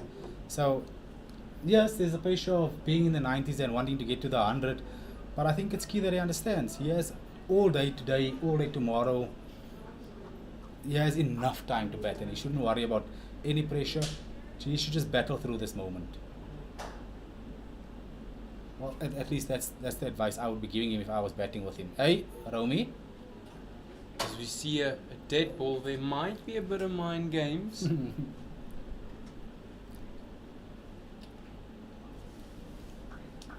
You lassie. Are you not leaving with the Wi-Fi? No. You want to leave with the aircon's remote? Yeah, they're asking for it. So. Oh, my Josie. Finish business. Oh, just lying. Just lying. See you, boy. Very good from Jerome, very good from Isaac. There's a term that the Northern Cape Heat team's coach Mark Charlton likes to use. I'm sure he's saying to himself now, good hard cricket, good hard cricket.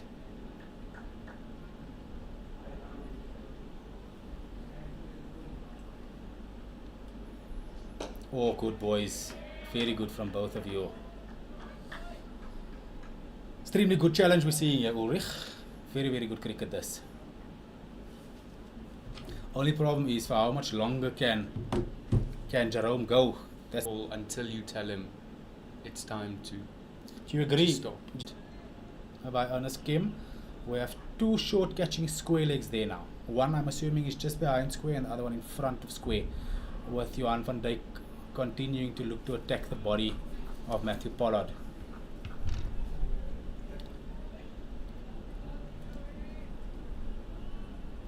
As we see a bit of sore bodies here, everyone's stretching. Understandable, it has been a long day, especially in the sun. That's Manny maybe Manny's bowling. Can be.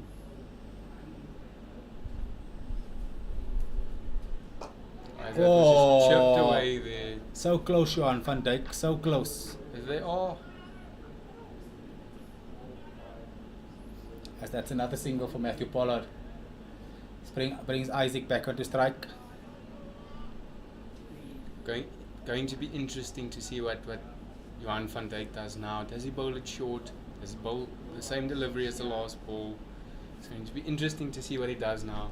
Obviously, Johan van Dijk has that variation, bowling shorter, bowling faster. He has that variation, which makes it tricky to play him.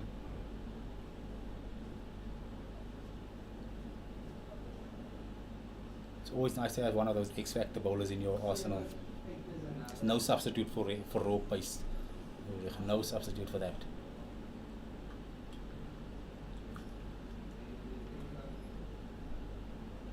Hey. Joey. As we see Isaac just doing his best to get out of the way of it. I believe it's the best at this stage for him. Just Yeah. not giving anything, just getting out of the way. You're still at the crease. There's nothing for you to lose. Totally agree. As long as you get out of the way, I think it's the perfect game plan for him at this stage. Totally agree with you.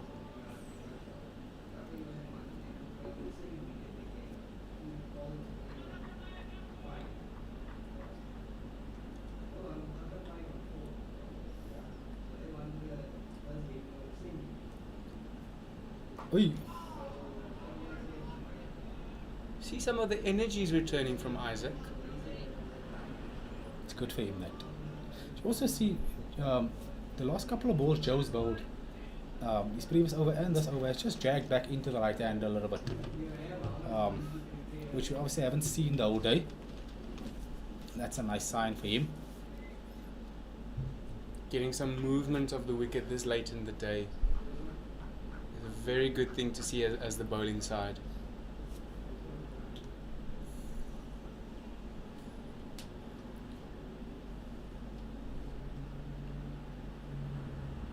Ooh! As we see an absolute beaut of a delivery there. Little surprise Yorker there. I didn't see that one coming. I think, as we mentioned earlier, the X factor that Joe has in this team is it always, as batsman, it keeps you on your toes. You never know what's coming next. Is it short? Is it the Yorker that he just bowled? Is it going to be one that jags back? That creates doubt in the batsman's mind. And I think if you're the fielding side at this stage, I think that's something that's keeping you alive in the field.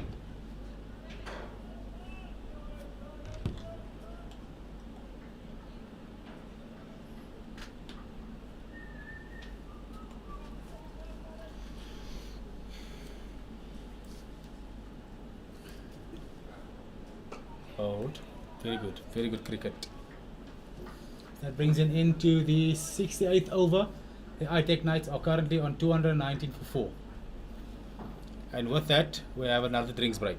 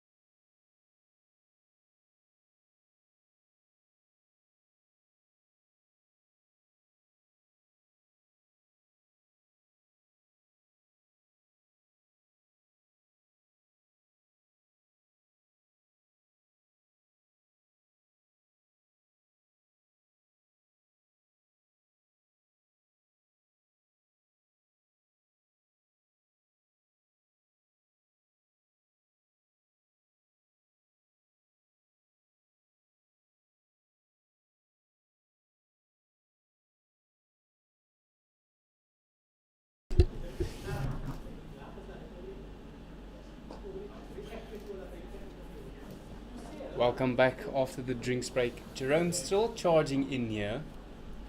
I must say, Uli, Jerome has really come back well. The Heat have really clawed their way back into this game. 219 for 4 after 68. That's game on. Mila, I have to agree with that. I think it's been, as I've said earlier, neck and neck between the two. No one really wants to give the other one an inch. I'm gonna Both check. fighting. He says eating. Yeah, but I must say, it's a nice battle between bat and ball. I'm really impressed with how Joe came back, bowling wheels. Just you are right. It's unlucky what happened to Aubrey. I wish him everything best. I hope he's that's not too bad and we can see him back on the field soon. 100% agree there.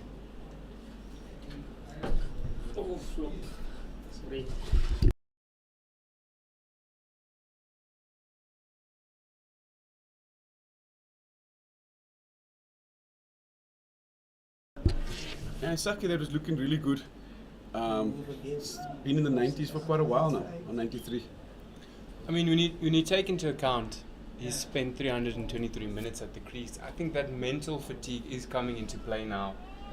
And as Gerard said earlier, you don't want to fight through those hard times and then come into a stage where you are on a platform to score and then struggle. So I think it's just that frustration that's getting to him at this stage. And I mean, you don't want to throw it away. You're 7 runs away from 100 against your former team in a final. So it's all to play for. You don't want to give that wicket away. You want to make it as valuable as possible.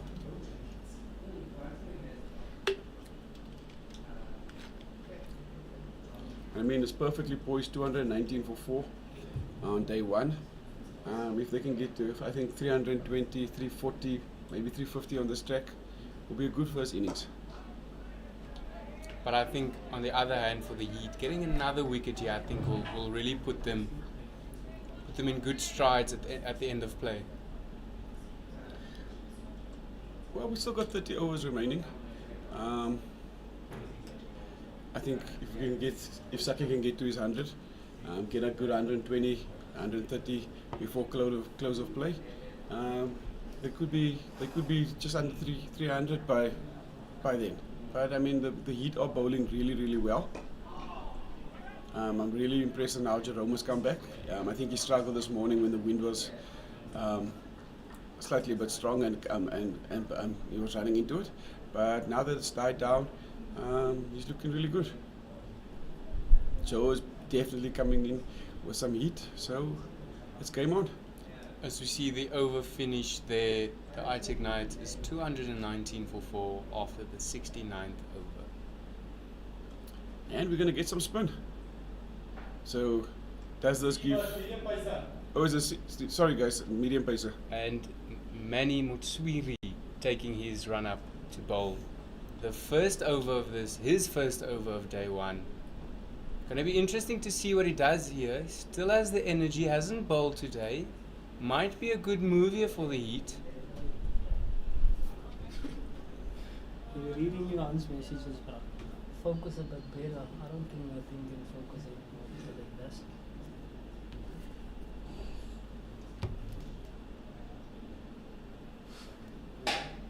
You say baby and only. No, don't say that. I can't go there.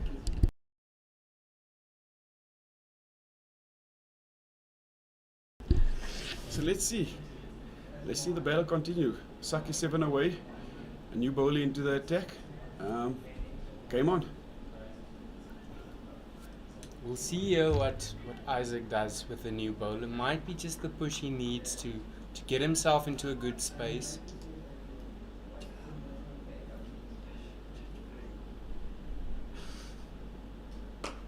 As he pulls that one over. Oh, nice shot. It's going to be saved on the boundary. Good fielding in the deep. And Isaac gets back for 2. That's a good start there by the Knights batsman. Isaac moves on to 95. Not a bad ball there by Mutswiri. I think that might be a good choice. They're getting the captain Ernst Kim there into play.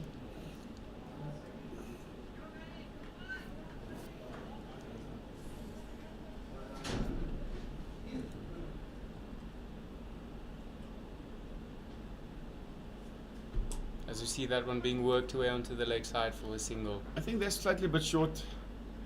I think Isaac feels comfortable there. I think maybe a slightly foolish length might be a better option.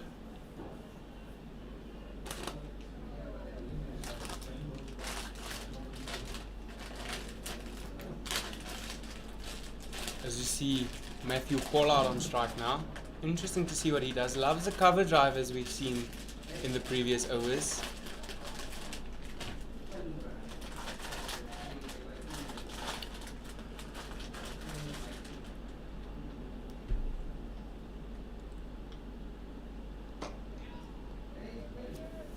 And he continues with the back of a length. So do you think this is a game plan, or Look, Emil, do you think it's just a loosening up and he's still trying to find his rhythm? I think he's still trying to find his rhythm. I mean, throughout the day, and especially after lunch and after tea, we've seen what works from both ends. We've seen what delivery gets that batsman uncomfortable. So I think it is a loosener. And hopefully he finds his rhythm soon. Because this can become costly for him if he keeps bowling that back of the leg. Allowing the batsman to play freely, get in that mindset again of being the hitter, and that one hits the pad. Nothing on it there. Back of a length might be working, but we'll have to wait and see what it does. I think there was a unlucky decision there. I think that was closer than what we thought. My perception, I think that was out.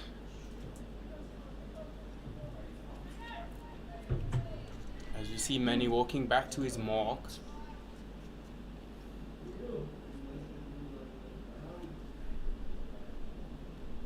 Maybe try and bowl it a bit fuller this one, just to try and get him out of his rhythm. As he bowls it back of a length again, just works it away down leg side for one. And we're on double Nelson.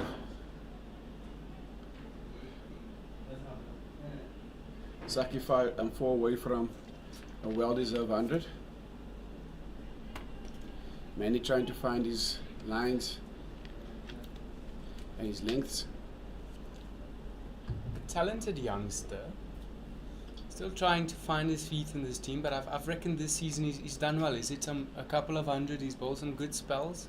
Definitely one to watch for the future for the Northern Cape Heat. So bowls that one short, looking to pull there, decides otherwise as the over comes to a close. The ITEC Knights are 223 for 4 after 70 overs.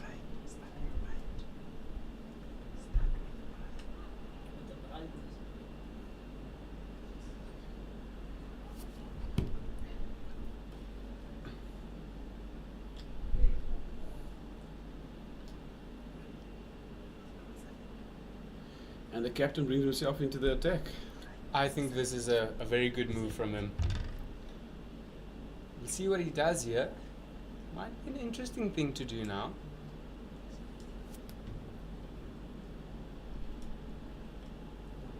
So I'm not sure if the viewers have been noticing, but the players have been using some unorthodox way of shining the ball, and I think a few of them might have some questions as to why they're using the back of their t-shirts and those kind of stuff. And I think we just need to clear up that since the COVID regulations, we're no longer allowed to use saliva and those kind of things.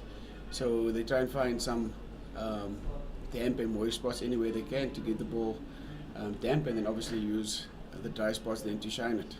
You make a good point there, Emil. If you look at Joe van Dijk's shirt at the back, you can see that big red mark, and obviously that's where the most sweat is, as you can see. So he's using that just to shine the ball, get it nice, get it moving. As you see, Ernest Kim in for his first delivery of the day. And first ball is on the money. And I think Gerard made a good point earlier about not darting it in. I think you and I spoke about that as well. Not darting it in, giving it time to float, moving in the air, maybe, whatever the case might be. Bringing the pace down a bit as at this stage. And I think that's where most spinners around the world are really effective, is that they have this great ability of getting the same revolutions, but just bowling it slower, quicker, darting it, looping it, and that's I guess what cuts the best from the rest. Having that variation is what you're saying. Yeah. So not only do you have to have the wrong one, but you also have to be able to control the speed, the flight, the rip. Completely agree. As we see a bit of a lap shot there. Slightly outside off, I think.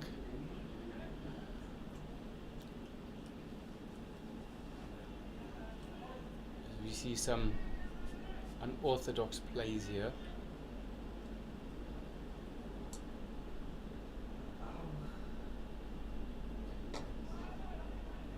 Getting it down the ground for one. Good start only from the first over.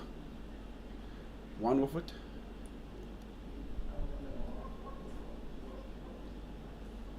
I think Ernie bringing himself on has been a good decision thus far, and obviously bringing Manny on, having those fresh legs, not having bowled any overs up until this point. I think that bringing that energy late into the day, I think that is the good thing to do.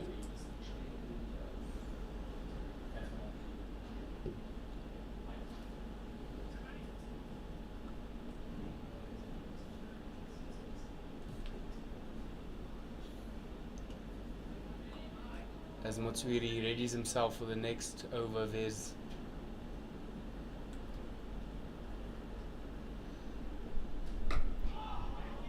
I'm just sitting, trying to drive it, as we've seen Pollard likes to drive. I think he slightly was a bit early on that one. It's why it wound up on mid-on. Do you think that can be exploited somehow, having with what we've seen today? Clearly he likes to drive the ball. Maybe just pulling him into a false sense of security and saying, here, drive it, and then hoping, or maybe predicting. I think maybe try tomorrow this time we might be able to exploit that a bit more. But I think there's still quite a bit of the track is still quite fresh, and there wasn't any dealers in it as yet. I think it's played through. So I think maybe later down, I think maybe that could be a ploy. Having it, maybe that uncertainty of the bounce. I think that might be maybe an option then. But right now, I think that was just a bad shot.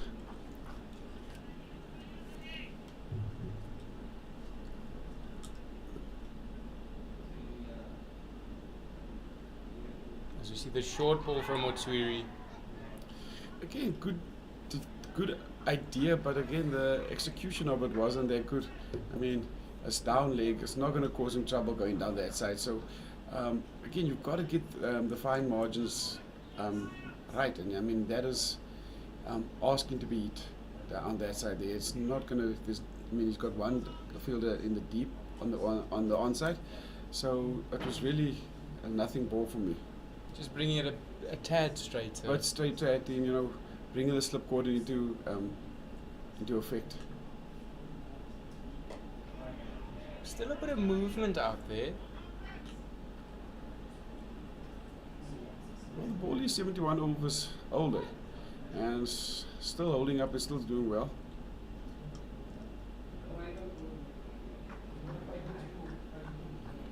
So 27 overs left in the day. I think it's still fairly competitive at the moment. No one has really taken or dominated any section of the play as yet.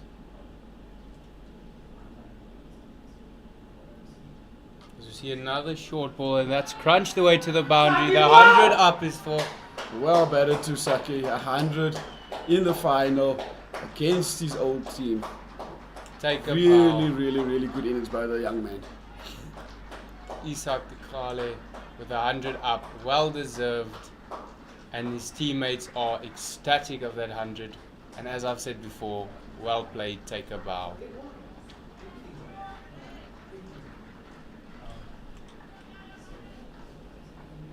What a way to go to 100, I mean, with a boundary. I think it was a bit of a give me. I don't think you're going to trouble Isaac really there. I think that was more. That was definitely a better bounce if you were going to go for the bouncer. But Isaac's at 100. Knights are 129 for 4.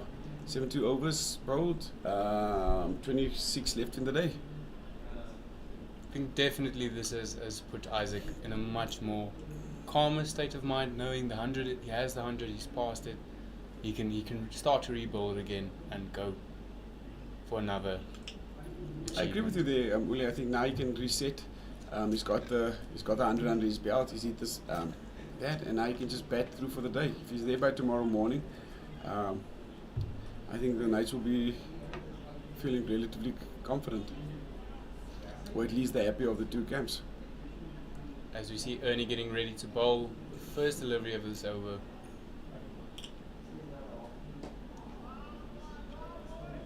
Good start there.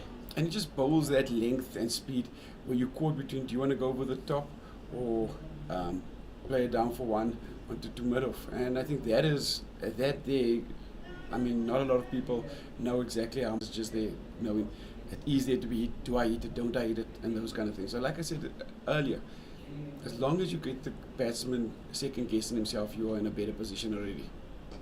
I think that's an excellent point you made there, Emil. I think just having that batsman within two minds is definitely something you want to exploit a bit more. And Ernie coming in so late in the day, having them made them comfortable batting the whole day. In this case, especially for Isak, having batted the whole day, this is going to be a test of his discipline. Basically, we've seen him hit Tsepo and Tuli for a few boundaries, and this is definitely going to be a true battle, if you ask me. I think actually Ernie's actually winning this. I mean, we're saying he's bowled 1.4 overs and he's only gone for 1 run. I know it's early yet, but like I said, he's bowling that line where you kind of caught between, do I take it on, don't I take it on, and he's bowling it and he's just varying that speed of the delivery nicely. As that sits on the back foot, they'll get through for 1. As that hits the stumps. But also a thing that I've noticed with Ernst Kim is he gets through his overs quite quick. So I think that rushes the batsmen as well. Yeah, I think if you're not getting enough time to settle, get to your mark, does have a bit of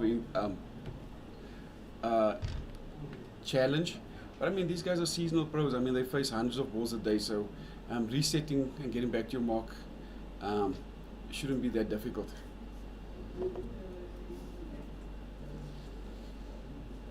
But I'd like to see what Isaac is going to do now. Is he going to try and up the run rate a bit now that he's got to his mark? It will be interesting to see what he does now going forward. Will one of them take on the aggressive role and just try and relieve some of that pressure?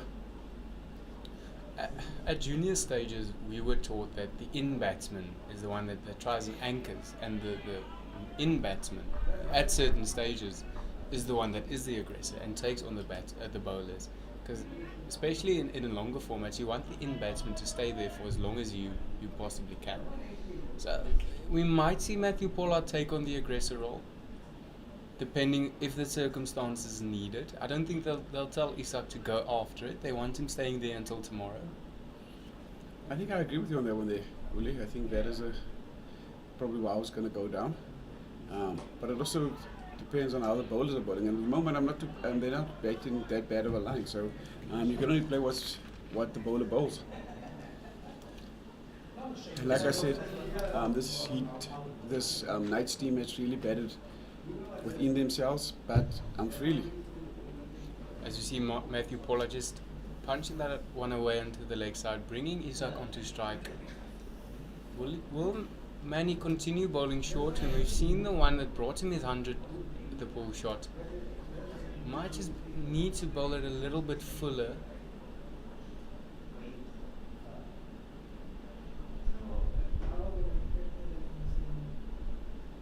As he bowls it short again, just getting out of the way. I think that is the best strategy at this stage. Just getting out of the way of the short balls if you possibly can, and allowing it to go through to the keeper. There's no risk involved in it for you as a batsman.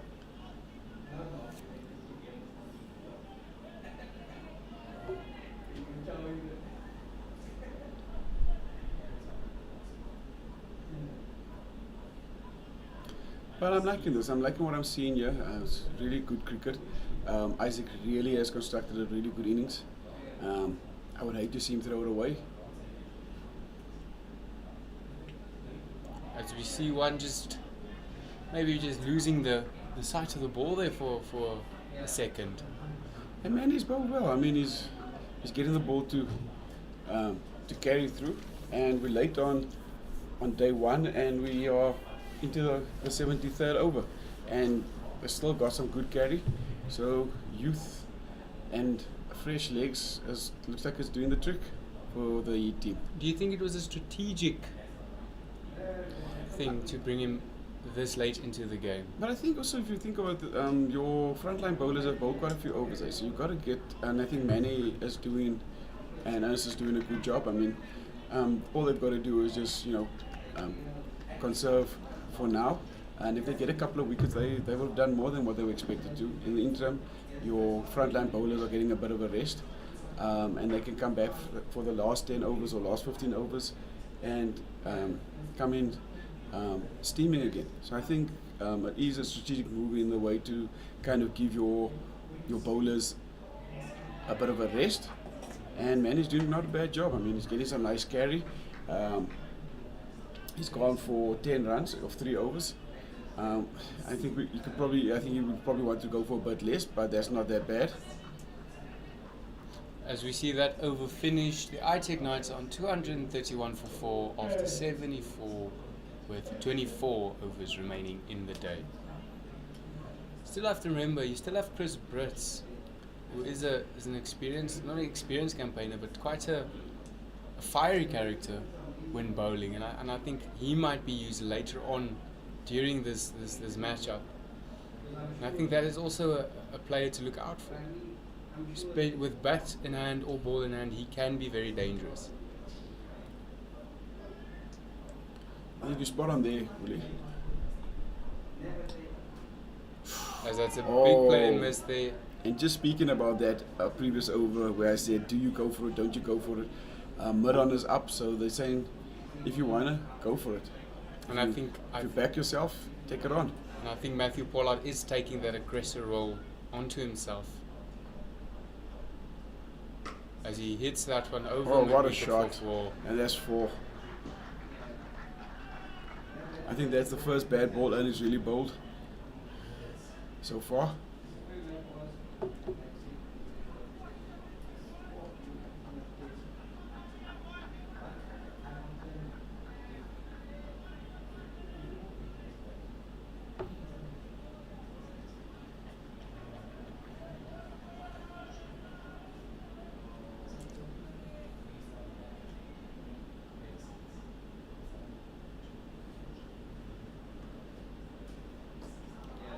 As he just after that boundary just readjusts himself, getting himself into a nice calm temperament again.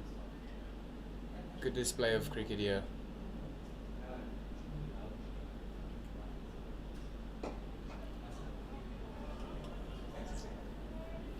And he just took that one against the chest. I guess all spin bowlers are accustomed to that. As we see go for the same shot again. Same delivery, same result. I think Andy's just letting it go here slightly. And I think maybe the second delivery of the over where he got it to turn and bounce, I think he's maybe looking for that and maybe trying a bit too hard to get that delivery, where previously he was just trying to bowl it, land it, get it to turn, get it into the game. So I think he's just trying a bit too hard to bowl that miracle ball. Have to agree there, Emil.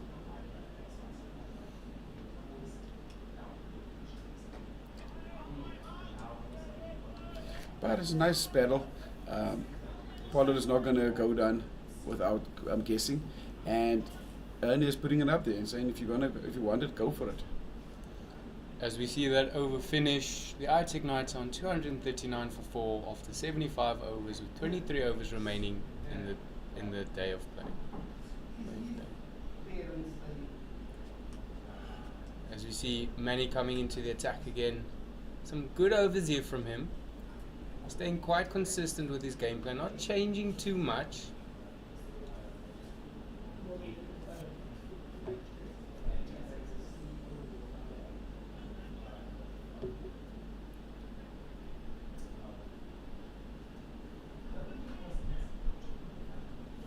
As Manny gets ready for his 4th over. Bowling it short again, and that's over the keeper. And That's there's racing 4 away for runs. 4.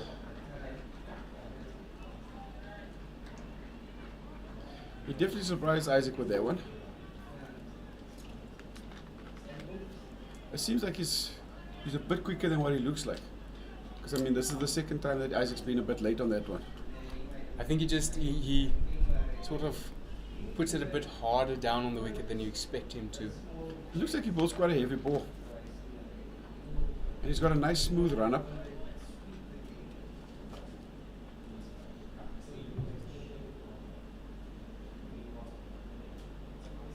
That one just being defended there. Not wanting the same result as the previous ball.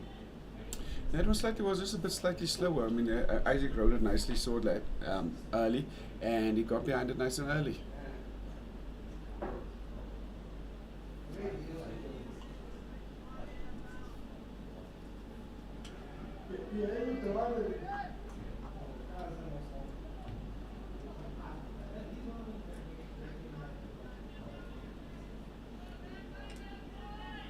As we see Manny getting ready to charge in for the next delivery.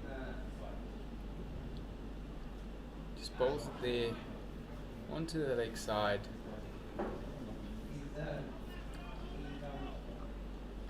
Be interesting to see what Matthew Pollard does now with the shorter ball, seeing as he took on Ernst Kim.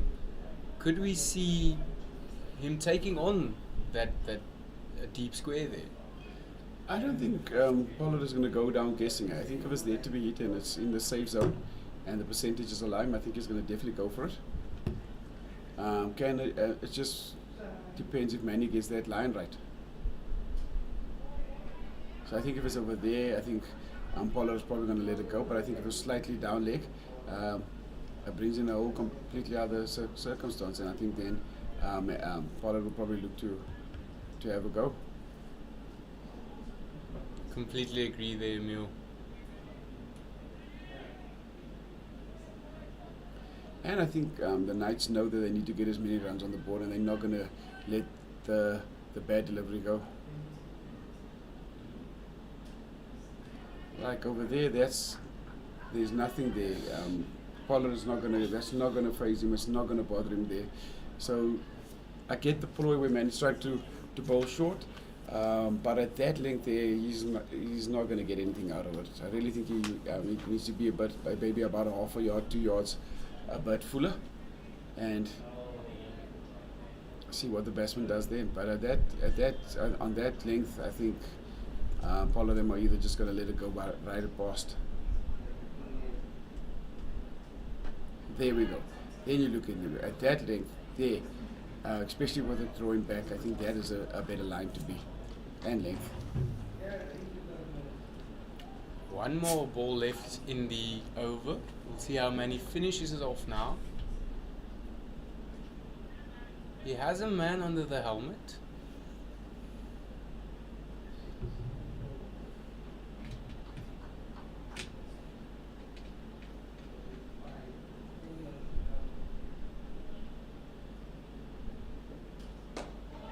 Short. As he plays it onto the leg side for 1. At the end of the over, the ITEC Knights are 246 for 4 after 76 overs. Does Ernie keep himself on? I reckon give yourself 1 more over. See how that goes, and then from then you can decide. Well, there's 22 overs left, Willie, so I think at some stage they're going to have to start thinking how many overs do you want to give which bowler to take it home for the home stretch. I think anything from 18 overs onwards Then you've got four overs that you can give each one of your frontline bowlers. So I think they're probably going to look at to go about to the 18th over, maybe 15th. As he's left that one, not really looking interested in that one. But the big question, Emil, is after and he takes himself off, who would you give the over to? Would you? I think you're probably going to look at bringing back. That one hit straight to the fielder. I think you're probably going to get back Bash. Bash will come back. I think Joe will come back.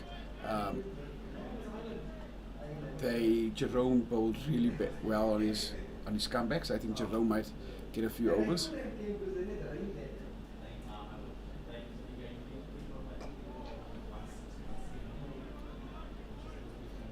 Ernie having a good over thus far.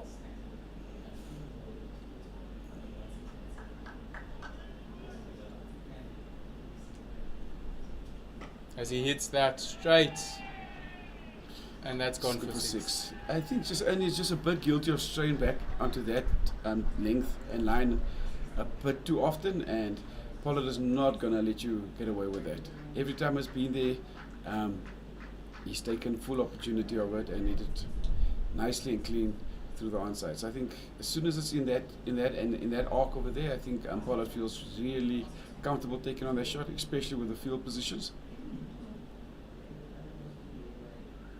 He bowls another one, and that's hit straight to the fielder.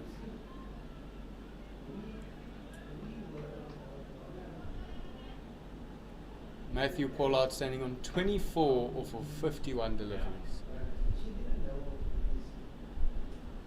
As that one's hit up. Oh. Almost got a wicket there. Might be the danger ball for Ernst Kem there. Don't know if it was maybe just a bit of a fluke there, but if that is something he planned, might be useful.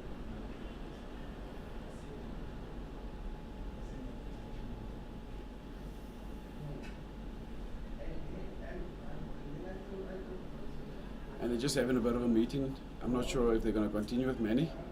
I think they probably will. I would. But I think at some stage they're going to start looking at bringing back their frontline bowlers.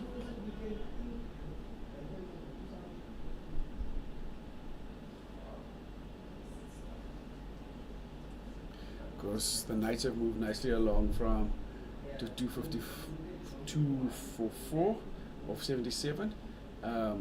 Isaac's still on 105, not out, and Pollard looking at 24 and looking quite comfortable.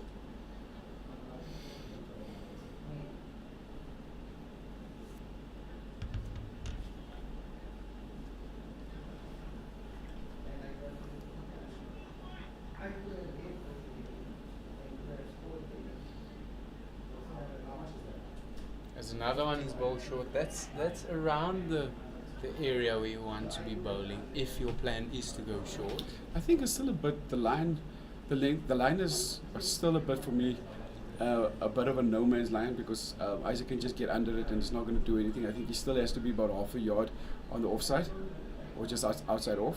The length, I think if you're looking to get Isaac caught on the boundary, then yes, there's cover there, but I think he still has to be half a yard on offside, round about there, and bring your fielders into play. So you've got the one under the helmet catching. If it pops, you can maybe get it into gully. So I think that is a much better line. But when there's a bit down leg, Isaac can kind of steer it between fine leg and deep square.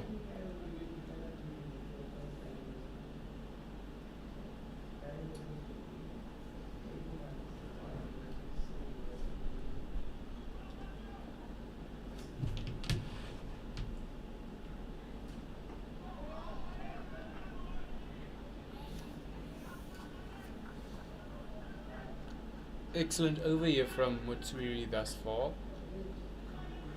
Looking like he's found his rhythm. Only question I have is on this line and length. How are you thinking of getting Isaac out there? Because, like I said, I don't see how you're getting Isaac out on this line, nor on this length, unless he skies one.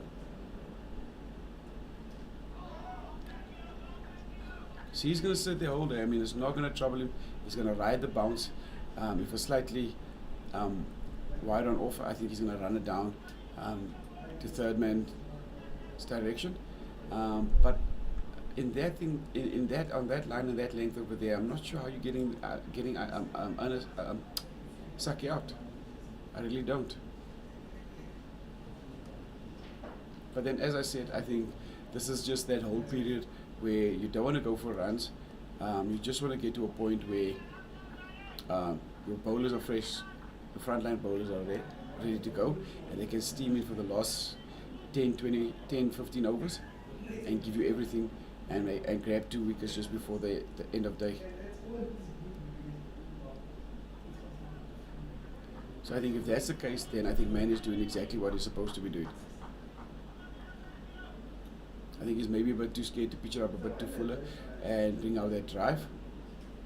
As you see that one go down leg. Excellent effort behind the stumps there. Might be just losing it a bit here, just between two minds on where to bowl.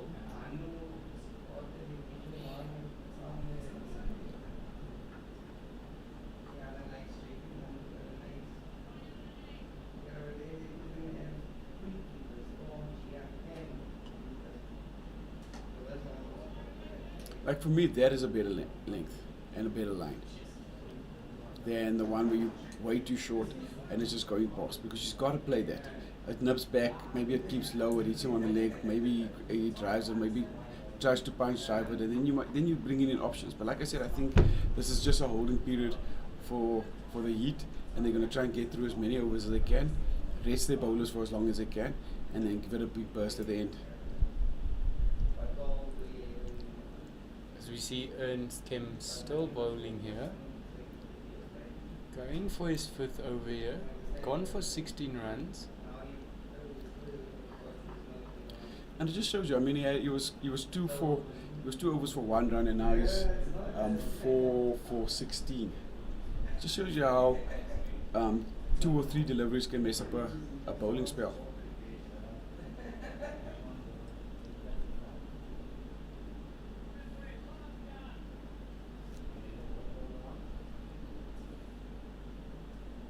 As we see him just leave that one. I think that is a good line. Not really looking tempted to go through the offside. Aiming to hit that onside area. We've seen him hit so many boundaries. If Ernie can keep it there, I think it's going to be... He's going to find more value there.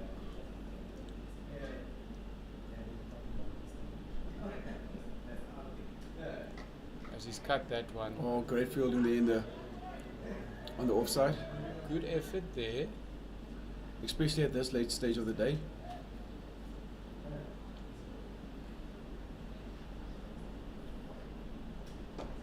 As that's hit too long off for 1.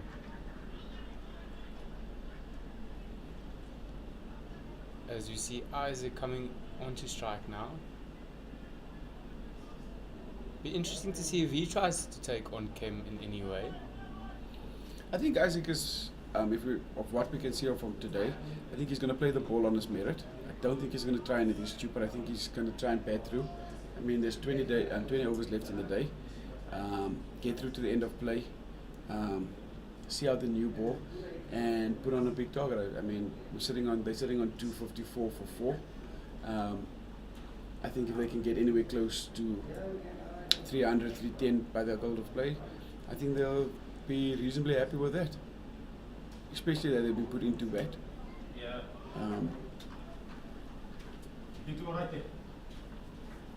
So I think that is exactly what Isaac is going to do. I don't think he's going to give it away. I think he's looking to or he has the opportunity to have a big 100.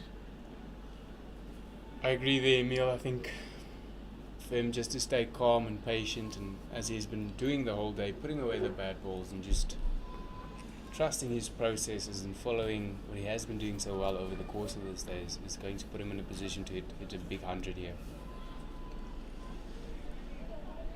And remember, he's the informed batsman. He'll be perfectly suited for the new ball.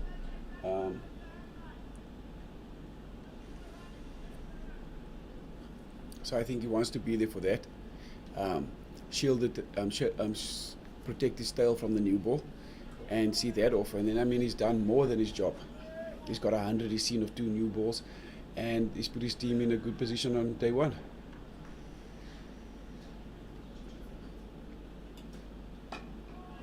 As you see Manu continuing with that shorter length. Very persistent with it. What does he get the new ball? Huh? What did they pick the new ball? 80. Yeah, so they won away from the new ball. It'll be interesting to see if Ernest is going to take it. I think that's the reason why he's probably been bowling Manny and himself, as to save the new bowlers for the new ball. Have them nice and fresh, and have them steaming for the last session. Yes, Emil, the new balls due in 3 balls. So it'd be interesting to see, are they going to take the new ball, or what the plan is. In my mind, I'm pretty sure they're going to take it. I don't know. I think they'll probably. I think they're looking at about getting to the 18 over. Okay, there's 19 left after this. I think they're looking at probably like 17 overs, 15, and then they can give 3 of their frontline bowlers a nice charge in for the end of the play. Yeah, you see, the thing is, And hope to maybe pick up 3 wickets with the new ball just before close. yeah, the thing is, man is running in and bowling these. I think he's bowling nothing. These little powder puff bumpers. It just doesn't seem I don't like think it's doing anything. So. Like I said to Uli, I think if he can get away with, if the 2 of him and he can get away with 7 overs, 8 overs, 10 overs with absolutely nothing, then I think they've done their job. But That's 6. at 6, like I said earlier, you're not going to get it out there down leg. You've got to get him on the offside. You've got to get it into that uncomfortable area, and I don't think Manny is doing it. I think the batsman have just allowed it to go thing, and I think he's got that false security that it's working, and I don't think it is. It's not. It's definitely not. I've been watching. It looks like the batters have become a little bit bored. Yeah, I think it's just like watching a TikTok video. Yeah, You just keep on scrolling. Yep, that's what it seems like, and that's what I'm saying. I just think I'm leaning a little bit too. They definitely going to take the new ball. Maybe not immediately, but quite soon, because this has just become a little bit monotonous. I think I agree with you. I think, like I said, again, it's there, it's down leg. It's not going to trouble him. I mean, Pollard's going to watch that go past and think, thanks very much. Yeah, it's a little bit of nothing cricket at the moment.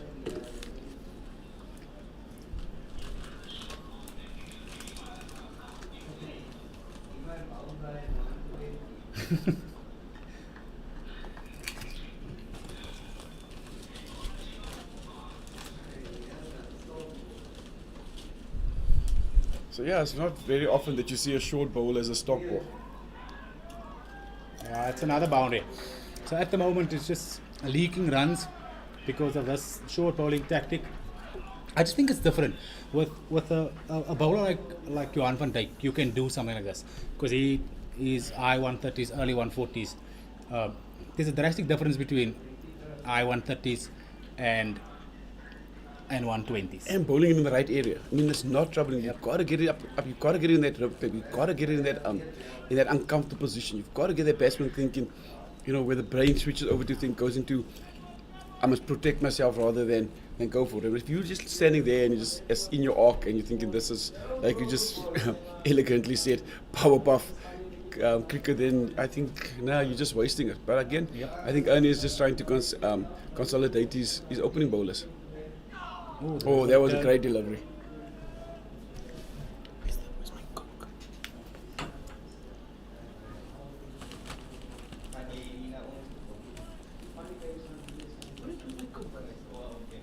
Oh! Short Isaac Pikale going for a massive heave. Just must times that one. It's the toe of the bat. I think it's gonna go from being absolutely Mickey Mouse to all of a sudden being really intense cricket in a few minutes' time. Yeah, I agree with you. I Obviously dependent on whether they take that new ball or not. Which like I said, I'm pretty certain they will. I can't see, not with the way the game situation. I can't see why they won't take it. I don't think. I think the cases now is just almost like playing Uno. When do you play that +4 card? When is it going to do the most damage? When is it going to be the most effective? Hello?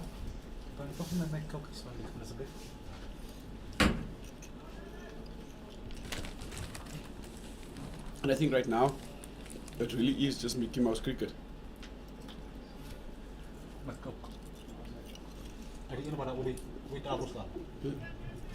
You almost want to take my cup. That was mine. No, why are you mad?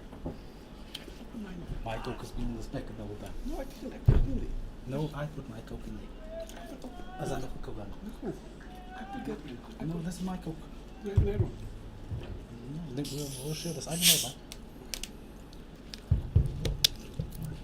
You can share the Coke. But it's mine. I drink the Coke with my flow. Bro.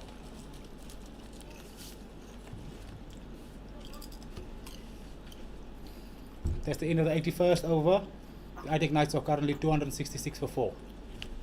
And I think, and this is just said to Manny, take a break. You've done your job. I'd like to see who he's going to give it, who he's going to bring it down tonight. They put Tuli into the attack.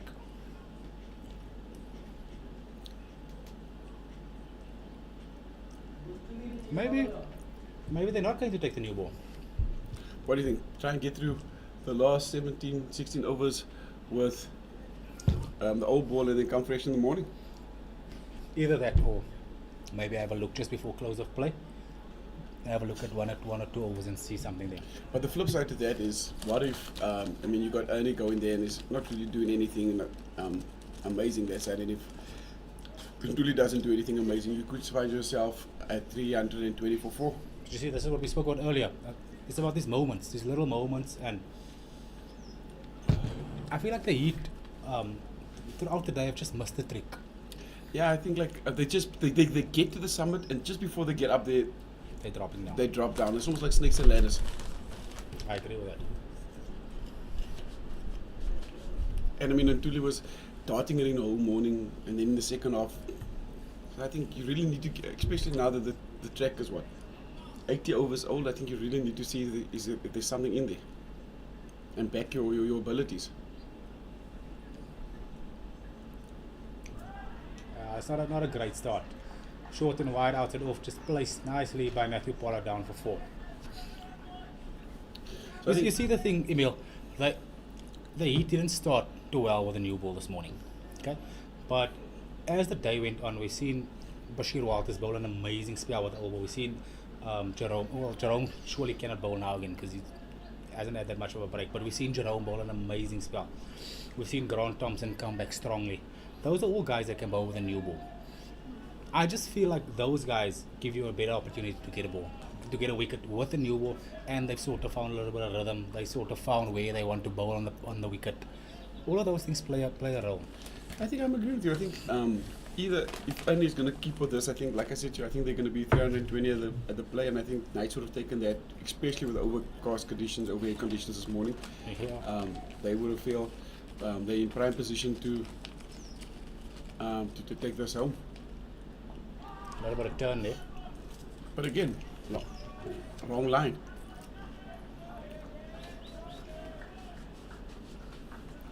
And I think this is where Dame Pitwell is going to shine through. Again, same shot, like I said. He's probably going to run away for 4 again. Big chase by Grant Thompson. He cuts that one off, easy 3.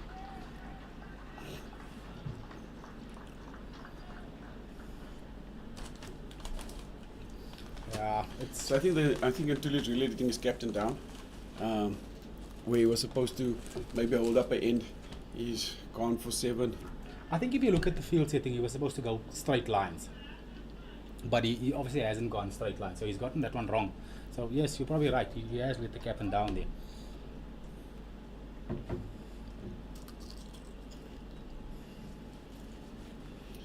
And there was a big chase for grandstanding at slip, especially if he's going to take the new ball.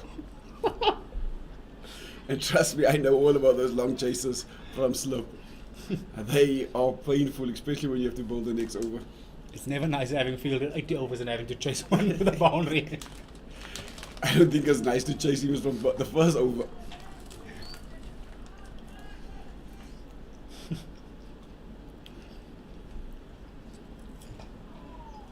Like that is a better line, because that one over there, if the pitch does anything there, he's in the game. So the field was initially set for that line, and I think he's just gotten it wrong. See, there, you have your 2 mid wickets. That's the line you want to be bowling. You just got it wrong. As we have what should be our last drinks break for the day. And I think as we go into the last drink breaks, I think the Heat have really missed a trick here.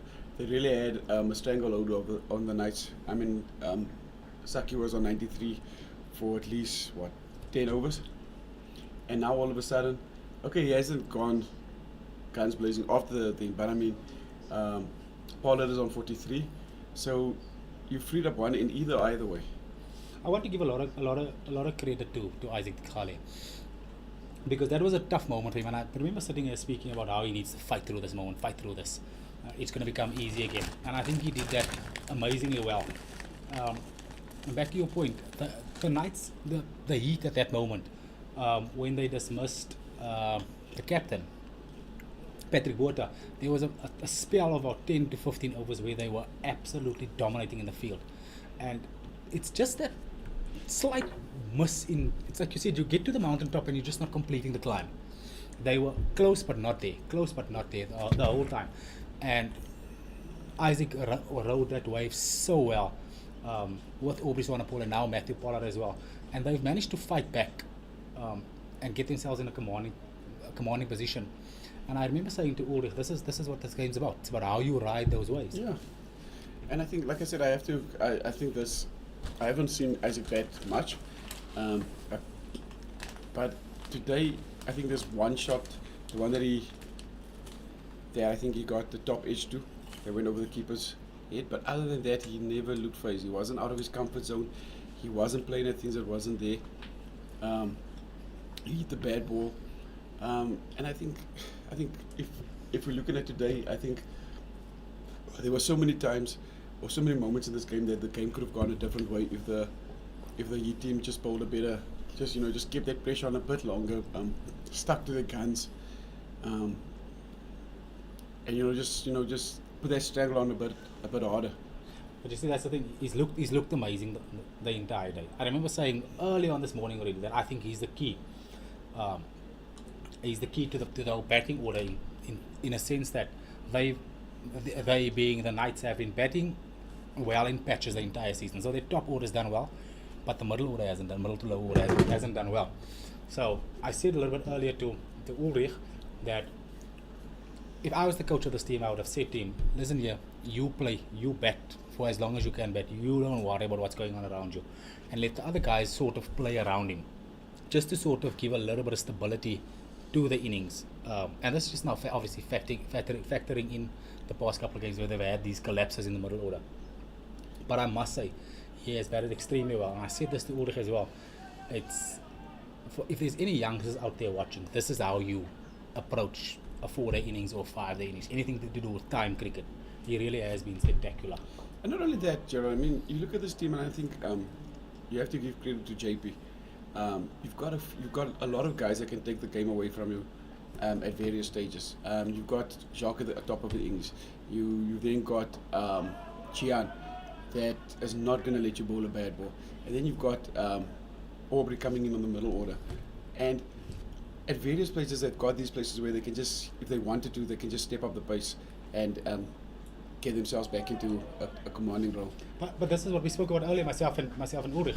It's a testament of your leader, because all of us know JP as this hyper energetic person. He's this hyper energetic coach. He's that type of coach that when the team does fitness, he does that fitness with his team. Yeah. So you could see that we spoke about the running between the wickets. You could see in the way his players ran between the wickets that, you know what, we are following the lead of our coach. our coach lives his life like this. This is what he wants us to do. We are following that, and you can clearly see that show in his players. The amount of fight what we've a seen shot. from them. Great shot, Isaac. Well, I think that's gone all the way. Okay, Four. one bounce 4. And again, Isaac just waited for the bad ball, put it away. He's done that extremely, extremely well the entire innings. Just waited and know that it's gonna come, it's gonna come, it's been coming all day, and just had the patience to see it out. Play the ball on his merit, hit it where it's supposed to go, and he's sitting comfortably on the 100 on a Nelson. And I hope the commentator's curse doesn't come in and bite him. Mm-mm. There's no commentator's curse today. That boy's batting well. And there we are, 278. And half an hour ago, they were struggling. Well, not struggling, but they would have taken 278 at close of play. Anytime. Yeah. So as much as this is a 5-day game, it gets away from you so quickly if you don't count the moments. It does. You're right. And I think Pollard has done an amazing job as well. So and back to your point, Jared, I think yes, and one must give shout outs to the Knights organization for sticking with JP. You see, the thing is, what I think is going to be overlooked here is the role Pollard played in getting Saki to that 100. Because what he's done is he's come in, played positively, and he's the one that gained the momentum back for the Knights. And what that's done is it's going down Not leg. out, going down leg. It's allowed Isaac to just settle in again and start becoming calm again, and then all of a sudden, And momentum. the scoreboard is ticking. As long as the scoreboard is ticking and your part is going You at happy. 4 at 5 on the other end, you like, okay, it doesn't feel that bad. Okay, I'm 5 short of 100. Okay, we went at 8 for the last over. Cool. I can still take a breath. Yes, you're nervous to get that 100. Yes, it's a big game. Yes, you want to take your team back to Div 1, but your partner's taking the carrying the bit of the pressure for you. As we see the big Pollard get down on one knee and lap that one for 4. It's always nice to see tall guys get down and play shots It like looks that. completely ugly, but yes. And again, I'm telling you, in Tuli, I think I don't think we got much difference from what Ntuli was bowling and what the previous bowler was bowling. I think it's still very Mickey Mouse.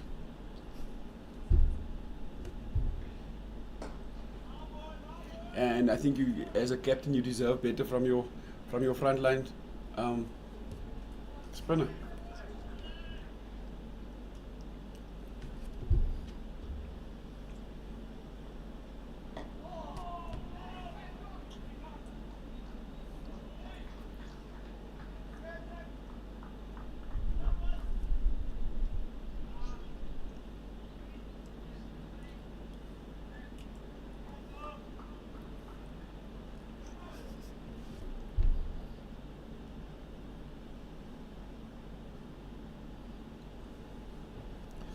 I think these are the moments where big time players step up, and that's just that's 9 of the over. Another long hop from Tepun Ntuli to Isaac Kale.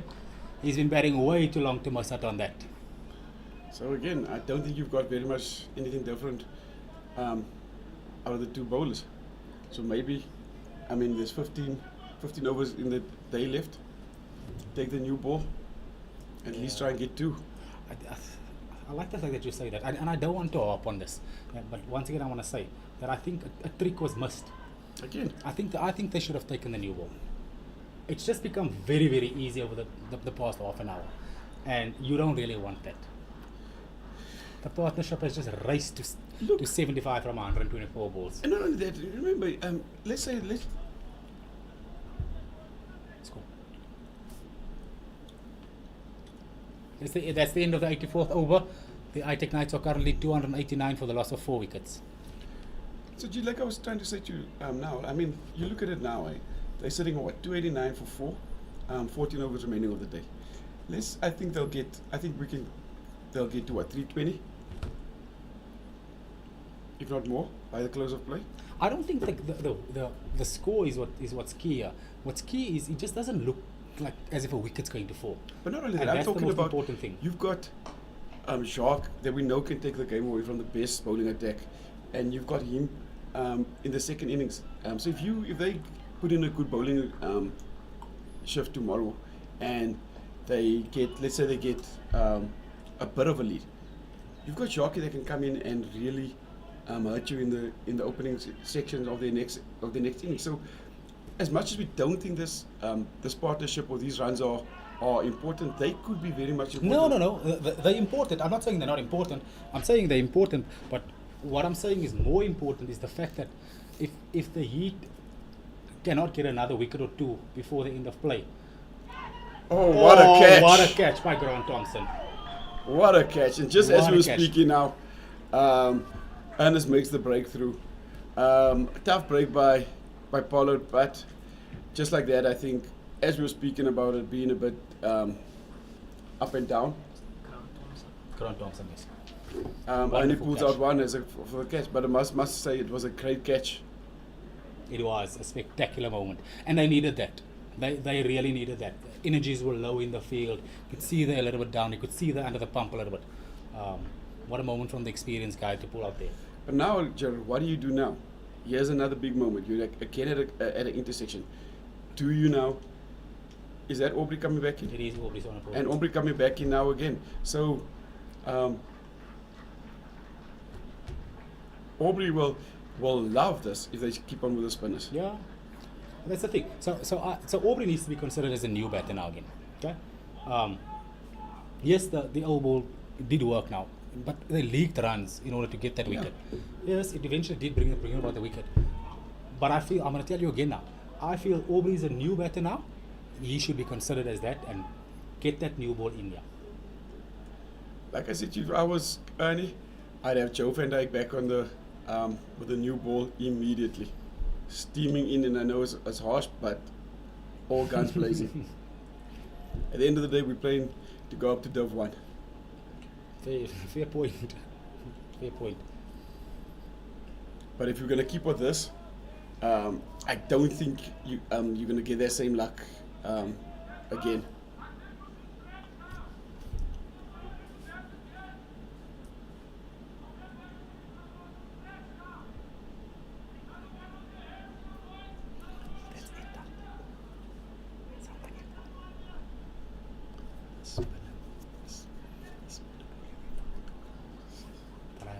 They said somebody must warm up.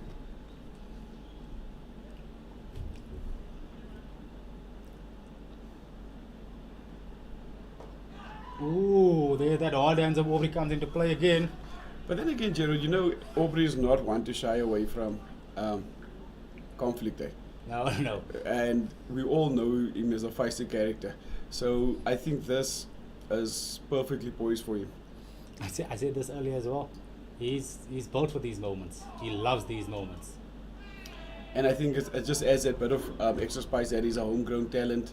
He's been with the Northern Cape franchise from day one, and he went away to further his career, and now he's looking to take his team back up to Div 1. So I think he's not going to step back. And again, like I said, I'll take my hat off for him for coming back. The delivery that Joe got him with was quite fired and hit him head on the helmet. So yes. Emil, I'll tell you a quick story. We played I think it was about 4 or 5 years time.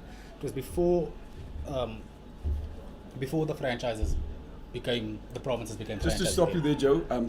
Gerard, and as we speak, Joe is back. So what happened is Aubrey was batting for the team, and we were still. It wasn't the Northern Cape Heat that time. It was still Griquas West, and he was rushed off from the field straight into hospital for dehydration. He went to lay on a drip for about 2 or 3 hours. Came back from hospital. Came back and came to come and bat for his team.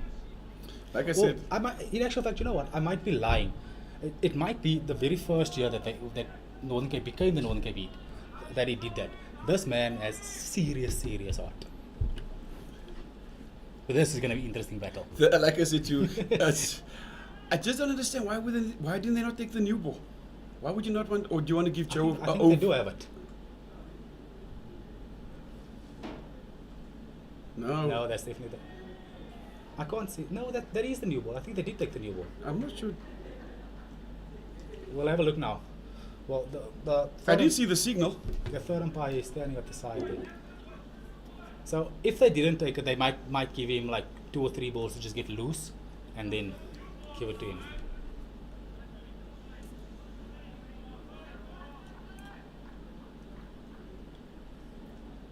I'm not sure if your eyesight is better than mine, G, but that doesn't look too new from where I'm standing. No, that's the right ball.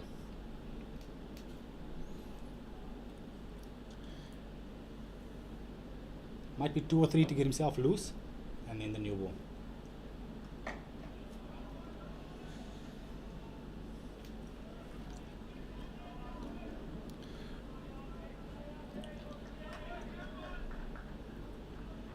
I'm going to say this again, once again, big moment to close off the play here. Not a lot of time left in the day. Yeah. I think now, Aubrey back. Saki's a big wicket, Aubrey's a big wicket. If you get one of these before close of play, you are a happy team. You're a happy team. So I'm not sure. Are they waiting to keep the bowlers fresh for tomorrow? But then I think you're missing a trick, because then your batsmen are fresh as well.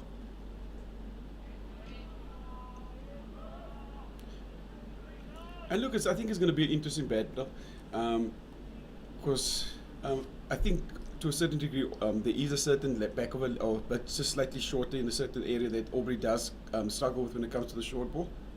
But then he also has got very, very good hands.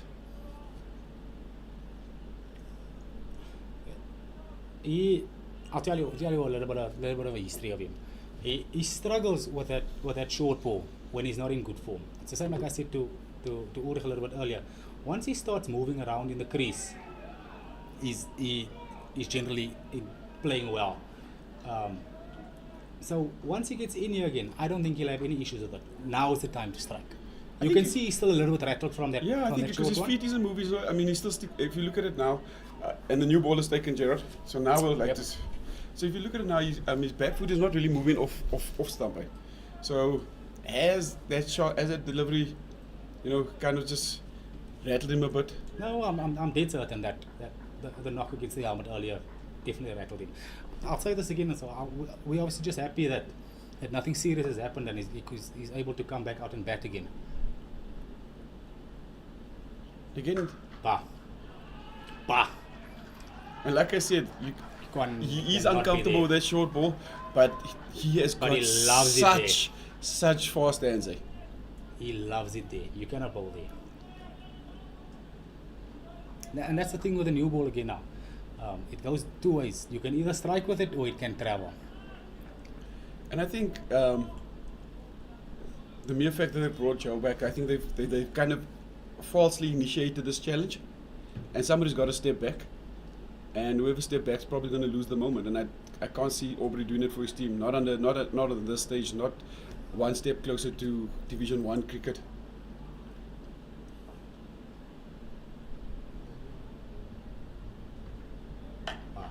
And again, 4 more. That's the thing. And all you need is those 2 balls just to get your confidence, get your feet moving, get that mind out of that negative space. Yep. And with that, the 300 comes up. The ITEC Knights are currently 302 for 5 after 86 overs. All it takes is 2, Emil. All it takes is 2. I'm a bit surprised that Ernie's going to keep bowling himself for the new ball. Yeah, one of his modes of this missing people is just getting the one to slide on straight. So yeah, I think there'll be two modes of this muscle at play now. He'll be looking to get them caught behind, or getting one to slide on with a new ball. In the pads. So, G, you as a captain, who would you bring back? Would you bring back Bash, or would you take Grant that has really kind of paved the way to the bowling attack and shown them the lines that they should bowl? No, so I wouldn't have gone Joe the side in any case. I understand there's a little bit of a mental battle between Joe and Aubrey now having hit him, but I would have given Bash that new ball because I feel like he found a groove earlier, and between him and Jerome Kaba, they were the best 2 bowlers for for the heat. So I would have gone with either Walters or Jerome again. I think this is how I approach things as a captain. Whoever deserves to take that new ball takes that new ball, and I feel between the two of them, they deserve to get that new ball. There's the one that slides. If you just see it, a little bit slightly round arm. Round arm. There. That's the one he's looking to trap him LBW with. Don't you think using the new ball as a spin? I mean, in T20, yes, I understand it. Why? Because you want to get through the overs, you want to dominate it. But I mean, you kind of it's almost like in F1. It's just more kilos on that new ball, taking the shine of that ball. Yeah. Scuffing it up quicker. I get you, but I think seeing that Bash is warming up there, I think this is just going to be for one more over. I think he just wants to have a look, and then it's going to be back to Bash. But yeah, if he doesn't strike with a new ball, then it sort of becomes a waste, because you ideally you want the ball new for as long as possible as the bowling team. So if you have a spinner on the one side, it obviously gets the ball older, and if that spinner doesn't strike, then you put yourself in a yeah. And I mean, you want to try and get another 2 wickets just before close of play. The play's been extended obviously because there's still a bunch of overs remaining, so we'll play on until about 6 o'clock. So if they can get one more, they'll be happy. If they get two, they'll be extremely happy, and they'll feel like they've won the last session of the day. I think the day still belongs to, as it stands, still belongs to the Knights. But if they can get two more here before close of play, I feel like they'll feel like, you know what, we've given ourselves a fighting chance. Yeah, like I said, I think the Knights would have taken 300 at the close of day one, especially with this morning's bowling conditions. And with losing the toss. Yeah. I think they're definitely the happier of the two teams at the moment. I think the weather kind of... A little bit of shape in the air there. I think the weather kind of might have deceived them. I think they thought that it was going to be overcast for the whole day. But if you look at it, those clouds are back there. They're just not above us. Yeah. But they seem to be forming around us again. But this morning was definitely great conditions to bowl in. Wicket looked spicier this morning. The Northern Cape Heat just got the lines and their lengths wrong this morning. And I feel that's where they sort of started off the day. I think back foot. Today, it was just missed opportunities. And it was vital opportunities, that vital moments that they just let get away. Yeah, but you see, that's the thing. There's some movement there. That's the thing. Joe's getting some movement there now. In these big games, you can't miss those moments. Those moments in big games like this, once they pass you, you're on the back foot. So now the question is, when you're both sitting here on the top, you're looking down, and we can see the ballers starting to move slightly. What do you think? Does Joe try and go full and straight and try and bring that slip cordon, or go back to short? Joe's plan to Dikale has been, the entire day has been to get him out from the short ball. And I think we might see a short ball here again. I bet you a Coke. 2-0. So I've always been of the opinion, and I've said this to a couple of friends of mine, his natural length is like a hard back length, so it'll be a little bit shorter than that previous ball. Is his natural length.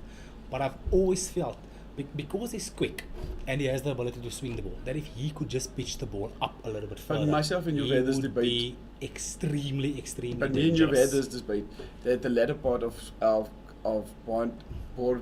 Steve Broad and Morkel's careers, when they actually pitched the ball up, when they lost that pace, a bit of that pace, and they started pitching up, they actually had a better career. So that's what I'm saying. He has the pace now, and I just feel that if he identifies that you know what, I can swing the ball, because not a lot, the fast bowlers throughout the world don't swing the ball a lot, but he has the ability to swing the ball and he can bowl quickly. So if he identifies that and say, you know what, let me get the ball a foot or two fuller, I think he could be extremely and not only dangerous. that, I think the trick that he's missed here is, if you like more and more, everybody, yes, as good as he was, everybody knew that it was back of a length or short. Where that should be the surprise element. Like, when is it coming? When is it coming? Is it coming? Is it this one? Is it this one? Isn't it this one? Yep, it does become a little bit predictable when all you do is hard back bowling the whole time, And I think the surprise to both him and Broad and Morka was that when they started pitching it up, they surprised so many batsmen. Yep. I like the set from Joe.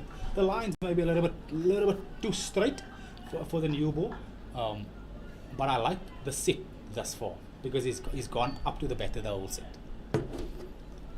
That's his, in my opinion, that's his best way that he's gonna. I think that is. I think probably a little bit shorter than that, back of a length of that, is where he needs to be.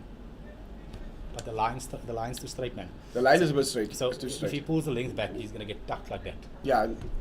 So I'm that's agreeing what with you on that. I think the line is wrong, and maybe half a yard shorter. Yeah. Like that there, Isaac is gonna ride that all day. Yeah, that's so the line's right there now, but he's a meter and a half too short. Do you understand what I'm saying?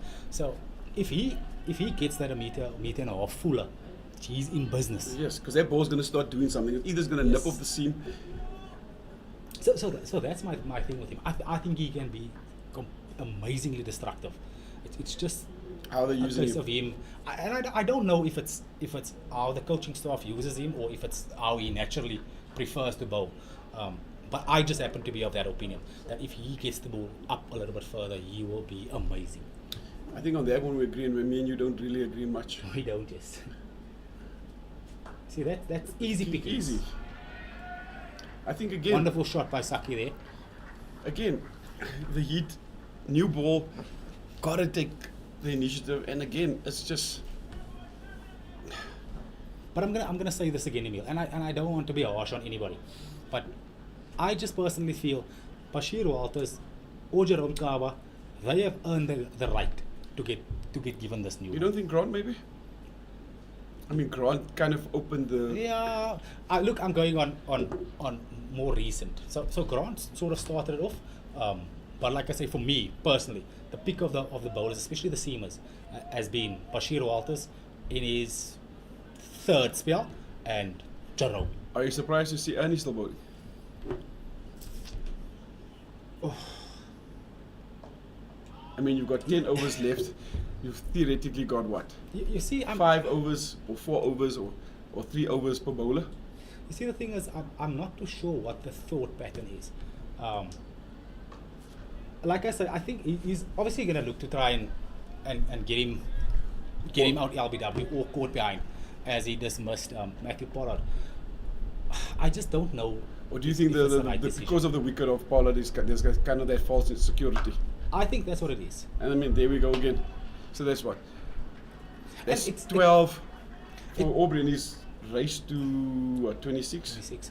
And it's not a knock on anyone. It's just it's moments, and it's small moments, and these small moments in these big games, they mean a lot, and they dictate how the game goes.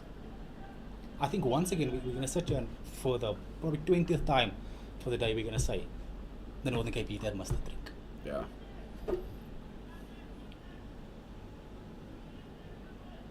They raced from 270 to 316. And that's exactly what I said. If they end on that, they're looking good.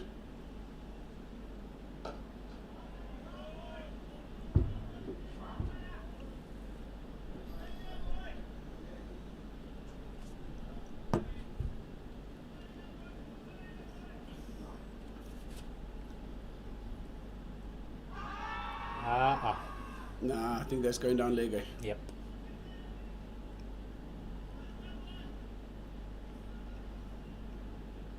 And I mean, they really haven't put Aubrey under the pump. They haven't really given any pressure to him, especially with the knock. And yeah, I mean, we don't want that in the game, but you still got to use that as a way or means to get somebody out. It's still there. It's still fresh in the memory. It's. I'm gonna be honest with you. It's very surprising to me. As Aubrey picks that one up again, 1 bounce 4 to end the 89th over. The ITEC Knights are currently 320 for the loss of 5 wickets. And 9 to go. It's just I don't know. Like I said, maybe we're getting a different view from on top here, but so I like this. Okay, I like the fact that Bashir is on now. But now you've taken off Joe. Yes, but that experiment hasn't worked. I like this. Ernest has a very, very, very, very good cricket brain, and he doesn't he doesn't always get these type of decisions wrong. But I hate to say it, that I think he's missed one year. But once again, I'm going to say I like this. I like the fact that Bashir is back here, and I'm telling you, I would go Jerome on the other side. Get your two best bowlers for the day. Let them bowl together. There's 9 overs left. I think I'll probably agree with you with the one, but I think I'll probably go with Grant on the other side. Fair enough. I think Grant just gives you a bit more. I think Grant was just moving it a bit more. Is it going to do the same?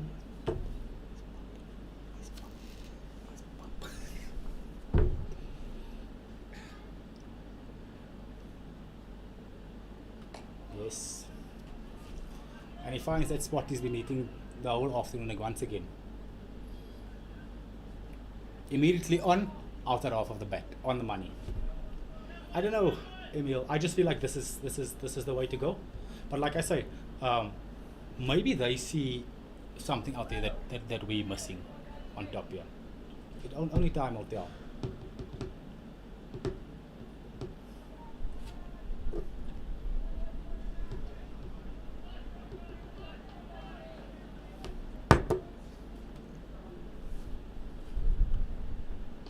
Oh. Sliding down leg. No, it's not. And there we go, Bashir Walters with a breakthrough. Wonderful innings from Isaac Khale. 122 from 244 balls finally comes to an end. What an innings by the young man. I hate to say I told you so, but I told you so. And you know what I like about this? It's obviously a shame for Isaac to lose his wicket. He's batted amazingly, but Bashir Walters has deserved that wicket. I think I'd have to agree with you in the game. This is 2 acts in a day, so I might as well play the lotto on my way home. Wonderful dismissal for Bashir there. Wonderful knock by Isaac. He deserves the round of applause he's getting. It's quite nice to see Bashir giving him a hand as he went off. Outstanding.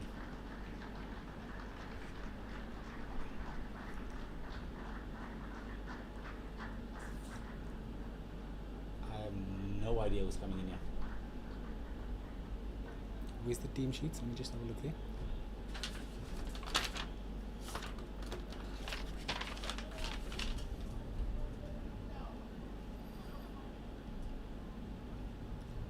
New batter in should be Tiaan van Vuren. New batter in is Tiaan van Vuren. Wonderful time for the Northern Cape Heat to get a breakthrough.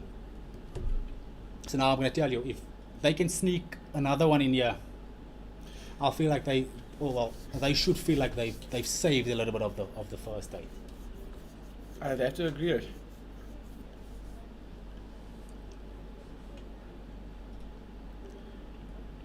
And as all fast bowlers are embracing each other, it's been a long day. He's pushing that fragile body. That Bash's feet is probably sore there where he is.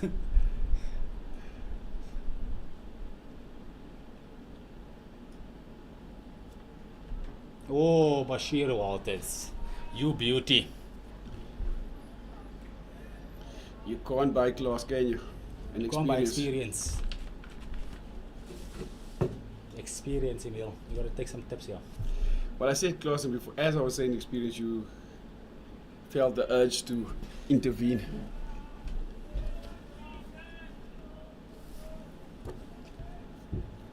He's well done, bro. He really deserves it. He deserves that wicket. What is Bash gone for? 44? 16.3. But it's not that, man. He's bowled a gun length. Not his first. His first. Well, I think the first one was a little bit. I think the second one when he came back. Yeah, when he came back, he was very good.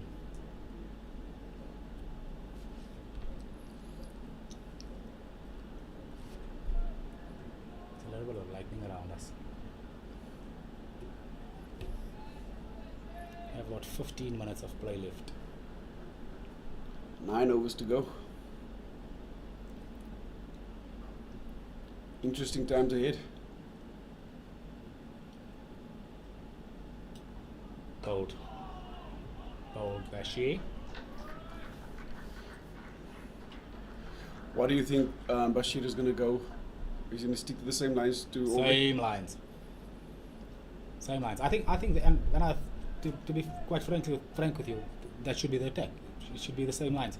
Well, they've deviated from that specific line and length in actual fact as well, way too much today, and they haven't hit it constantly enough. Yeah, and I think that's where they sold themselves a little bit short. Especially with the fact that we spoke about this earlier, the overhead conditions, winning the toss, bowling first, wanting to capitalize on that. I just don't think they took advantage of that.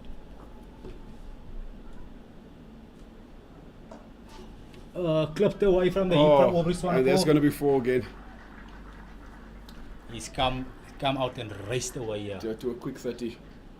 That knock has definitely given him some vuma, if I can put it that way. The ITEC Knights are currently 325 for 6 after 90 overs. And I guess in a certain way, and one doesn't want to look at it in this way, but I think Aubrey's actually come back at a perfect opportunity in time, where the Union or his team has needed him. See out the play, get him through to tomorrow, hopefully. It's just the type of person he is, Emil. He was never going to sit in that change room. Even if he has a big knock on his head, he was always going to come out and bat. I mean, they know what they're playing for. That's what it's about. Yep, stakes are high, Dove 1. Yep. And then again, if you look at the coach JP would have probably has got exactly the same mindset. So again, as you said earlier, you follow the leader. You follow the leader. That's what it's about. It's as simple as that.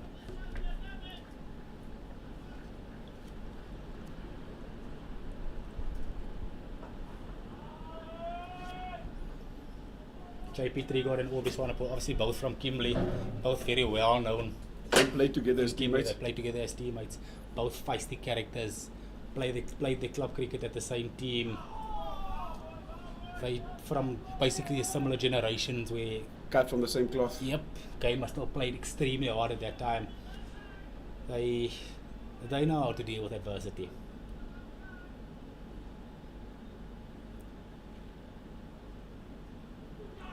Ooh, Nah, little too slow. It did go. The foot did go. You know, I always find it funny. Like I don't play that shot anymore to spinners that turn the ball away from me. When they pitch the ball out off, no, like that's literally driving. When the wicket's turning, if spinners bowl, spinners that turn the ball away from me, if they bowl that line out off, I don't drive anymore. Because it brings all these guys into play. So what I do is, as soon as it goes out of my line, then I'll go pa, then I'll sweep, because I want to take any of that turn out of play. So I always, whenever people play a shot like that drive, I always go, ooh. Oh, okay. So that's fine, because that's a straighter line. I'm speaking about the one that's like 5th or 6th thumb. Yeah, that's the one. I always, it's like a little bit of a nervy moment for me when the wicket's turning. Gerard never batted well enough to understand those kind of moments and bringing players into play. Just saying that. That's what I do, or that's what I started doing. I always looked at it, if it was there to get hit, I hit, and if it wasn't, oh my goodness. I was caught between leaving and getting blocked. Proper bowler mentality. Sun just dipping behind the clouds a little bit there. Aircons are on for the last stretch. Probably get like 3 more overs in. I think Bashir is going to be happy that this overcast over here, just to cool down a bit. I think all the bowlers are going to be happy to get off the field, to be honest. Bold bash.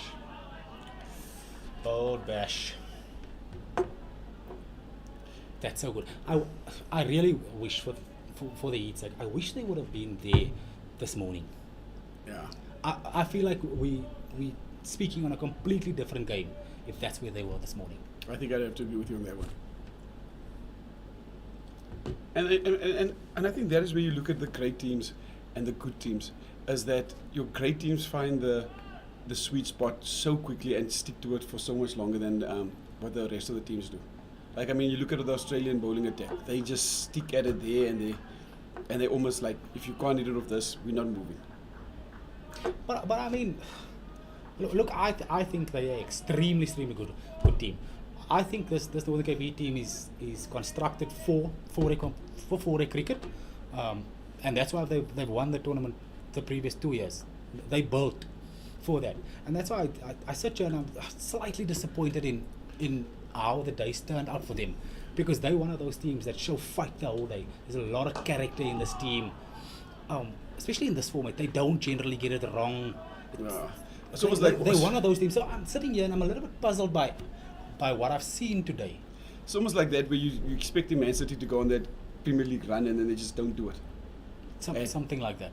And That's the that's a but I mean, that's the use. easiest way that I can see it or references that. I mean, they've done it. They've been here. They've been here. They know exactly what to do. The that's what I'm coaching saying. staff hasn't changed. I feel going off this field, whether they get another wicket or not, I feel they're going to be extremely disappointed in themselves. But I'm pretty sure that they expect more from themselves. They know they've let themselves down. I think Look, there's still 4 days. But I mean, you still got to see what the Free State bowling team, how they're going to bowl at it. So I mean, you only judge a track once both teams are better than it. So we'll have to see what areas they're going to target and what angles they're going to go for. I'll tell you what, this Free State team hasn't lost a game that Dane Pitts played for the season. Their 2 losses came when he was away on international duty. And he got international wickets, eh? If that's a sign, what a wonderful situation to find yourself in. Bringing the SA cricketer back in. Get the wins early on in the season, yeah, get a draw here, get the final win to get you into the final in the previous game, and then as that final happens, you get your international spinner back.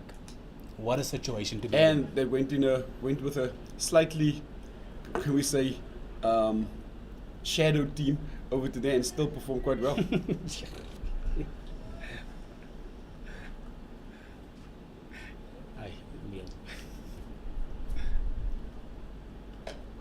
I think theirs but too straight in. He's a bit straight, yeah. But I think that's just him having a look. I don't think Tiaan van Veeren's known much for his batting. I might be wrong, but I don't think he's known much for his batting. So nothing wrong with having a look at one straight. Look, you 326 for 6 after 92. Do you really have to play it?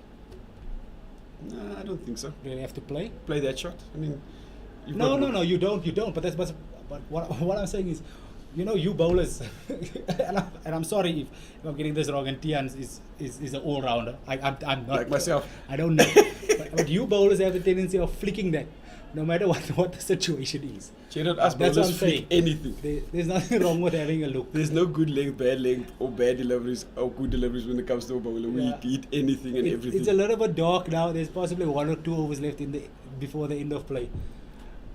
You guys, I wouldn't be surprised if a big swing come out here. Listen, bowlers never go down guessing, eh? And I'm sorry for all the bowlers out there that don't play that way. I'm just speaking on. No, we all do. 95% of them that I know.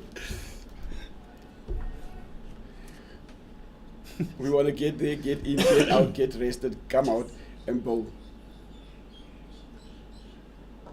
I mean, for batsmen, it's quite an easy role to play. You bat for the whole day and you stand in the slips. So it's quite an easy game for you guys. Us poor bowlers, bunions, broken toes, blue toenails, sore backs, broken knees. Look, I'll be honest with you. I've always been happy that I'm not a bowler and that I was never a bowler.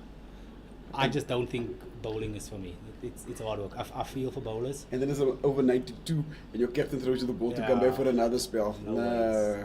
I genuinely feel for bowlers. Every bone in your body is saying, are you mad? Your brain is saying, let's do this. There's some sore bodies out there. I'm pretty sure Grant Thompson's body is extremely sore. That catch he took almost everything out of him. Bashir Walter's body is sore. There's a lot of yards of cricket under those 2 belts. 92 overs for the day, and Bashir Walters is still bowling. Gotta praise him for that. Us bowlers will take that one as a compliment, Gerard. For bowlers all around the world. I have a lot of respect for bowlers, Emil.